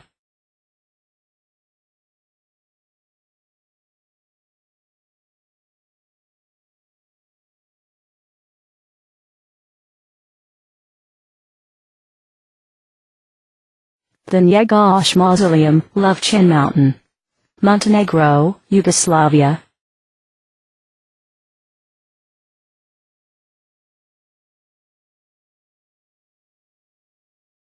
NJEGOSH knew that the liberating humanism of his mountain wreath against the Ottomanization of Montenegro, combined with the act of burying his body on top of Lovćen, would lift up the spirit of the Serbs, the Yugoslavs, to such heights, so as to be seen by the whole world. From top of Lovćen, NJEGOSH watches over his beloved Montenegro in his non-living years. He must be happy to see that, currently, peoples worldwide successfully preserve their ethnical and human dignity. The NJEGOSH Mausoleum is the symbol of human dignity worldwide.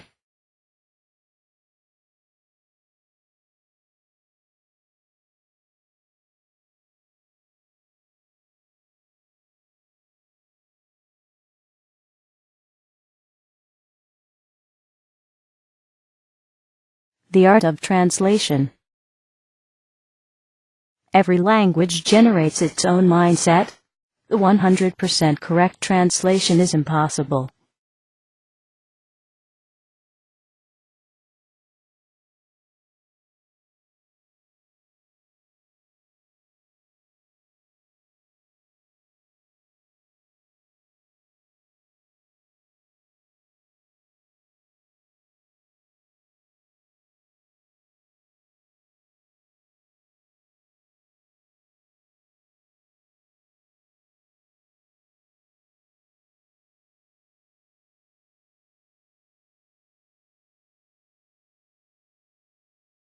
My grandfather Stefan Radosław Popović, father of my mother Rosanda, is in the bloodline with Marko Miljanov Popović, the Kuchi tribe of Montenegro.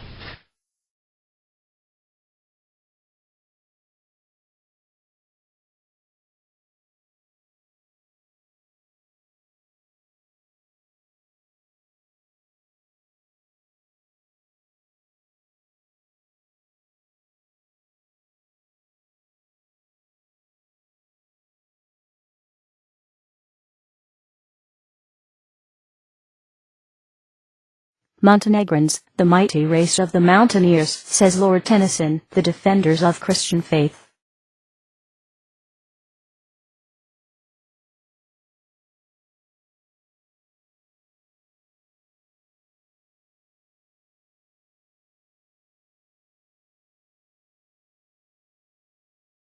NJEGOSH, the failed attempts in the church into mosque conversion of Europe. NJEGOSH. Martel. Sobieski. NJEGOSH, the Prince Bishop of Montenegro, a Montenegrin Serb. Lovchin Mountain, with the NJEGOSH Mausoleum.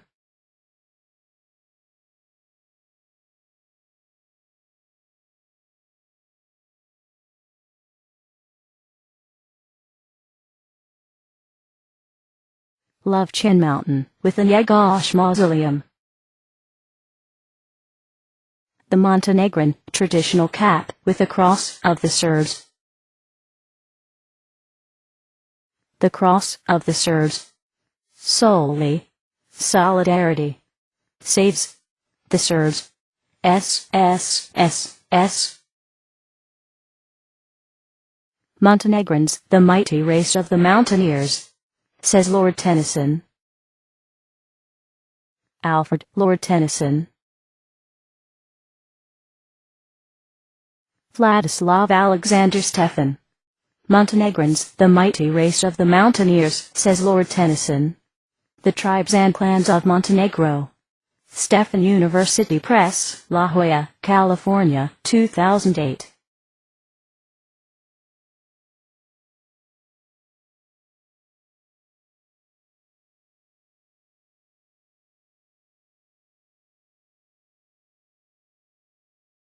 Saint Stefan, the patron saint of the Serbs. The name Stefan is very often encountered in the culture and tradition of the Serbs. Saint Stefan, Vadi Stefan, is the patron saint of the Serbs. Almost all the rulers of Serbia and Montenegro have Stefan in their full name. Stefan means the crowned one. The present-day city of Herceg-Novi, Montenegro, was formerly Saint Stefan.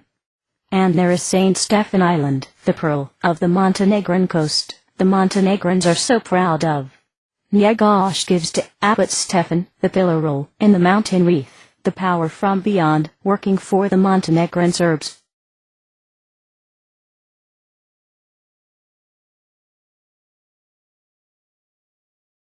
Saint Stefan. Vadi Stefan. The patron saint of the Serbs.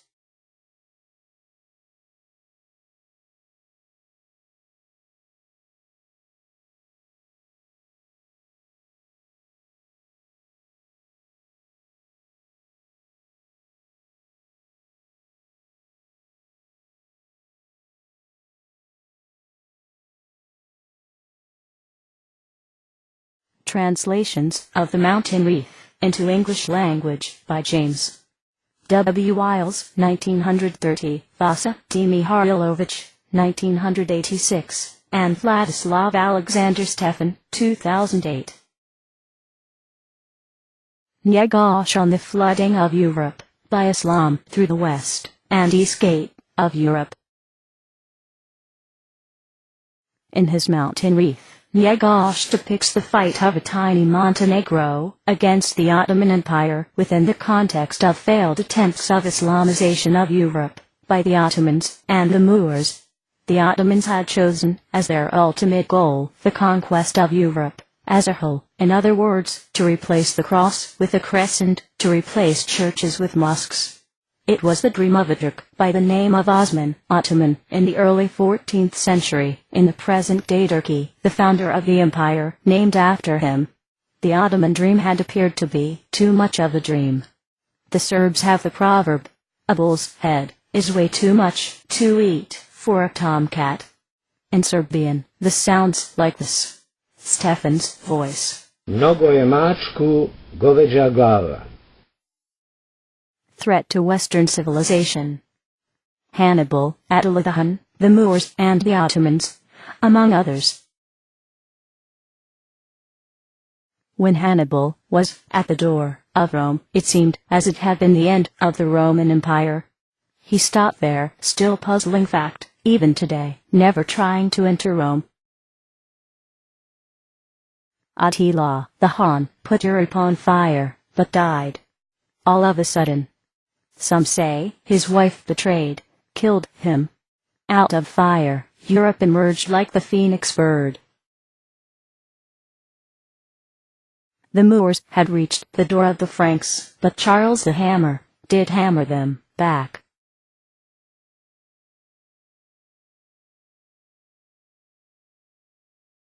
Mehmed, the Conqueror, crushed the back door of Constantinople, but the portal of Orthodox Christianity moved to Moscow, Russia. Suleiman, the Magnificent, was at the door of Vienna. He knocked on the door, nobody answered, so he went back for good. Europe saw it as his wise and magnificent move, and the great Ottoman became Suleiman the Magnificent in Europe. In his Ottoman Empire, he held less magnificent sobriquet, Suleiman the Lawgiver. Kara Mustafa, of Albanian descent, on the order of Sultan Mehmed IV, and inspired by Suleiman the Magnificent, wanted to do some sightseeing of Vienna from the inside. But it was in vain, just as it was for Suleiman. He went back, reaching Belgrade, Serbia. There, the Ottoman Janissaries welcomed him. Sort of. On the order of Sultan Mehmed IV, they strangled the great Ottoman general with the silken bowstring, according to the royal protocol. It would have been truly astonishing. Mehmed II, the conqueror of Constantinople, and Mehmed IV, through Kara Mustafa, the conqueror of Vienna. The second event was not to be. Here is what NJEGOSH says in the Mountain Wreath of Mehmed II and Mehmed IV. The Book of Destiny reads not the same for the two brothers of the same name. The Book of Destiny reads not the same for the two brothers of the same name. The religions of the one true God of Abraham, Judaism, Christianity, Islam, law, love, lenience. Law, love, lenience. The wise man from La Jolla, California, says Stefan, had told me once about the three pillar principles of the religions of Abraham, Judaism, Christianity, and Islam. They are, he had said, law, order of God, love, giving, forgiving, of God, and lenience, mercy, of God, respectively. Many disagree. They say that every single one of the three pillar principles is included in each of the three religions of Abraham, in the same measure. The West Gate of Europe, Charles Martel, becomes Charles the Hammer. Before the Ottomans, there had been the attempt of the Muslim Moors to conquer Europe, through the West Gate of Europe, Spain.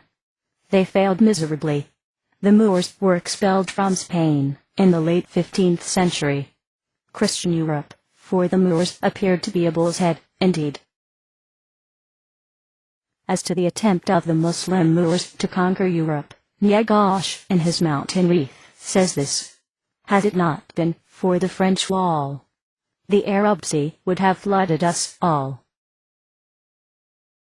Had it not been for the French wall, the Arab Sea would have flooded us all. It is 732 AD. The Moors are in the Gaul lands, the lands of the Franks, the present-day France. The holy war between the Christian Franks and the Muslim Moors is taking place. The Moors want to expand their empire and to force Islam upon Europe. The Franks are not happy about it at all. The Moorish army leader is Abdul Rahman al-Ghafiqi, and the leader of the Franks is Charles Martel, soon after the Battle of Tours Poitiers, to be called Charles the Hammer, as he hammered back, so to speak, the advancing Moorish army. Charles the Great, the father of Europe, the grandson of Charles the Hammer. The escape of Europe, the Ottoman dream, the Battle of Kosovo, 1389. The conquest of the Byzantine Empire, 1453. The Siege of Vienna, 1529. The Siege of Vienna, 1683.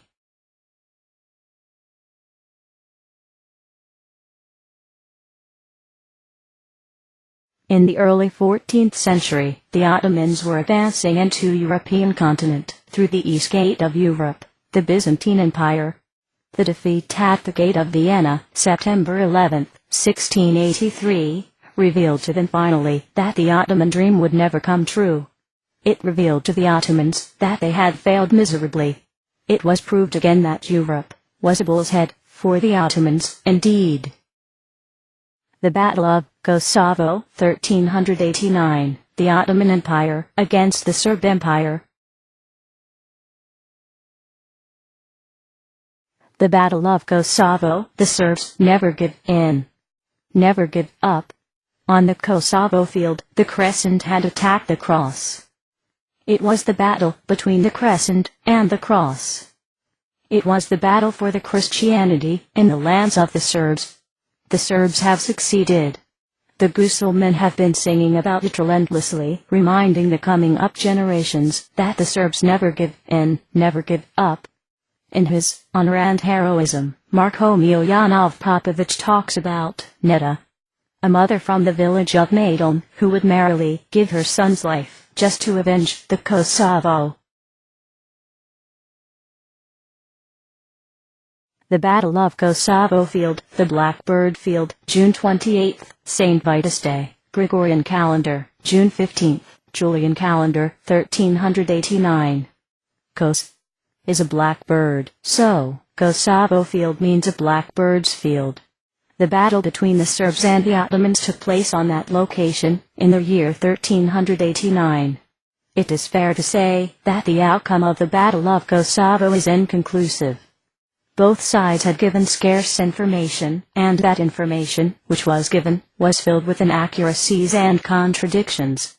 The interpretations of the third party, the foreigners, who were contemporaries to the battle, were also of the same character. What is certain is that both sides lost their leaders, the Serbs, Prince Lazar, and the Ottomans, Sultan Murad I, and both sides suffered a devastating blow. The aftermath of the battle is clearer.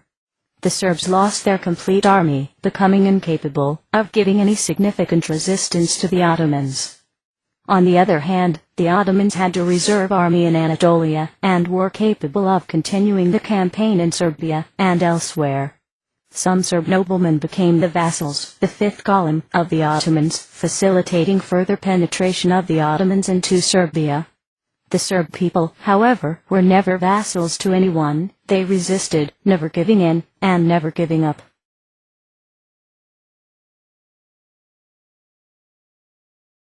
As to the Battle of Kosovo, says Stefan, I have to share this with you. When I studied it in elementary school, I was devastated. I had dreams, lots of them, whereby I would have time traveled back to the battlefield with a heavy machine gun in my hands and would have killed them all, the Ottomans, of course. That's the patriotism of a young heart.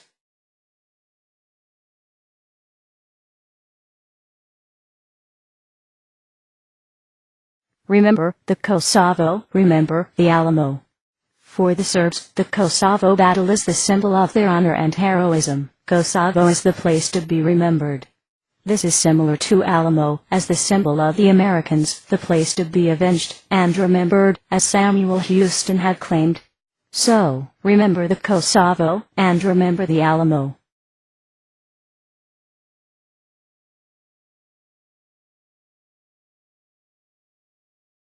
the Estate of Europe, the Byzantine Empire, and the Serb Empire of Tsar Stefan Dušan the Mighty.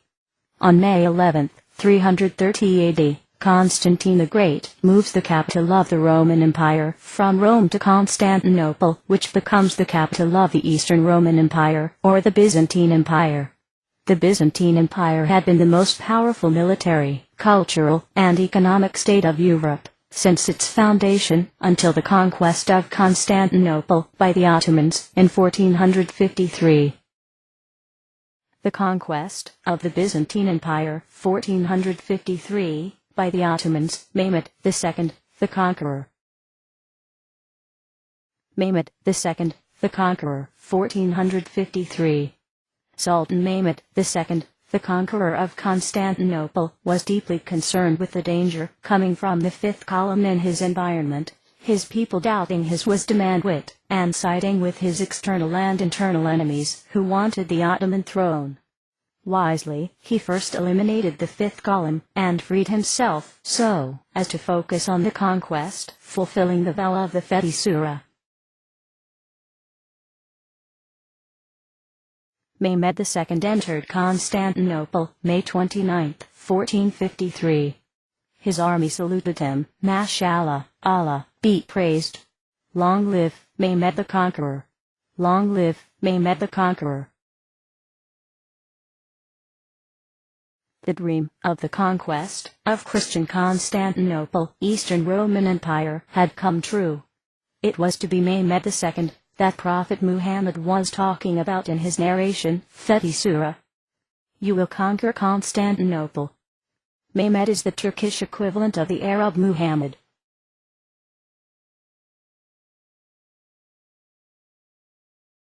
Mehmed II, now Mehmed the Conqueror, entered Hagia Sophia, a Christian cathedral, on a horseback. It was the ending of the great Byzantine Empire, and the beginning of yet another one, the great Ottoman Empire. At about the same time, the Holy Russian Empire emerged, under Ivan III, the first Russian emperor, Tsar, as the phoenix bird of the Byzantium. Moscow takes the role of Constantinople, which is renamed into Istanbul. The Byzantine double-headed eagle, the symbol of its power, was taken by Ivan III as the symbol of his own empire. The Byzantine Empire had died out for good. Apparently, nobody really cared. The center of the Orthodox Christianity moved to Moscow, Russia, whereby it has been growing ever stronger. Hence, the Russophile sentiment is widely spread in the Orthodox Christian lands. Tsar Ivan III takes Zoe Sophia, the niece of Constantine XI, Palaiologos, the last Byzantine emperor, for his wife, and the bloodline of the Russian throne reached back to Constantine the Great, the first Christian Roman emperor. The Orthodox Christian faith was saved. The Ottomans had been puzzled. Was the conquest of Constantinople a real conquest? The answer would have been in the future, and the answer is no. The Orthodox Christian faith is still the major religious faith in Southeast Europe and Russia. The Orthodox Christian faith is a strong bond between Russia, Serbia, and Montenegro.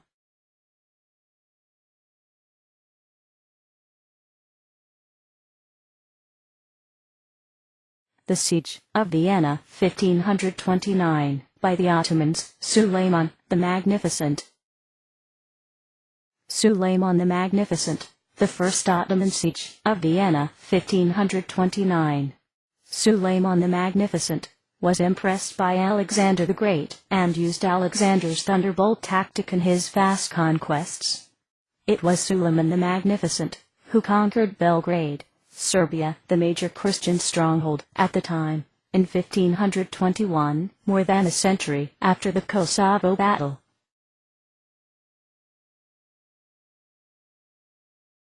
After Belgrade, Serbia, 1521, the next step for Suleiman the Magnificent was Vienna, Austria, the Golden Apple, as referred to by the Ottomans. The siege of Vienna took place in 1529. In the north, in Germanic regions, the Protestants were promoting their cause, weakening the power of Rome. Suleiman did not hide his pleasure with the Protestant movement. He wisely supported the Protestant movement, applying the Machiavelli divide and rule principle. Suleiman had a hard time to establish reliable fifth column on his way to the city of Vienna and got stuck in his attempt to capture it. He found himself alone in a strange Christian land, with nobody to turn to. He withdrew for good without tarnishing his sobriquet the Magnificent.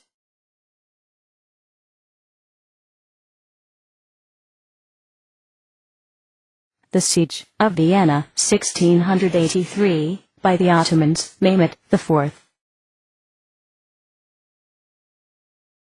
Kara Mustafa, Black Stefan, and King Jan III Sobieski of Poland. The Second Ottoman Siege of Vienna, 1683.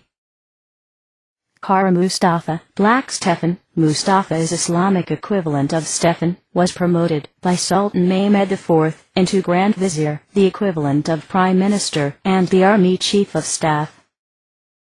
Kara Mustafa, of Albanian descent, starts the Siege of Vienna on September 11, 1683.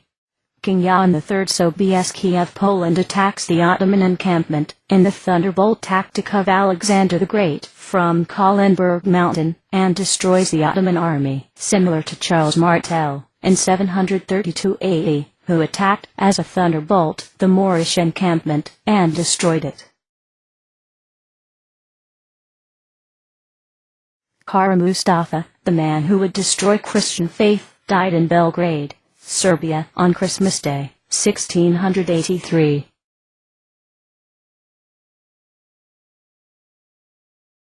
Kara Mustafa failed to force Islam upon Europe. At the order of Sultan Mehmed IV, Kara Mustafa was executed in Belgrade, on the Gregorian calendar, Christmas Day, December 25, 1683, as the Gregorian calendar, Europe was celebrating Christmas Day. The Julian calendar, Europe, Russia, Serbia, and Montenegro, among others, was joining the Gregorian Europe with joy and silence. The Orthodox Julian calendar, Christmas Day would be on January 7, 1684. Sultan Mehmed IV issued Qatul Ferman for Kara Mustafa after his defeat at Vienna on September 11 to 12, 1683. Kara Mustafa was executed, according to the Ottoman law for dignitaries, Qatul Ferman. Kara Mustafa, the great Ottoman general, was strangled in honor by a silken bowstring pulled by several janissaries on several sides. He was given both the respect for his successes and the punishment for his failure at the door of Vienna. As Kara Mustafa had expired, the whole Ottoman Empire started slowly, similar to the Roman Empire, to expire until its last breath on July 24, 1923. On October 29, 1923, Mustafa Kemal Ataturk heralded the establishment of the Republic of Turkey.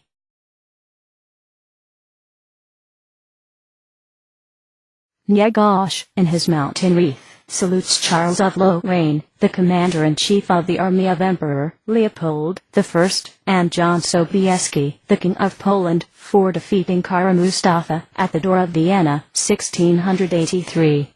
At the Battle of Vienna, September 11 to 12, 1683, Charles V, the Duke of Lorraine, was the commander of the army of Emperor Leopold I, Holy Roman Emperor. The King of Poland and the Duke of Savoy, John III Sobieski, was the commander of the Polish-Lithuanian army.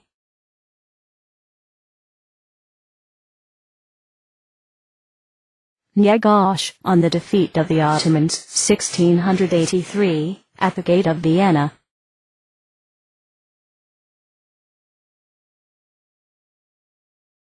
NJEGOSH says, through Prince Bishop Danilo, late 17th century. Charles, the brave Duke of Leopold, and Sobieski, the Duke of Savoy. They broke together the demon's horns. The taste of wine is not now what it used to be. The world is not that what you have thought it was. To make a gift of Europe to the Ottomans is the sin even to be dreaming about. A big pear does get stuck in the throat. of the Ottoman stagecoach, the girth has broken. Before Vienna, the Ottoman started stumbling. The Ottoman stagecoach went down, crumbling.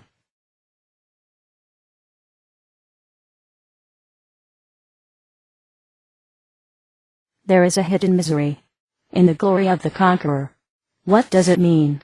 It means that conqueror, in the process of his conquest, is he himself conquered.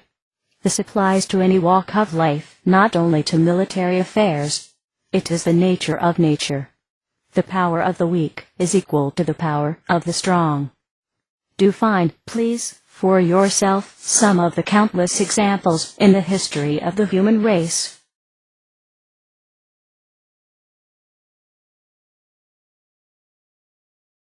The power of the weak is equal to the power of the strong.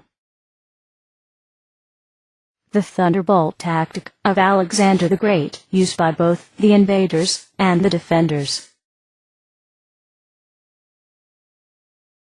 The thunderbolt tactic of Alexander the Great.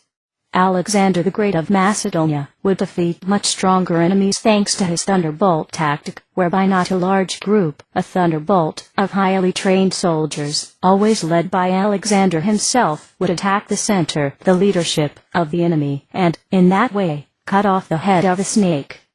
Through the centuries, Alexander's thunderbolt tactic has become the military tool of both the invaders and the defenders.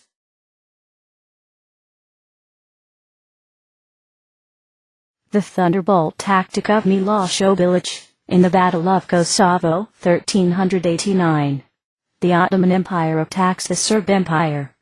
Before the Battle of Kosovo, 1389, the Serbs were advised by the Ottomans to accept their rule peacefully because the chances of the Serb victory had been non-existent in the eyes of the Ottomans. The Serb leadership refused. It is not a far-fetched idea to think, it seems to me, that the Serbs had in mind Alexander's wisdom when they refused the offer by the Ottomans. As it turned out, a single-man thunderbolt tactic was carried out by Milošević, the celebrated Serb warrior. Milošević penetrated the Ottoman lines, up to the very tent of the Sultan, and killed him.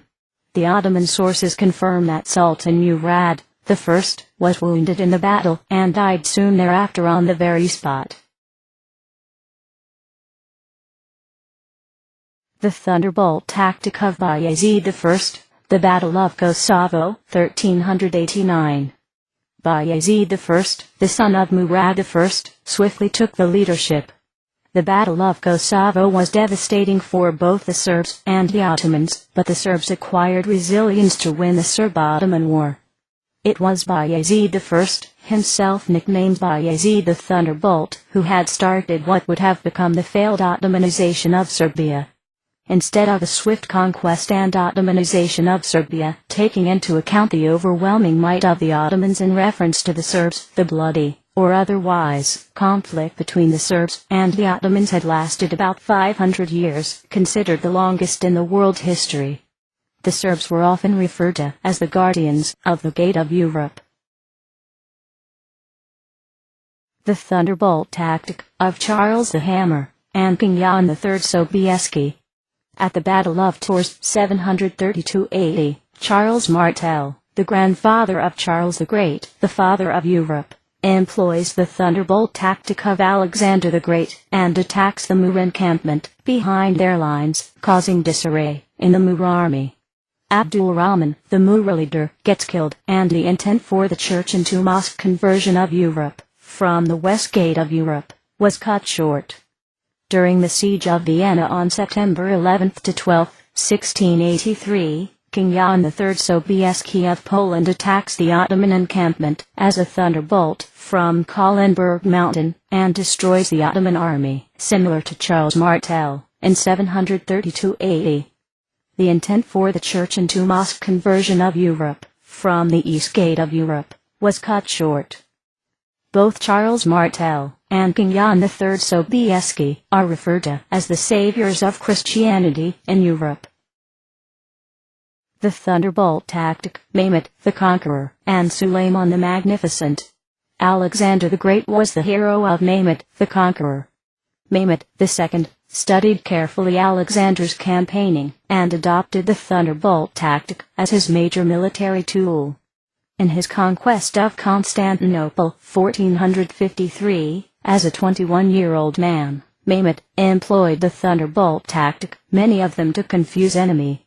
He did it, in a literal sense, too. He used large cannon, hitherto unseen, named the Sultan cannon, weighing some 700 tons, and the cannonballs about 1.5 tons each. The cannonballs, the thunderbolts, were strong enough to crush the impenetrable walls of Constantinople. Suleiman the Magnificent was impressed by Alexander the Great, and used the thunderbolt tactic in his vast conquests. It was Suleiman the Magnificent who conquered Belgrade, Serbia, the major Christian stronghold at the time, in 1521, more than a century after the Kosovo battle. The thunderbolt tactic, William the Conqueror, Nobunaga of Japan, Hannibal of Carthage. The thunderbolt tactic of Alexander the Great was employed by William the Conqueror at the Battle of Hastings, 1066. His knights, in a thunderbolt formation, attacked King Harold of England, and finished him. England was conquered, and William became William the Conqueror. He was crowned the King of England on Christmas Day, 1066, in Westminster Abbey in London. In a 1570 Japan, Lord Nobunaga Oda, with his 3,000 soldiers, attacked the encampment of Lord Yoshimoto Imagawa, the army of 40,000 soldiers, and won. Having had in mind much stronger Imagawa's army, Nobunaga, an admirer of Christianity, was focused on the offense rather than the defense. This is the wisdom of Alexander the Great that had always brought him victory. Hannibal applies the thunderbolt tactic of Alexander the Great in the battle at Cannae, 216, before Christ, against the Romans. It was Hannibal's army, of some 45,000 troops, against some 85,000 Romans. Hannibal was positioned in the central part, relatively weak, of his army, serving as a bait to lure the Romans in, which they did. The strong wings of Hannibal's army, Alexander's wisdom of the crescent formation of an army, encircled the Romans in a blitzkrieg, and won. This led to the greatest Hannibal's victory ever, still studied in the military academies worldwide.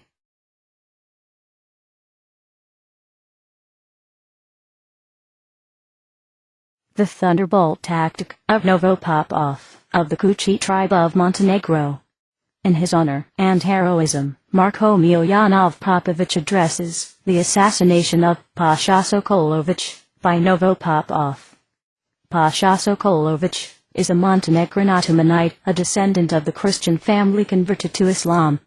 In his Examples of Honor and Heroism, Marko Miljanov Popović depicts the events of honor and heroism in Montenegro of old. He had had no intention whatsoever, as it is clearly seen from the writings, of making it a myth. Accordingly, his honor and heroism should never be turned into a myth, that, somehow, the Montenegrins are a unique race, morally ideal.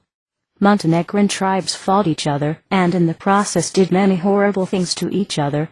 What Marko Miljanov Popović tells us on honor and heroism is, however, found in ethnicities, nations, and races worldwide, and at any and all time.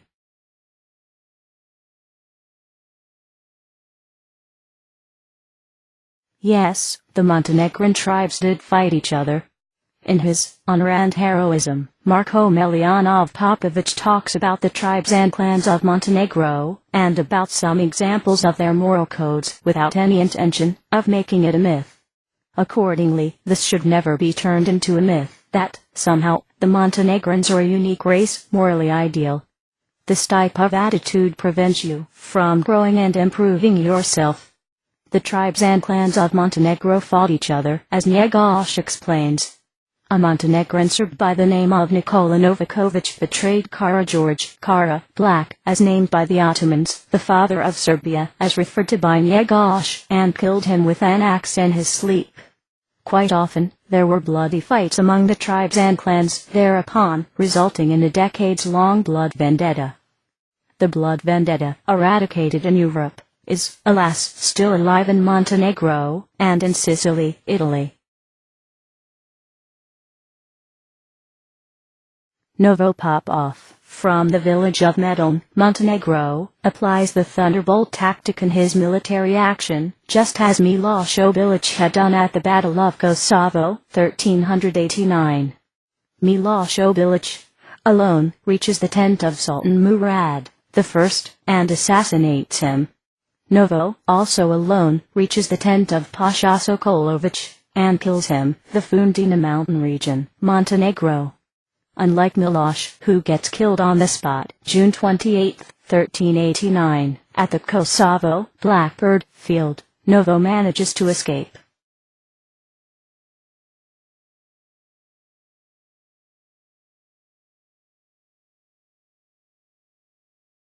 Novo Popov is a son of Pop Murcheta Ilikov Dracalović.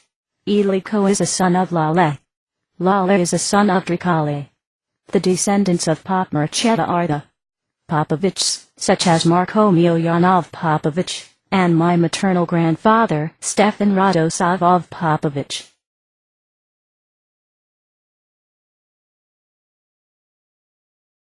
In the early 17th century, under the leadership of Lale Drakalov, the Catholic Kuchi tribe converted to Orthodox Christianity. Some say that Dracale, the Illyrian version of Alexander, was the descendant of George Kostrioti, known as Skanderbeg, an Albanian Christian leader whose mother was a noblewoman of the Serb descent. The others say that Dracale was a descendant of Mother Angelina, a Serbian saint, of an Albanian father and a Serb mother. The interaction of the Montenegrin tribes and the Albanian tribes at the present-day border between Montenegro and Albania has given rise to a number of historical controversies not yet studied in depth. NJEGOSH, in his mountain wreath, salutes Skanderbeg, together with Miloš Obilić, as the great defenders of Christian faith.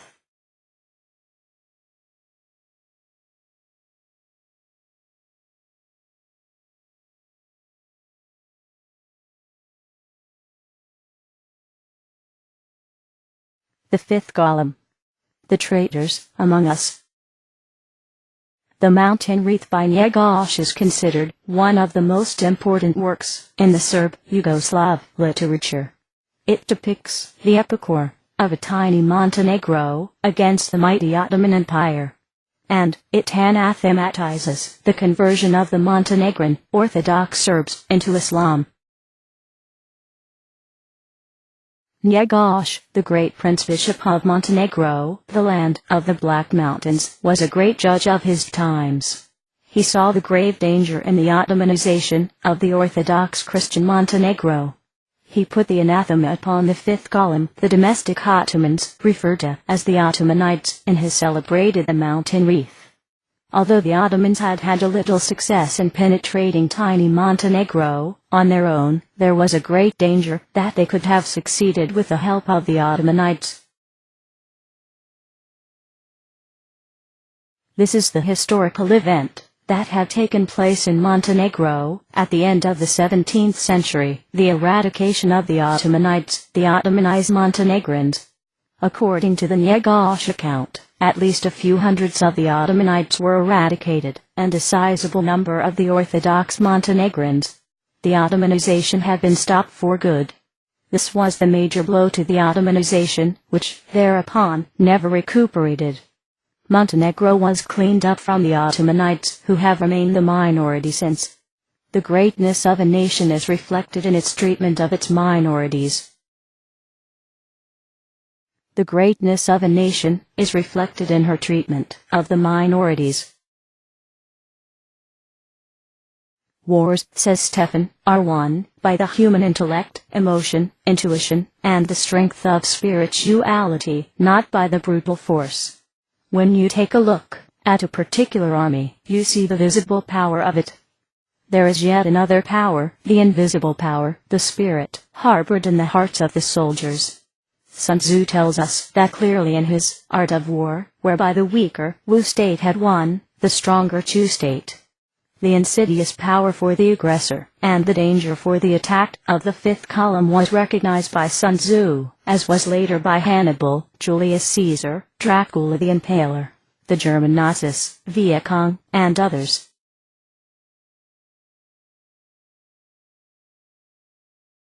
Without strong fifth column, the invaders can never win.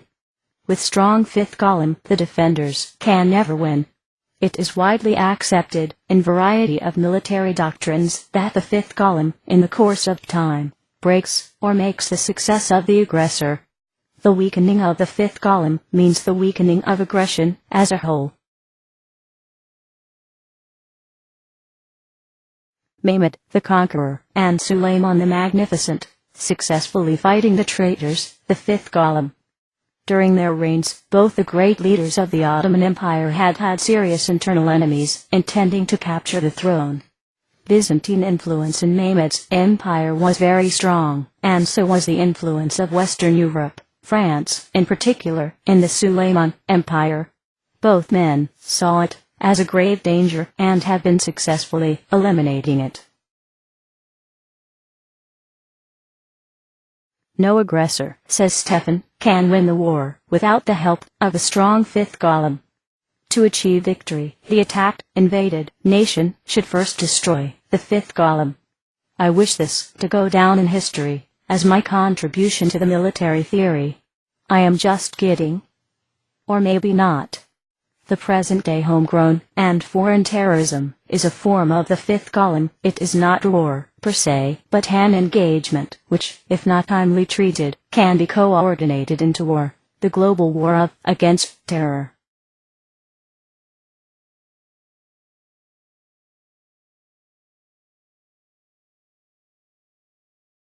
The unity of the Slavic ethnicities and the minorities in the lands of Yugoslavia. NJEGOSH, the Prince Bishop of Montenegro, says Stefan, and Marko Miljanov Popovic, the Duke of Montenegro, had been the fighters for the unity of the Slavic ethnicities in the lands of Yugoslavia and for the unity of the Slavic people in general, contributing to the Pan-Slavism movement of the 19th century. You may laugh now, but who laughs last, laughs best. I am confident, says Stefan, that in the future, the Slavic ethnicities and the minorities in the lands of Yugoslavia will unite again into one nation, one passport. Yugoslav passport. As the model of unity, the model of the USA would be an excellent choice. And the name, the United States of Yugoslavia, would be an excellent choice as well. You may laugh now, but who laughs last, laughs best.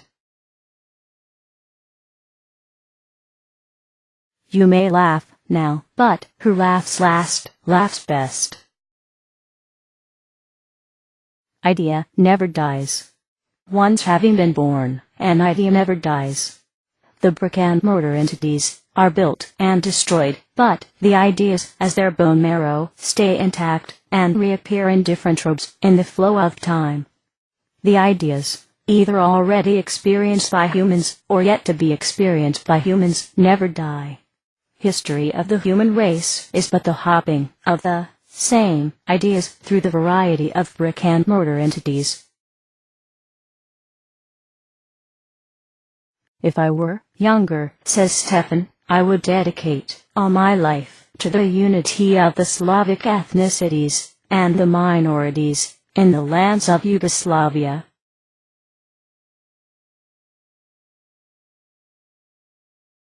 The church into mosque conversion of Europe was not to be, says Stefan. As Kara Mustafa had expired, the whole Ottoman Empire started to slowly expire, until its last breath on July 24, 1923. The church into mosque conversion of Europe was not to be.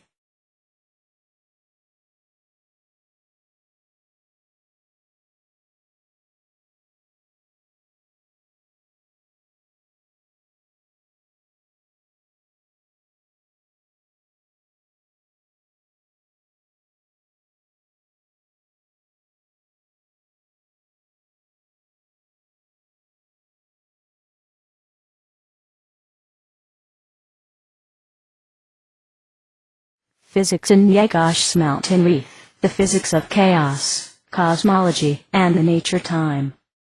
Physics in NJEGOSH's mountain wreath. Of course, in his times, 1813 to 1851, NJEGOSH was too busy with the immediate problems as the ruler of Montenegro to be foreseeing the development of physics and philosophy. Yet, I will address his wisdom to the problems of contemporary physics, and the philosophy of physics, the physics of chaos and cosmology. Deism of Newton and Antheism of NJEGOSH. Antheism of NJEGOSH, God created nature as a separate entity. God is not nature, as in pantheism, albeit, in the unfolding of nature, God can interfere with nature's order. Antheism. Newton's and Thomas Jefferson's deism. God created nature and nature's laws, and left her, as such, to unfold of her own, never to come back. Sir Isaac Newton referred to nature as the feminine principle, and to God as the watchmaker. The unfolding of nature, the living matter, Darwin formulated in his celebrated books. Quite often, and falsely, Darwinism is cited, by the second and third-hand learned ones, as the proof against creationism. Darwin himself writes to Karl Marx, saying that his theory on evolution does not have anything to do with the existence, or non-existence, of the Supreme Being. Marx, in particular, never denied the existence of God. NJEGOSH on the nature of time. Time, NJEGOSH tells us, was taken out of chaos by God.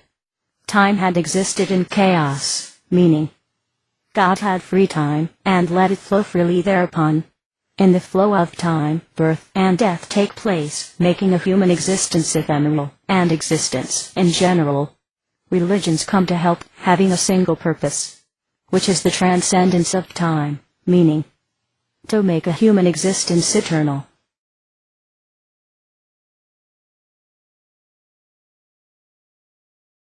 NJEGOSH implies that time was born, that time has the beginning, which is in accordance to the present Big Bang theory of our universe. Einstein had thought that time has no beginning.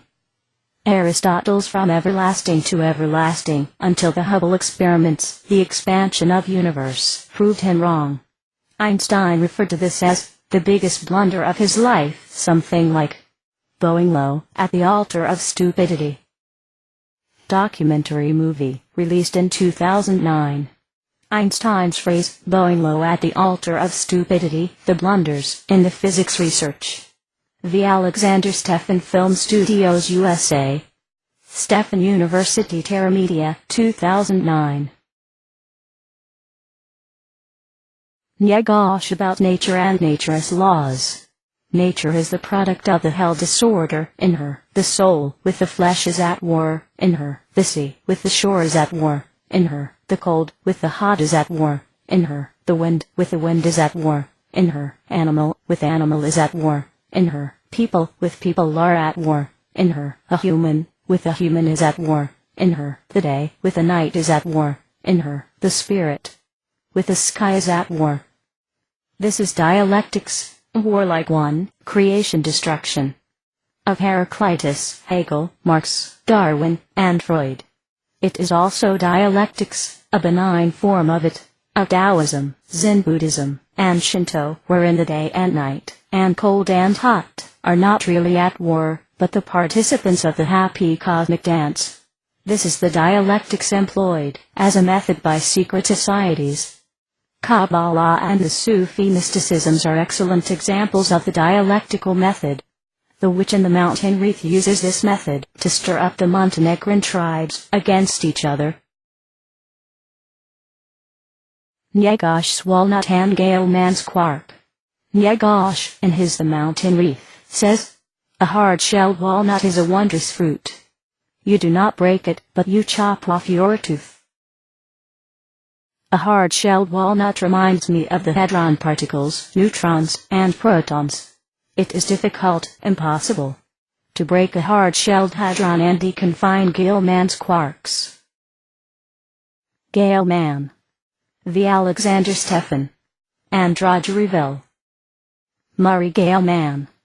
The Quark and the Jaguar. Adventures in the Simple and the Complex, 1994. Chaos and NJEGOSH's Philosophy Physics of Nature.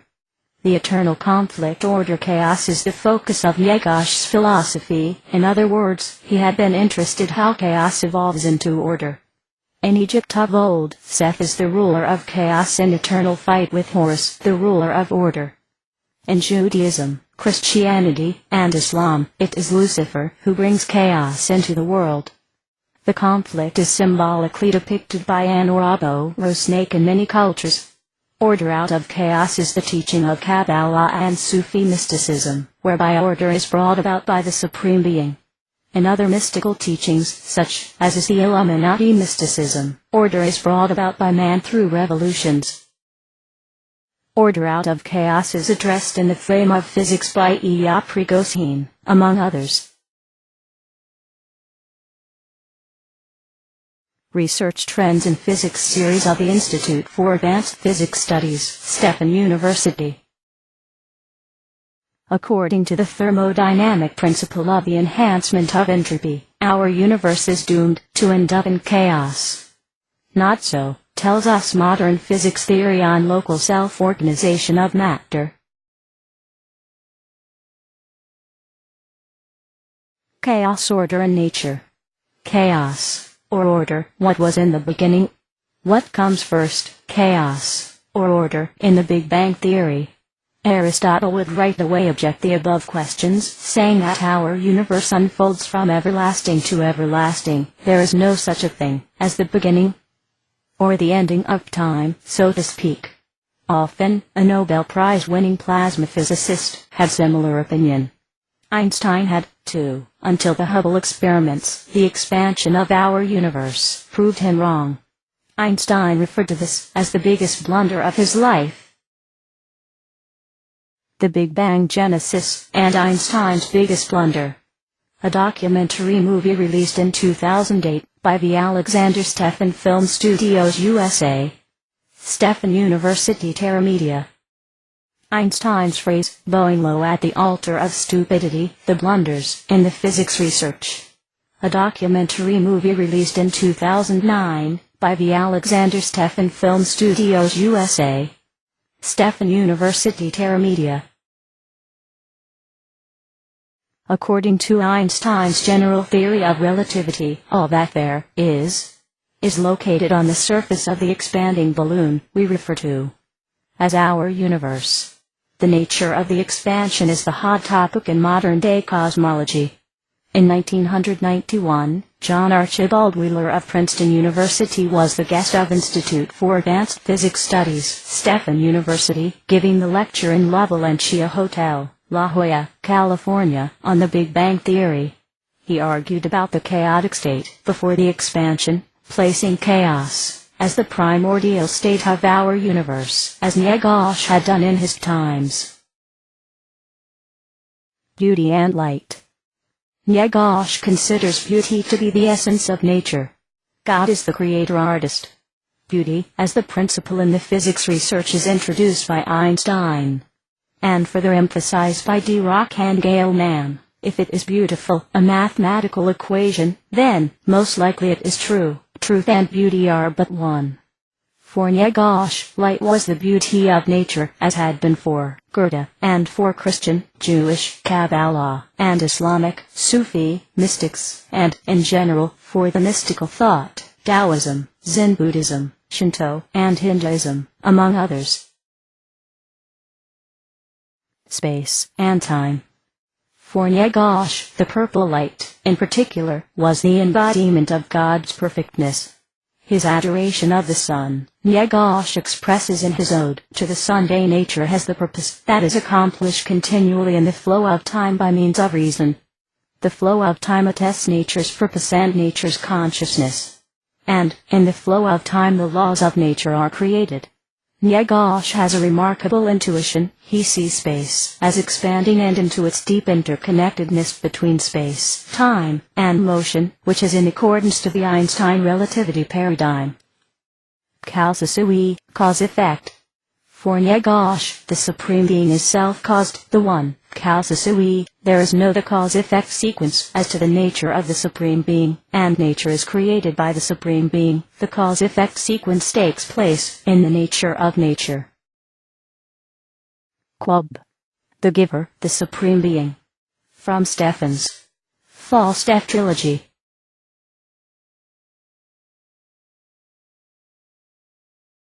Obviously, NJEGOSH had a great intuition about nature and nature's laws.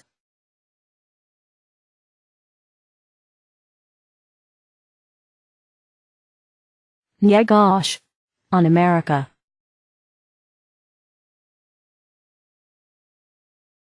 NJEGOSH. On America. NJEGOSH sighs, with relief, thinking of America, the USA. In his later years, the great Montenegrin Serb feels the pressure of his life as being the Prince of Montenegro, secular ruler, protecting his people from the internal and external enemies, the Bishop of Montenegro, the ecclesiastical leader, giving the hope to his people, and the poet in his heart. If you have added to that his weak health, tuberculosis, you will have realized that this young man, then in his late 30s, had been having a tough life. At some moments, NJEGOSH sees America, the USA, as the escapade, as the promised land. NJEGOSH says, many a time, I have thought it best to close my eyes and leave Europe for good, and to move to America, the USA, and to read not a word about Europe ever again. Be not surprised if you hear of my being aboard the ship, crossing the Atlantic Ocean, and headed to New York. Of course, this is the thought of a moment, the side thought, so to speak. NJEGOSH would have never left his beloved Montenegro. It is a shame that NJEGOSH was not fortunate enough to visit America. He died a young man. Had he lived longer, I could bet my bottom dollar he would have visited America, and in particular, New York City, as I did for the first time on December 18, 1981.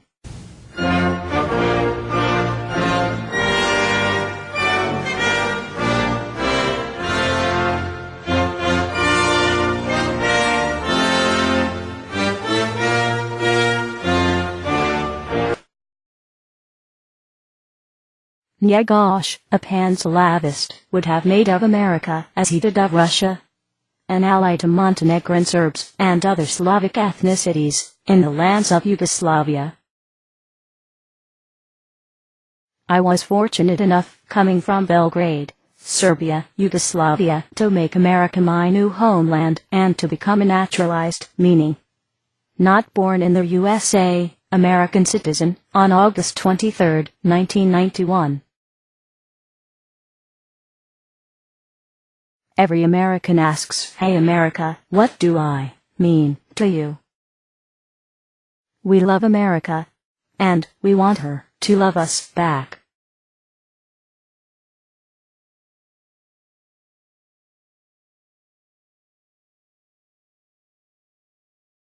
STEFAN'S books for general public. Gustave Flaubert, at the age of 24, says, "It would be an excellent idea for some brave soul to publish nothing until the age of 50, and then to abruptly reveal his works to the public one beautiful day." I have found out recently about Flaubert's wisdom, yet apparently I have followed his wisdom word by word. I agree with Flaubert, the idea is excellent, but has the other side, though. The abrupt presentation of your voluminous work to the public is equivalent to your self-induced Big Bang. You force the public to drink water from a hose.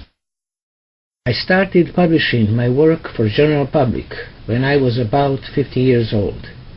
My physics philosophy work I started publishing at the age of 21.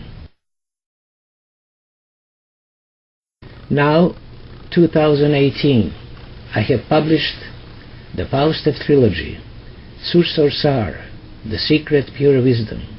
On things, QUALB the giver, the Supreme Being whispers to a human being. The Open World Manifesto, New Order, Scientific Technological. QUALB cooperates. My work about Albert Einstein, my work on popular physics and similar. I'm still working on similar projects.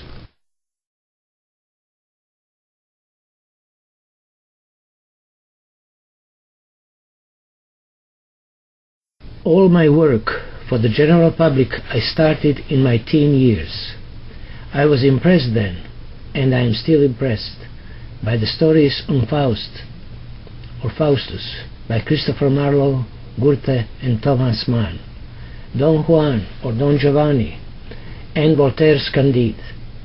I would write down my ideas, thoughts and opinions as they popped into my mind. Sometimes I would write them down on the napkins if I happened to be in a restaurant or a coffee shop.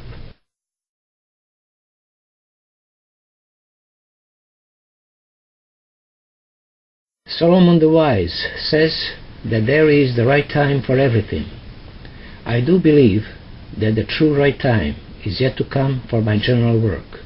The FAUSTEF trilogy, Sar, the secret pure wisdom, on things QUALB the giver, the Supreme Being, whispers to a human being. The Open World Manifesto, New Order, Scientific Technological, QUALB cooperates. I might not be with you, still, you wait and see.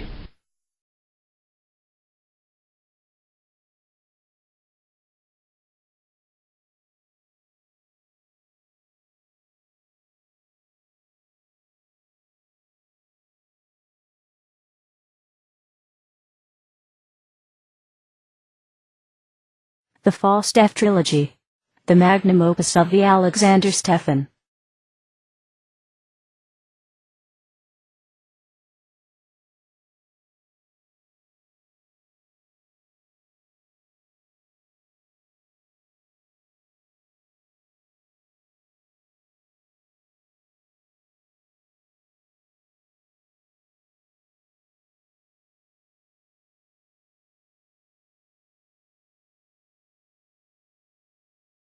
The FAUSTEF trilogy, the magnum opus of the Alexander Stefan.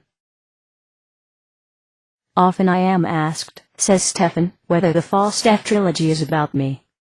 I reply, no. On the other hand, though the novel is not about me, it is me. I created the novel. The FAUSTEF trilogy is my work in fiction and fantasy. Dr. FAUSTEF, the master guardian of the creation. By the Alexander Stefan. The Alexander Stefan Film Studios USA. Stefan University Terra Media. The story about Dr. Victor FAUSTEF was published in 4 books. That was in the period from 2002 to 2007. It culminated in the publishing of the FAUSTEF trilogy in 2011. Come join me, human race, come walk with me. Come on, human race, come walk with me. Immortality has come with me. Come on, human race, come walk with me.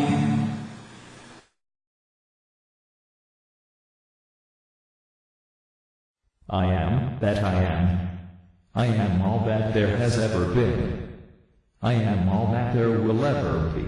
I am the everlasting. The FAUSTEF trilogy by the Alexander Stefan, 2011. Book 1. Ephemeron, the particle of time, Madonna, Mother of Universe. An Immortal Woman, Code 13, and Young FAUSTEF, 2002. Book 2.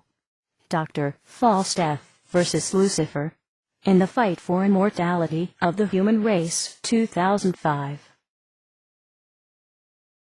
Book 3. Death of Lucifer, the Grace of the Atlantis Race, 2007. How I Created Dr. FAUSTEF.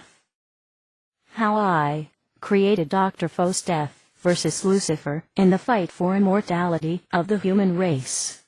A documentary movie released in 2008 by the Alexander Stefan Film Studios USA, Stefan University Terra Media.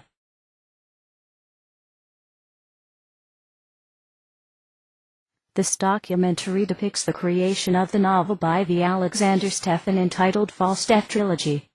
The novel deals with the Marie-Louise Bromfield immortality experiment, which FAUSTEF performed on his 2 graduate students and himself on February 11, 2001. The experiment was based on ephemerons, the particles of time, in interaction with the gate of immortality, located in our brains. In that experiment, their mortal existence code 5 has been transmuted into immortal code 7.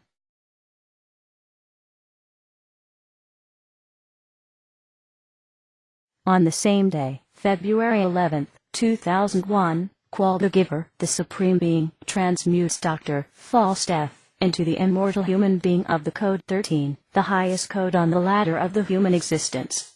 In addition, QUALB the Giver appoints Dr. FAUSTEF the Master Guardian of the creation.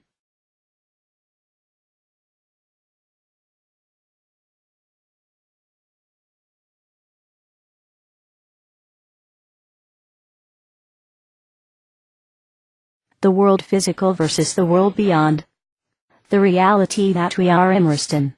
The reality of the world physical, investigated by the physicists, is much richer in phenomena than any world beyond in the mind of the pseudo-mystics.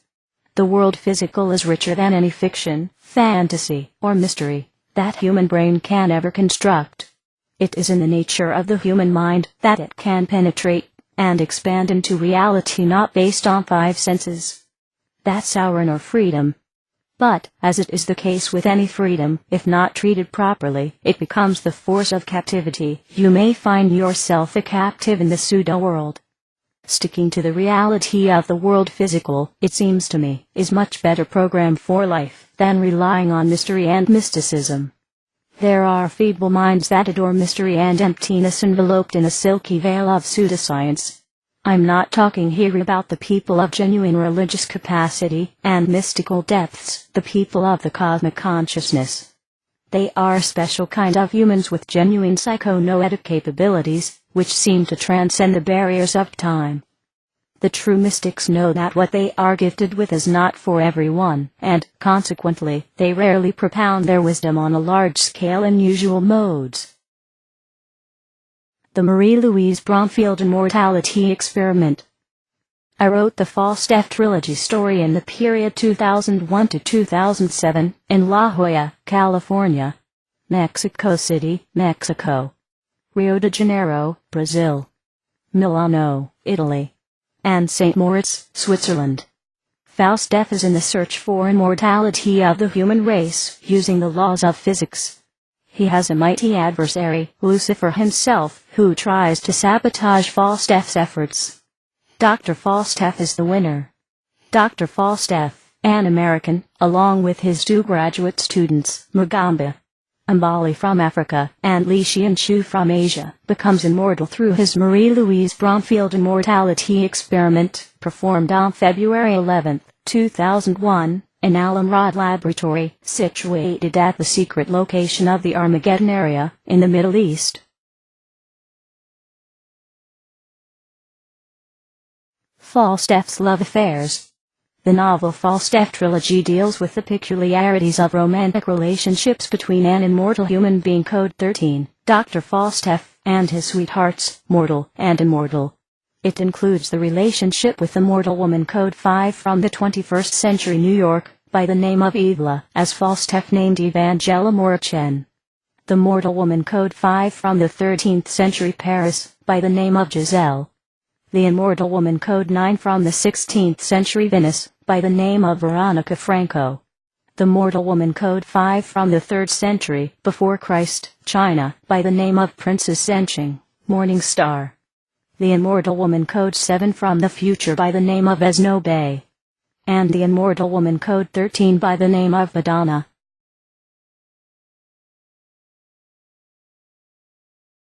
FAUSTEF and Lucifer, FAUSTEF, and QUALB the Giver, the Supreme Being. The FAUSTEF-Lucifer encounters, and the encounters of FAUSTEF with QUALB the Giver, the Supreme Being, are presented. QUALB the Giver is the One, or the Supreme Being, the everlasting human being. FAUSTEF is self-transmuted from the mortal existence code 5, the existence of the Homo sapiens sapiens race, our race, into the immortal existence code 7. Lucifer dies a unidirectional death. Starting with February 11, 2001, at the dusk of the day, and thereupon Lucifer's access to the Atlantis universe, our universe, is forbidden by QUALB the Giver himself. By the grace of QUALB the Giver, FAUSTEF is transmuted into the immortal existence code 13, and given the post of the Master Guardian of the Atlantis universe, and the 21 sibling universes, which is the former post of Lucifer. The Human Existence Codes in the FAUSTEF Trilogy.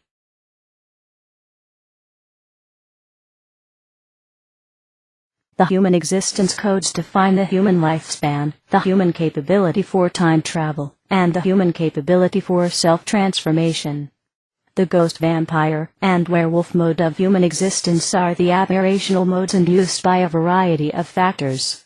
The human snake transmigration is operated directly by QUALB the Giver, the Supreme Being. This is the case when human beings appear in the flesh and blood form of the snake, usually in the capacity of the messenger, the events frequently found in the mythologies worldwide, talking snakes. The gate of immortality, in the frontal cortex of the human brain.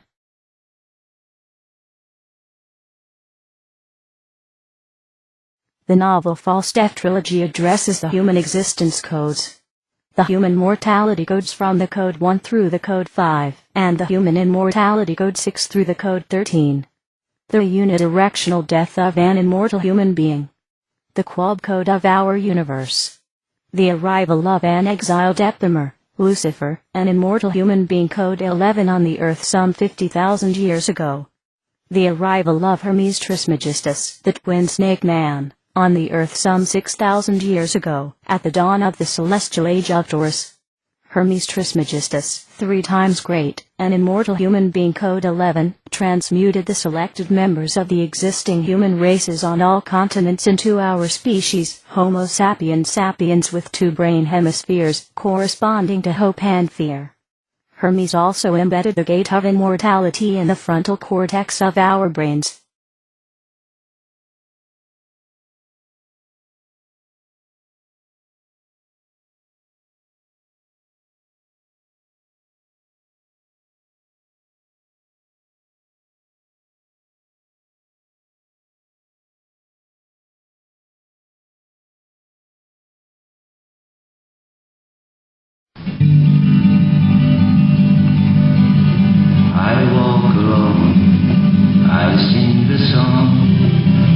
Sing the song, I walk along.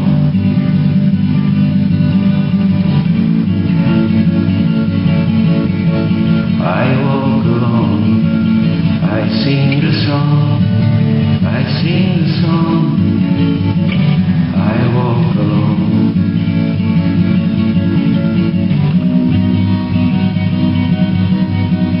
I walk along, I sing the song, I sing the song, I walk along.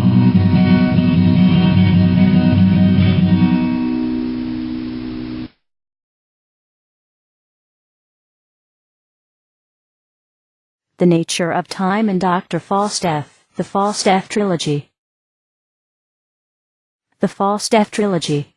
My FAUSTEF Trilogy novel, says Stefan, Ephemeron, The Particle of Time, 2002, Dr. FAUSTEF, 2005, Death of Lucifer, The Grace of the Atlantis Race, 2007, is, on the deepest level, the story about the nature of time. The Ephemeron beams. In the FAUSTEF Trilogy, time is conceived as a corpuscular fluid made of the time particles, ephemerons. This means that you can touch time, so to speak. That time as a particle was conveyed to FAUSTEF by Badana, an immortal woman, code 13, while FAUSTEF was a graduate student of physics. In the 1970s subsequently, FAUSTEF worked on this idea and used the ephemeron beams successfully in achieving the immortality code 7 for his 2 graduate students and himself in 2001. The particles of time, I named ephemerons as a reminder on the ephemerality that time brings to our existence. We all walk upon our lifetime strings located on the spherical time matrix. The backward-forward causation.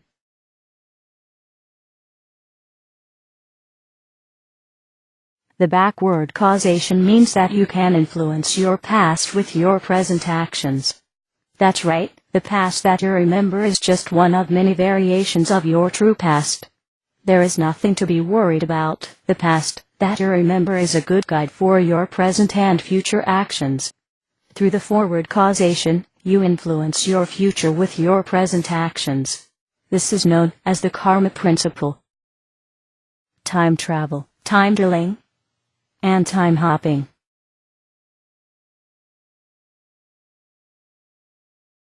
Time travel is carried out into essentially different modes, the time drilling and time hopping modes. In the time drilling process, you walk on the spherical time matrix. If you walk from the point A in time to the point B, you drill, though all the points of time in between. In the time hopping process, you first jump up into the QUALB code, the timeless world of QUALB, the giver, the supreme being, and thereupon you jump down on the spherical time matrix, our world, the time world, on a desired time domain. This means that you can time hop, as you talk with your friend. You can time hop into the time domain, when he was a kid. You can spend there several years, watching him grow, and having fun with his dog named Boo, until that horrible day, when Boo gets run over by a car. Then you come back to this time domain, and continue conversation with your friend. All these have happened in an instant. Your friend will never know that you were on a time-hopping trip into his childhood, unless you tell him. He may say, "Oh, come on." Then, you tell him about his dog named Boo, about the car accident, and about the time drilling process involves your disappearing and reappearing. The time hopping process does not.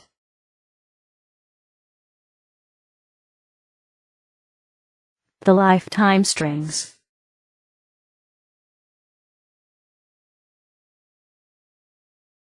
At any moment you have a number of lifetime strings both in front of you, which is your future, and behind you, which is your past. This means if you decide to take a time drilling trip into the past, you must be a clever time navigator so as to choose the time string that you have walked upon, which is the past you remember. Otherwise, you may get lost on the time strings, completely unknown to you. That's right. Going backward in time is similar to going forward in time. You have many options in both cases. Dr. Victor, FAUSTEF, and she time. Dr. FAUSTEF and she time. The FAUSTEF Trilogy by the Alexander Stefan. Aquarius, the celestial age of she time. The celestial age of Aquarius. The celestial age of Pisces. The celestial age of Aries. The celestial age of Taurus. The Big Bang, in the advancement of the human race on the planet Earth, known as Homo sapiens sapiens. The celestial age of Capricorn. Capricorn, the age of the exodus from the planet Earth to the Orion constellation. Aquarius, the celestial age of she time. Aquarius, the age of the immortals on the planet Earth. Dr. FAUSTEF and she time.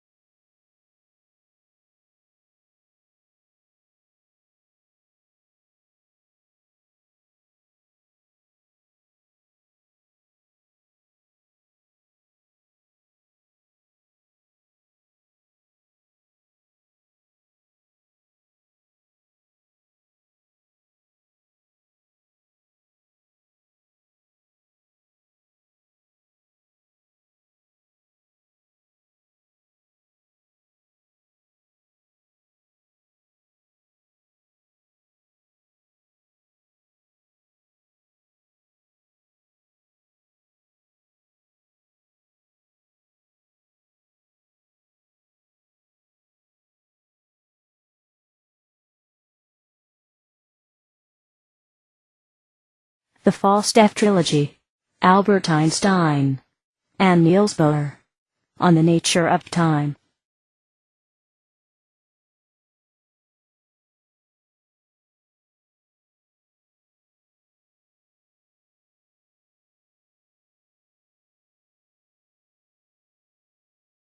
Heisenberg's quantum mechanics tells us, says Bohr, that nature does not allow us to have complete information about time in the micro world.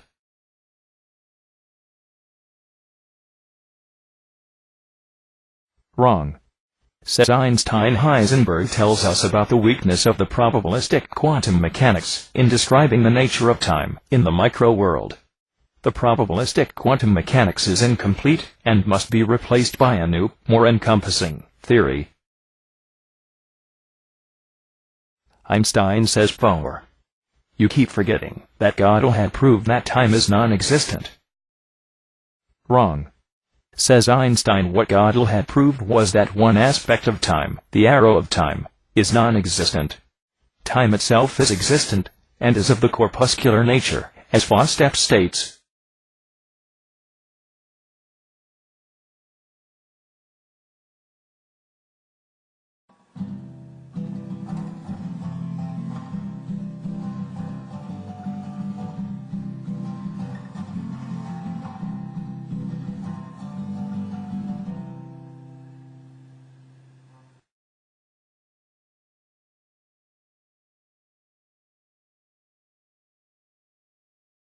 Marilyn Monroe has appeared. The group stops walking. In her baby breathy voice, filled with a deep emotional intelligence, she says, "Good evening, gentlemen. My name is Norma Jean. I am coming from May 29, 1962, from Madison Square Garden, where I have just saluted President Kennedy with the happy birthday, Mr. President. I did not like the way Peter Lawford announced me. He was joking about my always being late. Then he announced me, Mr. President, the late Marilyn Monroe." Mr. President, the late Marilyn Monroe. Unfortunately, in a short 2 months I would indeed become the late Marilyn Monroe. I died, accidentally. J.F. Kennedy shows up. Marilyn was sensational.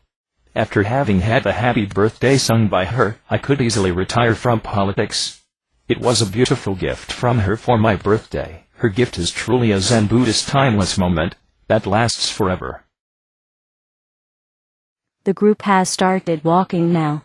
President Kennedy joins them. Marilyn, with a deep cleavage, more than easy on the eye, walks along, wiggling her behind. "I wrote a poem, O Time," Marilyn says. "I have asked she time to be kind to me, to ease my restless mind, and to loosen my cosmic loneliness, as she is devouring my flesh and blood. She time, the love goddess, comes and goes, leaving the scars in our hearts.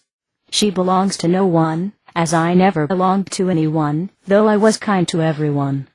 All we can do is to ask she time, to be kind to us in our lives unkind."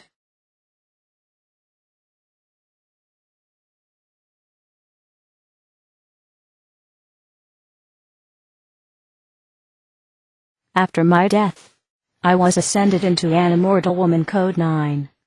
By the grace of Hermes Trismegistus, Einstein, who is one of the mortal incarnations of Hermes Trismegistus, was my hero. It seemed to me that he had conquered she-time. Now, Dr. FAUSTEF, you are my hero. With FAUSTEFian immortality, human tears will be wiped out dry. The sorrow in the human minds, the pain in the human hearts, and the loneliness in the human guts will be gone forever.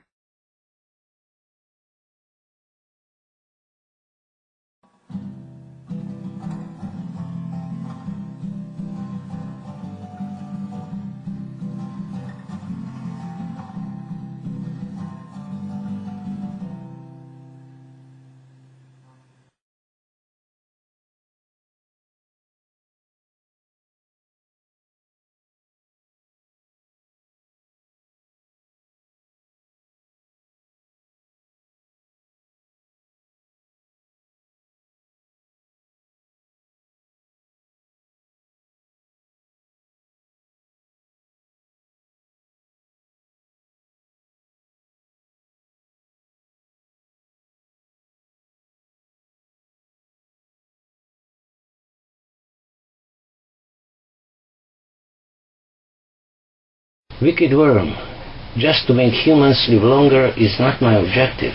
I'm not interested in long-lived humans. That can be accomplished by genomic physics. My physics of immortality is on a higher level. It involves the control of time. You have enemies. Millions and millions of them. In every corner of the world. They will destroy you before you have succeeded in your research. For that, I actually like you. In essence, you are like me, swamped by enemies. To have smart enemies is the blessing for the intellectual giants like you and me. The more enemies you have, the more freedom you have to manipulate them. It is easier to manipulate masses than one person. Your enemies, not your friends, will make of you a true legend.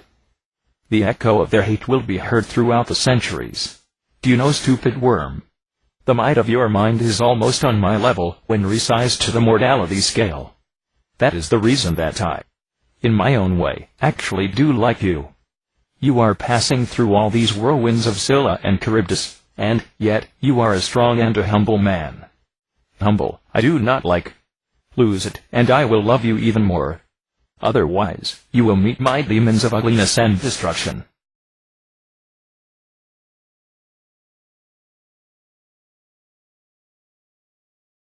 The Song of Dr. FAUSTEF. The Anthem of Immortality. 1989, lyrics and music by V. Alexander Stefan.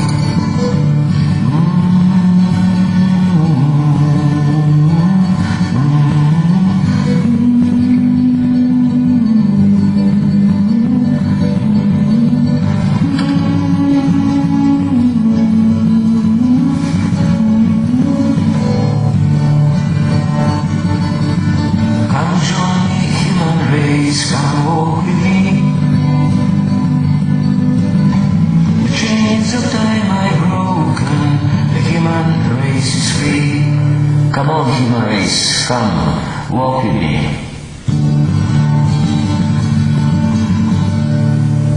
I am that I am. I am all that there has ever been. I am all that there is. I am all that there will ever be. I am the everlasting. The Alexander Stefan. Sir Sar, secret pure wisdom on things QUALB, the giver, the supreme being, whispers to a human being, 2011.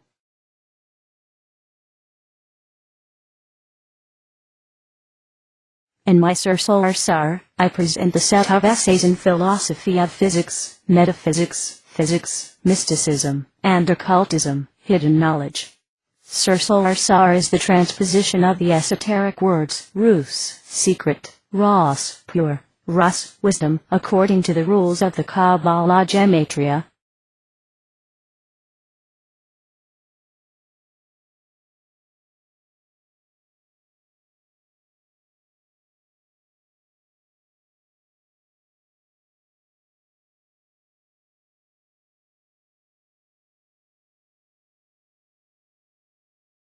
I have been interested, says Stefan, in the philosophical aspects of science and technology since my early age, and in esotericism, as well.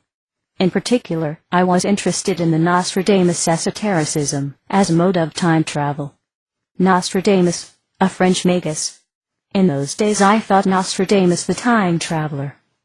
Marlowe's Dr. Faustus and Goethe's Faust had an immense influence on me in my youth years. Some of the topics discussed here were included in my 2 earlier works, the FAUSTEF Trilogy 2007, 2011, and the Open World Manifesto, New Order Scientific Technological, QUALB Cooperates 2009.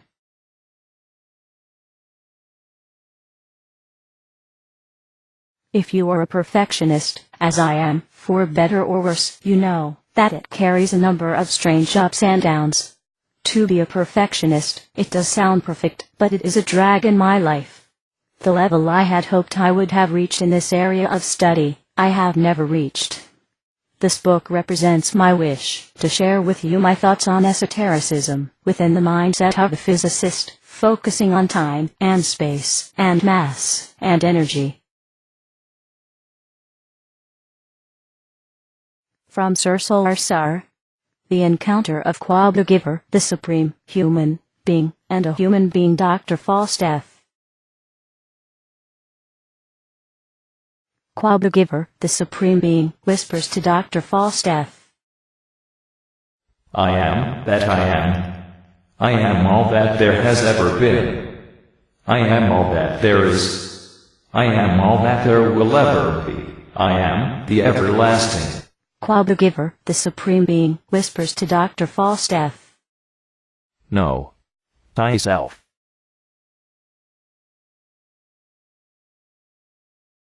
Dr. FAUSTEF whispers back. I do know myself. I'm time.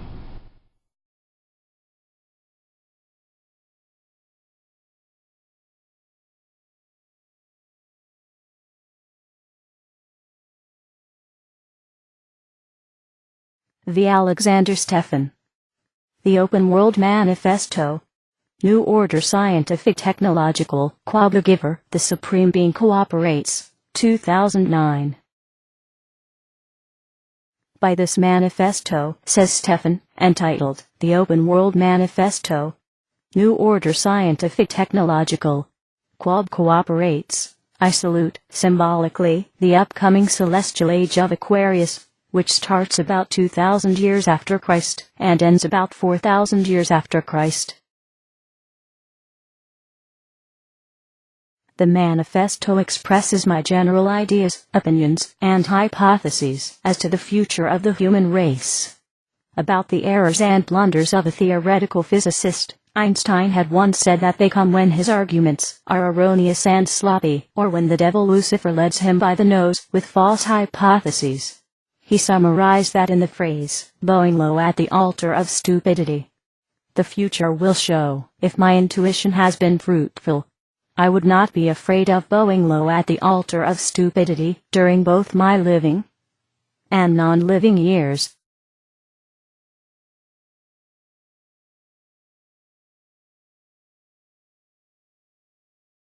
The concept of the consciousness of time is frequently encountered in the manifesto. The whole human existence reality is viewed through the lens of the consciousness of time. Albert Einstein has a pedestal role in the manifesto as the first physicist to successfully treat the nature of time via the mathematical method. In my imagination, time helps me in clarification of the things when my intellectual capacity is inadequate in doing so. Time is a fierce lady. Time is righteous. Time does not forget. Time does not forgive. I do love to dance with her, but always being cautious of not stepping on her foot.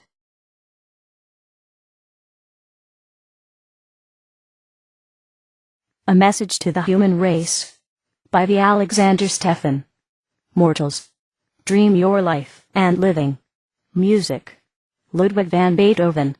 Lyrics, the Alexander Stefan.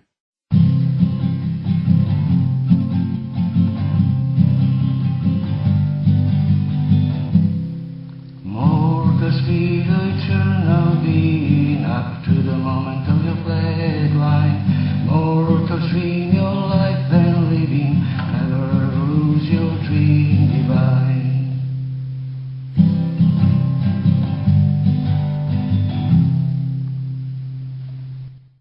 Never lose your dream divine.